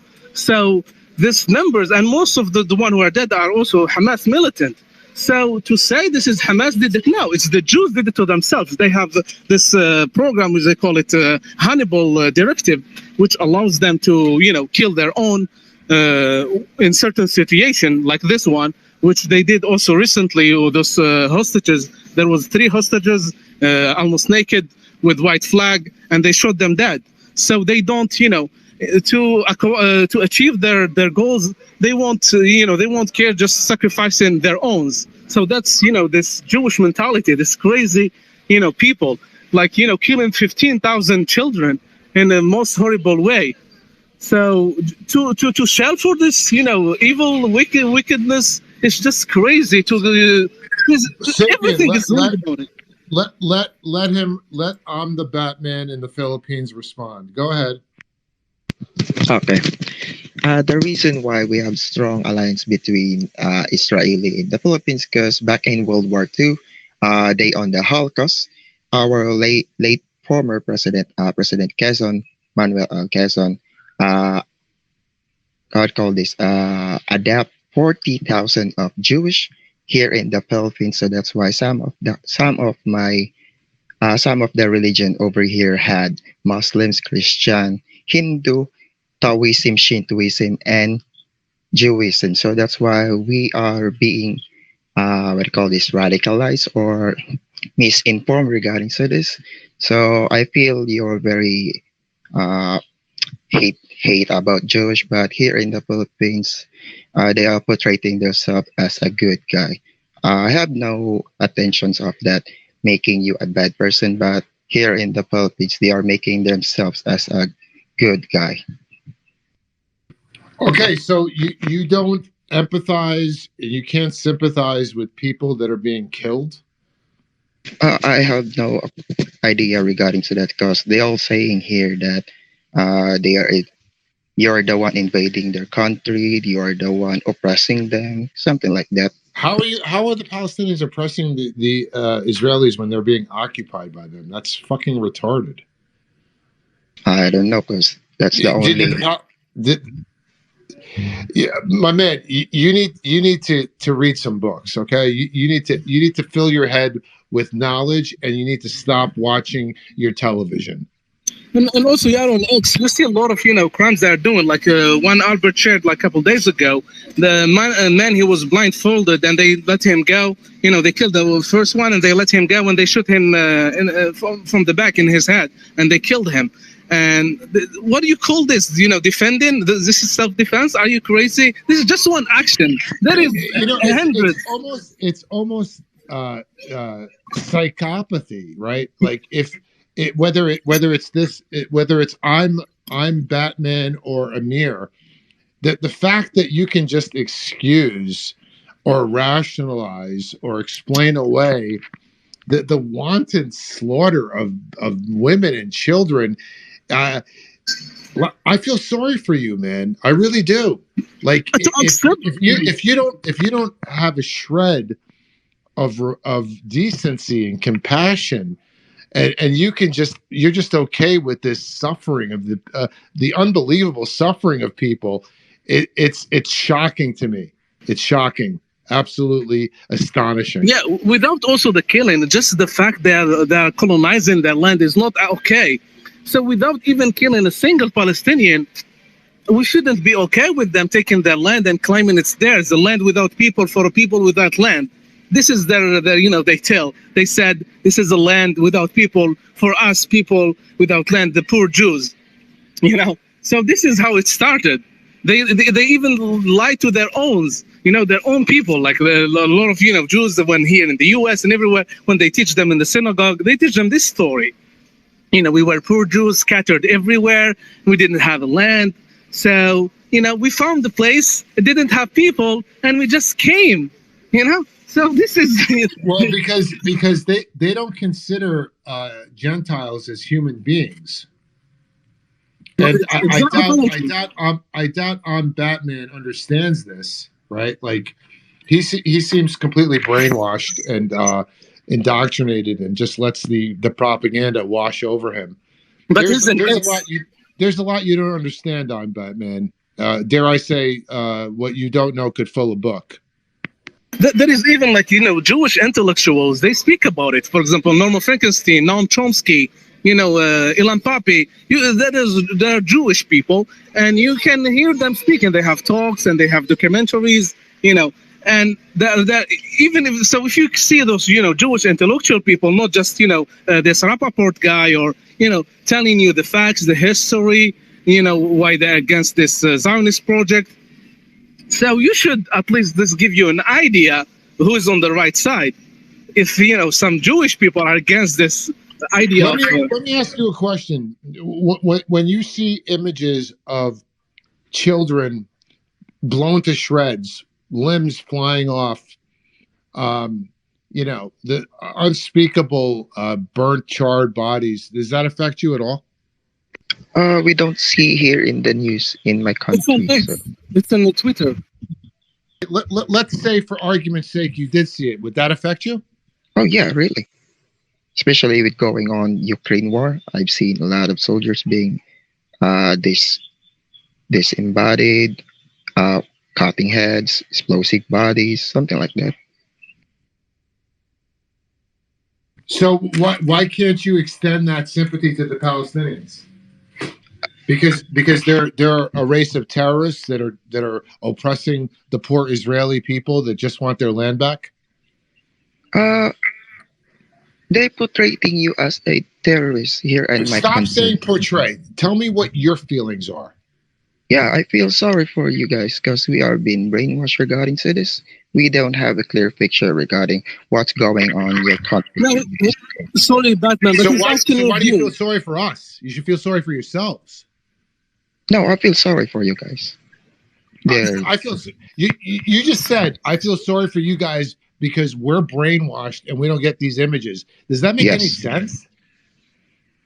You should feel sorry for yourself because your level of ignorance is astonishing. You're living in a fantasy world, a world in which your Talmud vision shows you a world that is completely detached from any reality. It's not my fault, guys. That's why I'm asking you to have clear picture regarding. But you said you feel what's sorry going for us. Yeah, for being brainwashed. You just said that. It doesn't make any sense. Maybe okay. Let's chalk it up to some kind of language translational issue. Okay, bro. You need to do a lot more research. You need to find the truth. It's not going to be there for you on your television. Okay? They're steering you, they're manipulating you, they're showing you only what they want you to see, which is not real. Okay? But also, Albert, you don't give an excuse to yourself. He's here on X, and there is no, there is censorship, but there is imagery here. He can see everything, and he see the stats. There is almost 15,000 children dead. So just in 4 months. So this doesn't ring a bell in your. Go ahead. Sapien makes a good point. There is no excuse. You don't have that excuse that you don't see the images. If you're on X, you can see the images.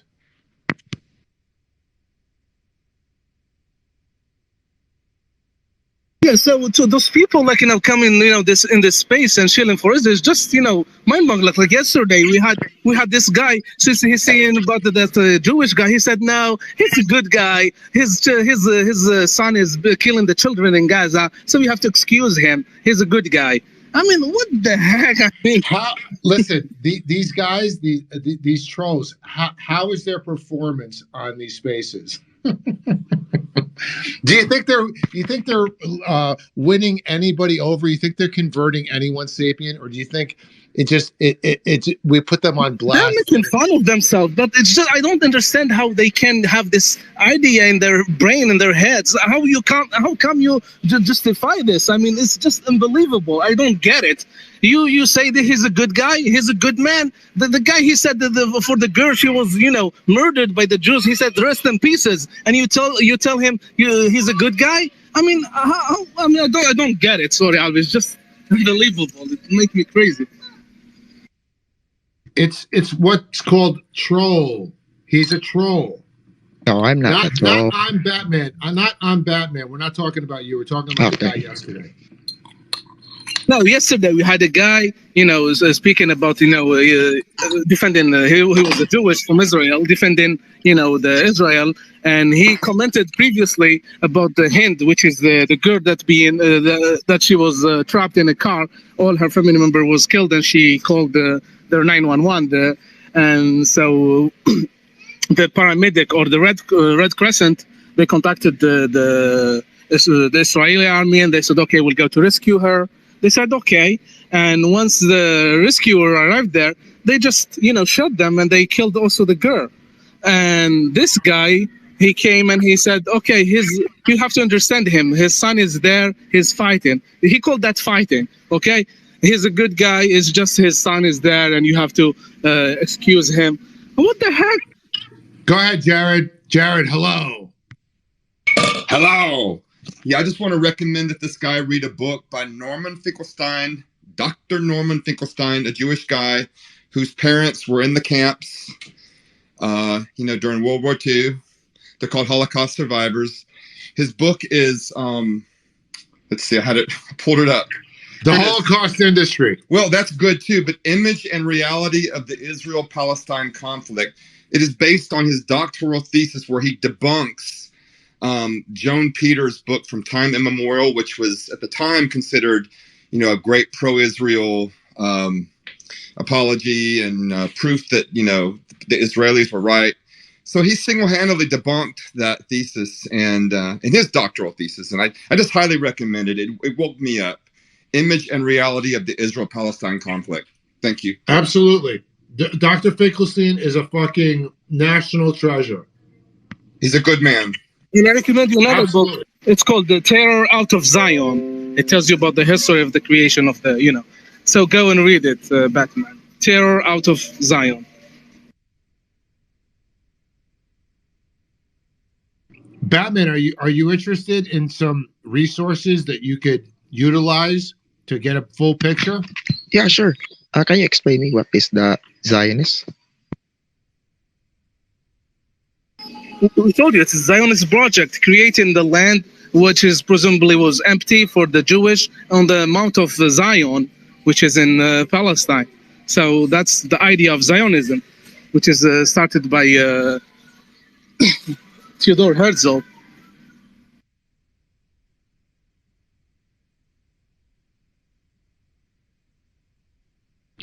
All right, let's go to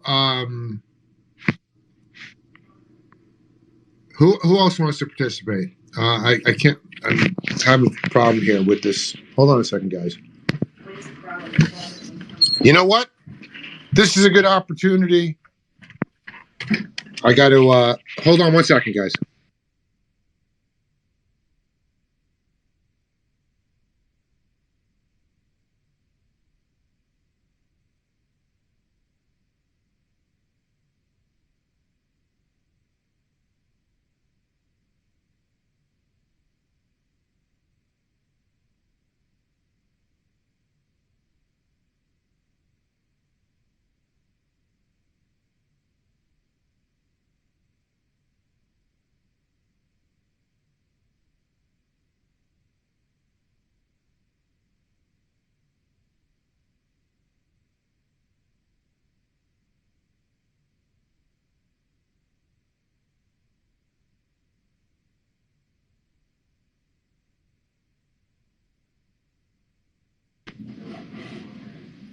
What Israeli soldiers have to say after one of these genocide, it's sometimes called the crime of crimes.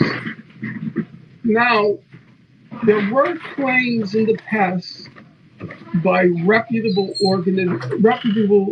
investigations, including, incidentally, one by John Dugin, who was the senior counsel for the South African delegation at the ICRC. During Operation Cast Lead, John Dugin was the head of an investigation in Gaza that was commissioned by the Arab League, if my memory is right. He said that Israel wasn't guilty of genocide, this is Operation Cast Lead, but he said it's possible that acts of genocide had occurred. So I'm not going to go into these fine distinctions of what distinguishes, what separates genocide versus acts of genocide. I'm just making the point, once again, perhaps to the point of tedium, that everything that's happened to Gaza since October 7th was prefigured before October 7th, and also to make the point that the things that people experienced since October 7th, the people of Gaza, there are some of them who've experienced everything from 1948 to the present. One massacre after another massacre, after another massacre, after another massacre. These continual massacres in the midst of a concentration camp. The target of these massacres is a concentration camp where people have nowhere to go. Well, despite all of these investigations, and I'm not happy to say, I'm simply stating it as a fact, that a large part of the last 15 years of my life was consumed by reading all of those human rights reports, which come to thousands and thousands and thousands of pages, which I read once, twice, and 3 times, which perhaps accounts for what might be some people think is my bias or prejudice in favor of the people of Gaza. Well, if there is a bias and the prejudice is born of the fact that I know the record, I know the history, I know what's been done. And I suspect, and I'm not wishing this on anybody, if you read the record as I've read the record, you would be as indignant, appalled, outraged, disgusted, to the point of your innards writhing at what's been done to those people and the fact that Israel was never held accountable. The record is there, the documents are there, the evidence is there, the proof is there, but Israel was never held accountable, which is to say, it was able to act with complete impunity, and that impunity enabled it to commit another and another and another and another massacre.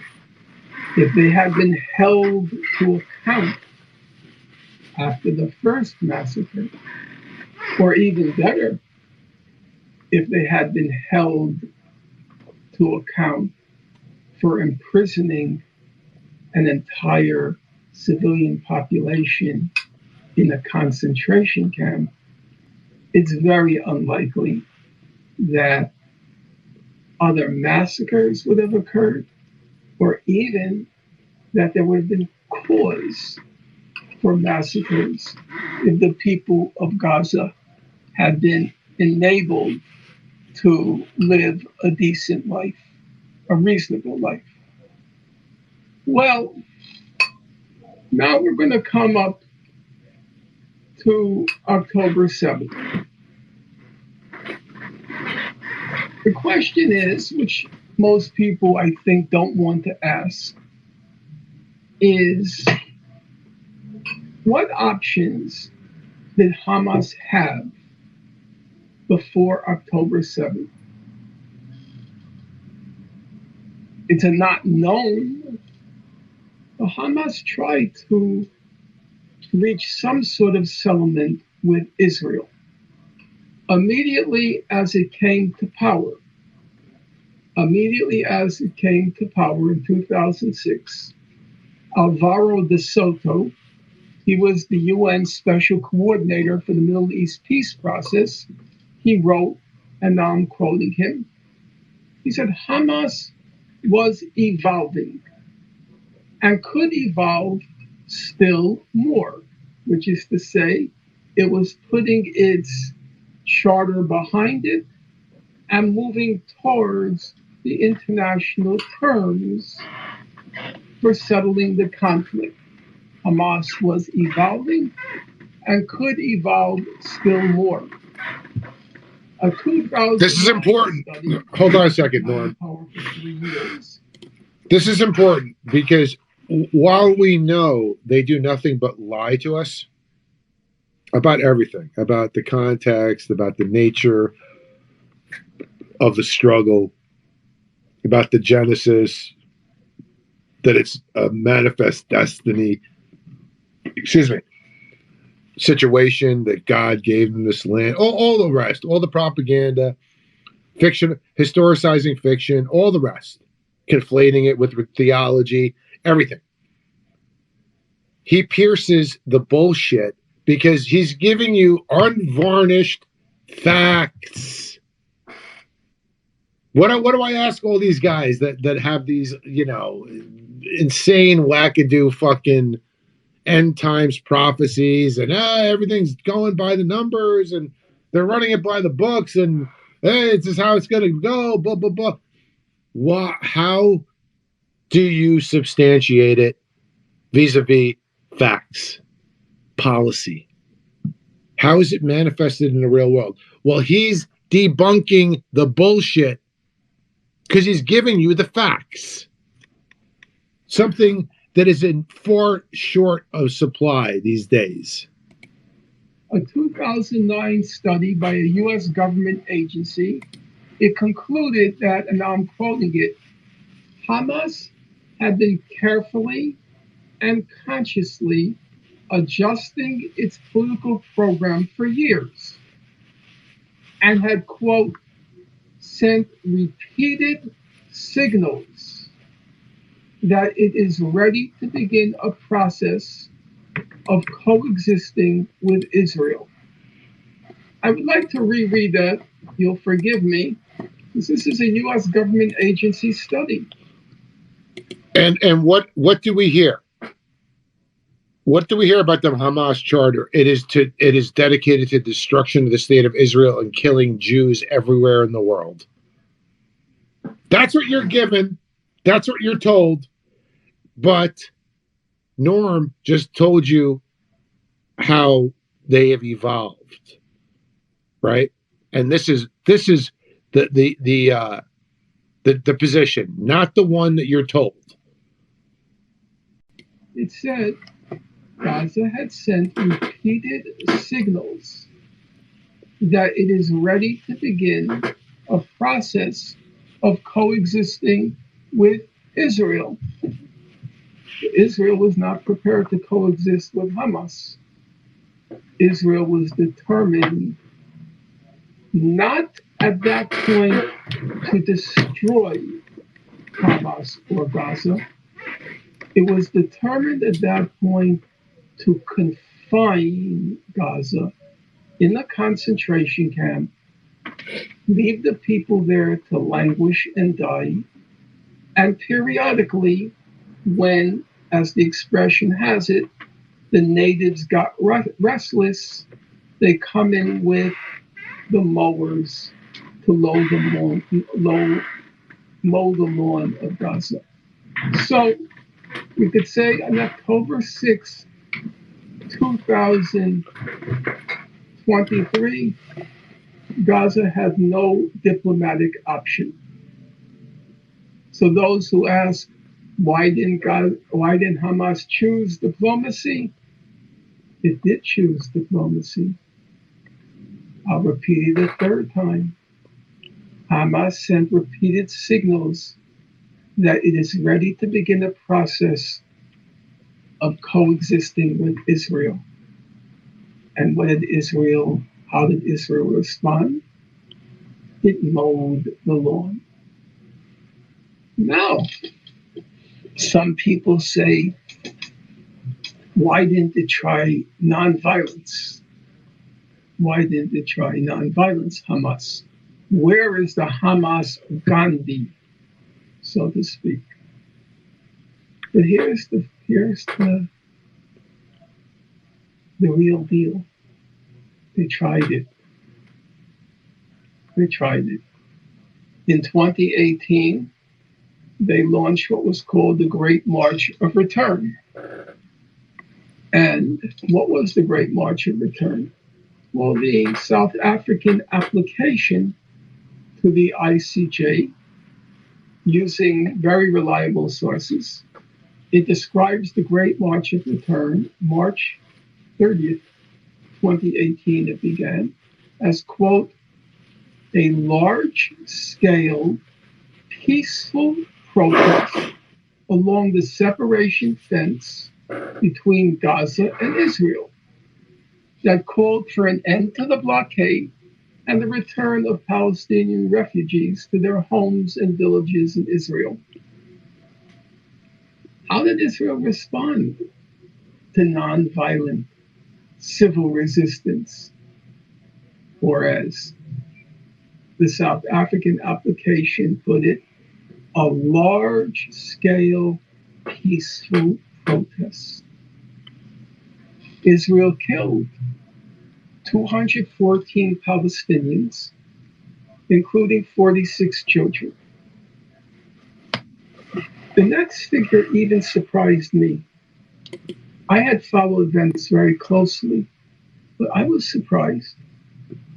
36,000 Palestinians in Gaza, including 9,000 children, were injured, including 5,000 Gazans who were shot in the lower limbs many while standing unarmed, hundreds of meters away. They aim for the balls. These sick fucking puppies. They aim to shoot these Palestinians in the balls. And the kneecap. Snipe. And the kneecaps, yeah. Now, if you're not a doctor, and I have sitting in my room, I think 3 doctors to be, you might not, Palestinian doctors to be, you might not grasp immediately what's the significance of that. Hey, I am Batman. Are you feeling good about your alliance with Israel? Is any of this registering? Are you there? Yeah. I'm here. Are you hearing this? This is a Jew, Norman Finkelstein, a scholar. Are you open to hearing this? Yeah. Okay, good. What did your view change a little bit? Not yet. Sharpshooters were lined up along the perimeter of Gaza, and they took aim at the kneecap and below in order to inflict permanent life injuries on these people. It was a systematic, methodical targeting, very calmly, because the people who were targeted were leaning against trees, just standing around, watching the demonstrations, but not participating. They were like 300 meters away, just watching. And they were targeted at their kneecap or below. So they would for life be in a wheelchair, paralyzed, or on crutches. 156 of them had to have at least one limb amputated. And over 1,200 required specialized limb reconstruction treatment. Again, nowadays you read 10, according to Save the Children, 10 children each day in Gaza have 1 or 2 limbs amputated, incidentally, without anesthetics. 10 children a day. So obviously, the numbers are much higher now. But is it new? No. During the nonviolent March of Return, Great March of Return, they were targeting the kneecaps, and 156 of them had to have their limb amputated. 1,200 required reconstruction treatment. One Israeli soldier even admitted that he shot, and now I'm quoting the soldier, 42 knees in one day. 42 knees in one day. That was a source of pride. That means 42 people who will spend the rest of their days, which could be, since these are mostly young people, could be like 60 years or more, as cripples. 42 knees in one day. If you look at the human rights reports, which I've read, they reached the conclusion that Israeli snipers intentionally shot children, knowing them to be children. They intentionally shot health workers and journalists, even as these health workers and journalists were clearly marked. And they intentionally shot disabled demonstrators, namely demonstrators in wheelchairs or on crutches. Disabled demonstrators, despite seeing that they have visible disabilities. So, no diplomatic option, no option of nonviolent civil resistance. What were they supposed to do? You know, Norman Finkelstein is an extraordinary person, right? An incredible, keen, sharp mind who can cut through the bullshit. And because he is a Jew with the Holocaust baggage, he's someone that they can't ignore. He's someone that they can never destroy, even though they do whatever they can to label him a self-loathing Jew, a disgrace, a blah, horrible person, just as they did Bobby Fischer, just as they do all of them that turn their back on this evil. I mean, it's not even up for debate. This Amir clown, he's not even whatever. The Iranian guy, the Cobra, all these people that come in here that want to pom-pom and cheerlead for Israel. There is no debate. You are loathed and despised and vilified for a very good reason. And it has nothing to do, as your deranged rabbis suggest, with an innate anti-Semitic gene that all Gentiles are born with. And it has everything to do with your criminal, malevolent, inhuman behavior and conduct. Baby killing. I tell you, my friends, I say it over and over and over and over. The child murder will end Israel. That is the most heinous of crimes. Go ahead, Sapien, and be brief and be quick. I'm wrapping it up. Sure. Yeah, I want to ask, Batman, if he had any shift in his, belief or idea or what's happening after hearing, the Jew speaking. The doctor, Finkelstein. Batman? Yeah, I appreciate you guys. I have a clear picture regarding to this right now. All right, great, bro. See? You got a convert. Good job.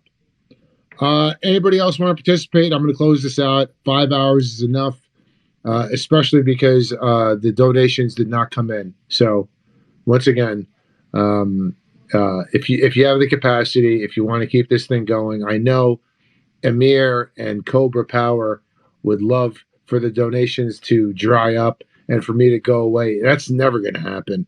No, I don't even care if I got another red cent. I'm going to have to express myself and engage against the irresistible enemy, the enemy of humanity.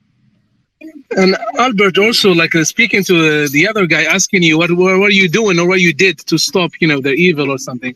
This is, proof that the space you're holding it means everything, because what you're doing in terms of, to resist this, this evil and wickedness. Yeah. It's just.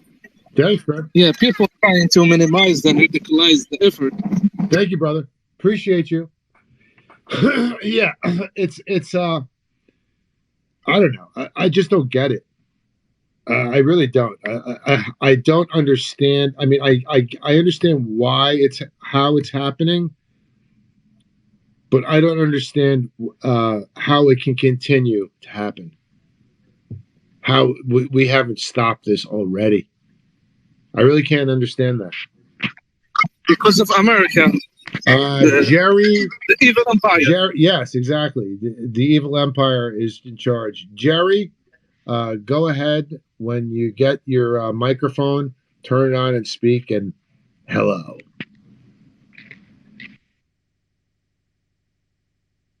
Jerry, go ahead. Turn your microphone on and speak.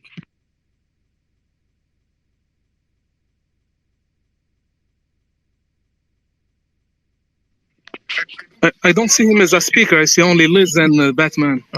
Jerry's here. I have him listed. It says Jerry's a speaker and his microphone is on. Go ahead, Jerry. You want to say something? Apparently not. When you figure it out, let me know. All right, guys. We're at the 5-hour mark. I put in my time. I paid my dues, and I do it gladly. Backpage Johnny Page. Backpage Johnny Page. Hello. My God, he's an awesome God. Albert, hello. Hello, brother. Have you heard the good news? That he was risen. Yes. Thank you, Jesus. Thank you. Thank him. Praise him. Don't be scared to call upon his name. Wash yourself in the blood of the Lamb. That's right. Are you bathed in the blood, brother? Have you been saved yet? I once was saved, but now I have transgressed against the God of Israel. Well, you just put $1 in the boxer and God will make it right. I'm cross with the God of Israel, the cackle demon, the demiurge Yahweh, and God, the creator. We can entreat the creator God to cast the spell protection upon your children, Lord, and save us from this wicked, genocidal, child-raping, murderous God of Israel and his chosen people, the Jews. For he is Lord. He is Lord. But Al, man, I think you and Adam should do some videos just on some comedy bits once in a while, man, because I feel like they're needed. There's a lot of heavy stuff going on. You know, yeah, Adam, I don't feel like he doesn't have a funny bone in his body sometimes. Well, Adam is a lot more serious, dude. Adam's a lot more serious. You know, he gets, yeah. You know, I'm definitely more comedian, right? And sometimes he gets annoyed with me because he wants to maintain this like very serious thing. And listen, I respect that. That's his style. I have mine. You know, and that's the way it is. He did cut a little bit loose with Lucas Gage and yourself as well. A little while. Yeah, back. because I gotta make that happen. You know that, right? I make the funny happen. You broker it. Yes, thank you, Jesus. I don't know what happened when Lucas's Gage was Twitter. I guess he got banned. His $100,000 follower account. Something happened there. I don't know. I'm not caught up. Bro, he was closing in on 300,000. Oh, really? Yeah.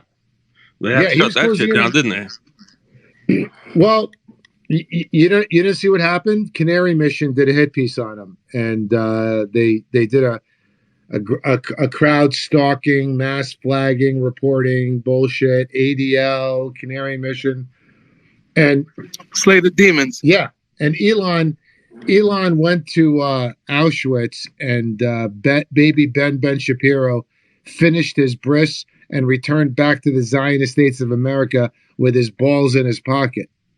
Mm. A gelding, a neutered eunuch. First, he returned with the dog tag when he won. That's the first trip. Robert Tate, hello.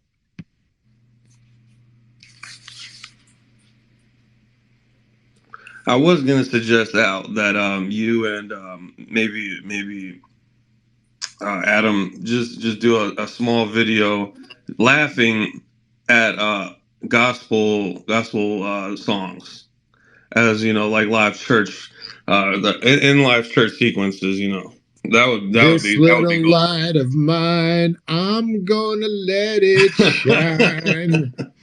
This little light of mine, I'm gonna let it shine. Because Adam has the serious like vibe about it, but it's still funny when he like repeats the ridiculousness of it when you just listen to it.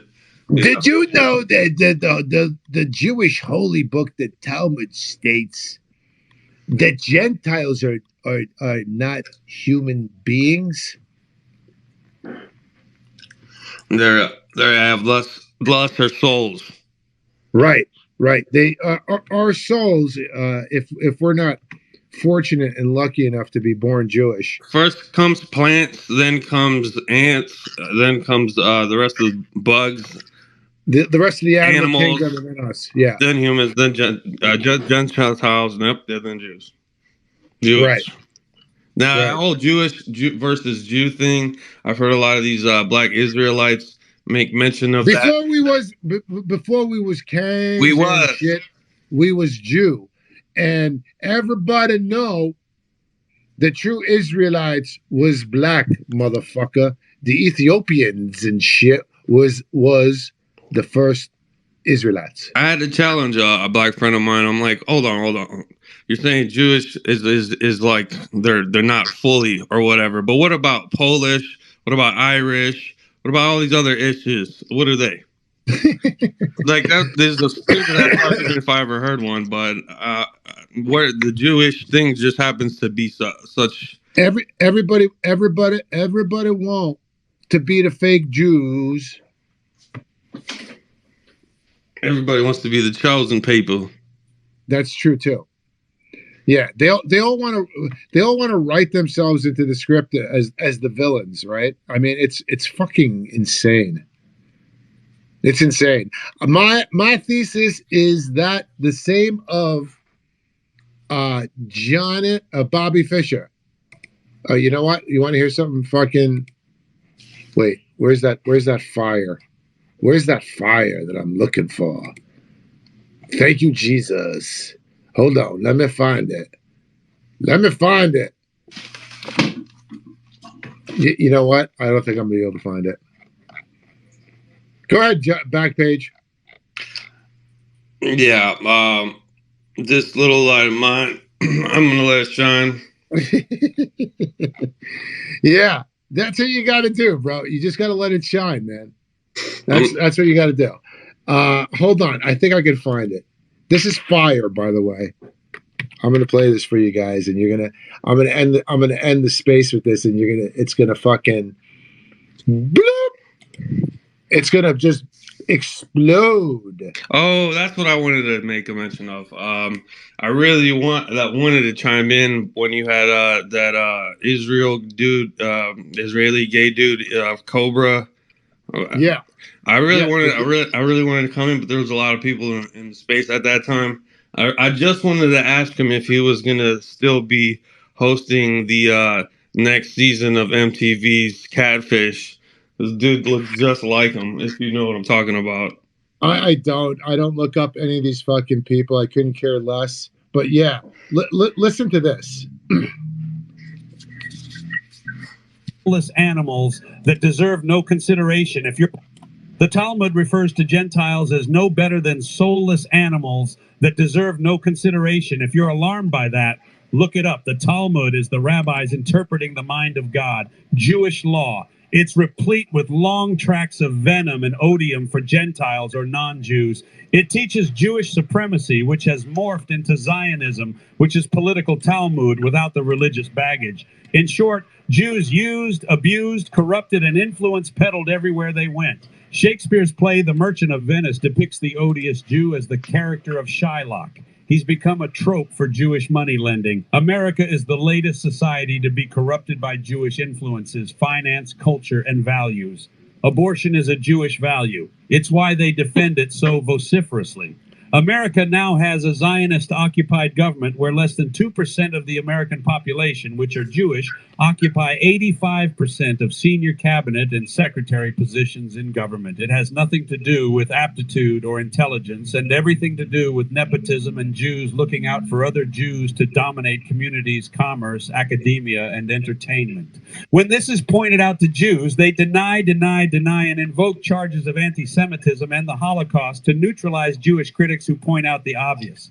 The standard Jewish comeback is that it's all a coincidence, and correlation does not mean causation. Even if you point out that the Ivy League schools largely have Jewish presidents, chancellors, or principals, and therefore the majority of admissions are Jewish, they deny it. It's gaslighting. All in your anti-Semitic imagination, despite the facts. It's the ire of communities that eventually have enough of predatory Jewish nature and kick them out. Every major Jewish holiday is about killing and the slaughter of non-Jews. They celebrate death, whereas Christians and even Muslims celebrate life. And herein is the #1 reason why Jews have been expelled over and over for over 2,000 years. The relentless slaughter of civilians in Gaza is Jewish natural behavior. Vengeance is a Jewish trait. The Talmud is full of it. This time, the world will tire of the Jewish menace and seek a permanent... Well, before he fed posts, I cut him off. But up until that point, it's just fire, right? Just boom, boom, boom. And, you know, he's racist. More and more, huh? He's racist. I'm joking. You think so? How can you not be racist against a race that claims to be from the desert that looks like they're from Europe? How can you not be racist against racists? Yeah, it's like, you know, instead of making it a race to the bottom, we don't swim in that fucking cesspool. We you know, fuck off. Take the high road, man. I don't. This theology, how it's manifested into the world, how it's practiced in Israel, it's so repugnant to me. I gag. I want to throw up. I want nothing to do with this. So why would I possibly espouse any of that kind of thing? You know, this is what is important and how we differentiate ourselves from the enemies of humanity. We're not looking to be the aggressor. We're not looking to rule. We just want to live our lives free from this malevolent encumbrance. That's it. That's it. Period. Full stop. I appreciate you guys. I'll see you guys probably Monday for another week. We'll see how many I can do next week. And we'll go from there. Everyone enjoy the rest of your weekend. Truthers united will never be defeated or divided. Kick ass.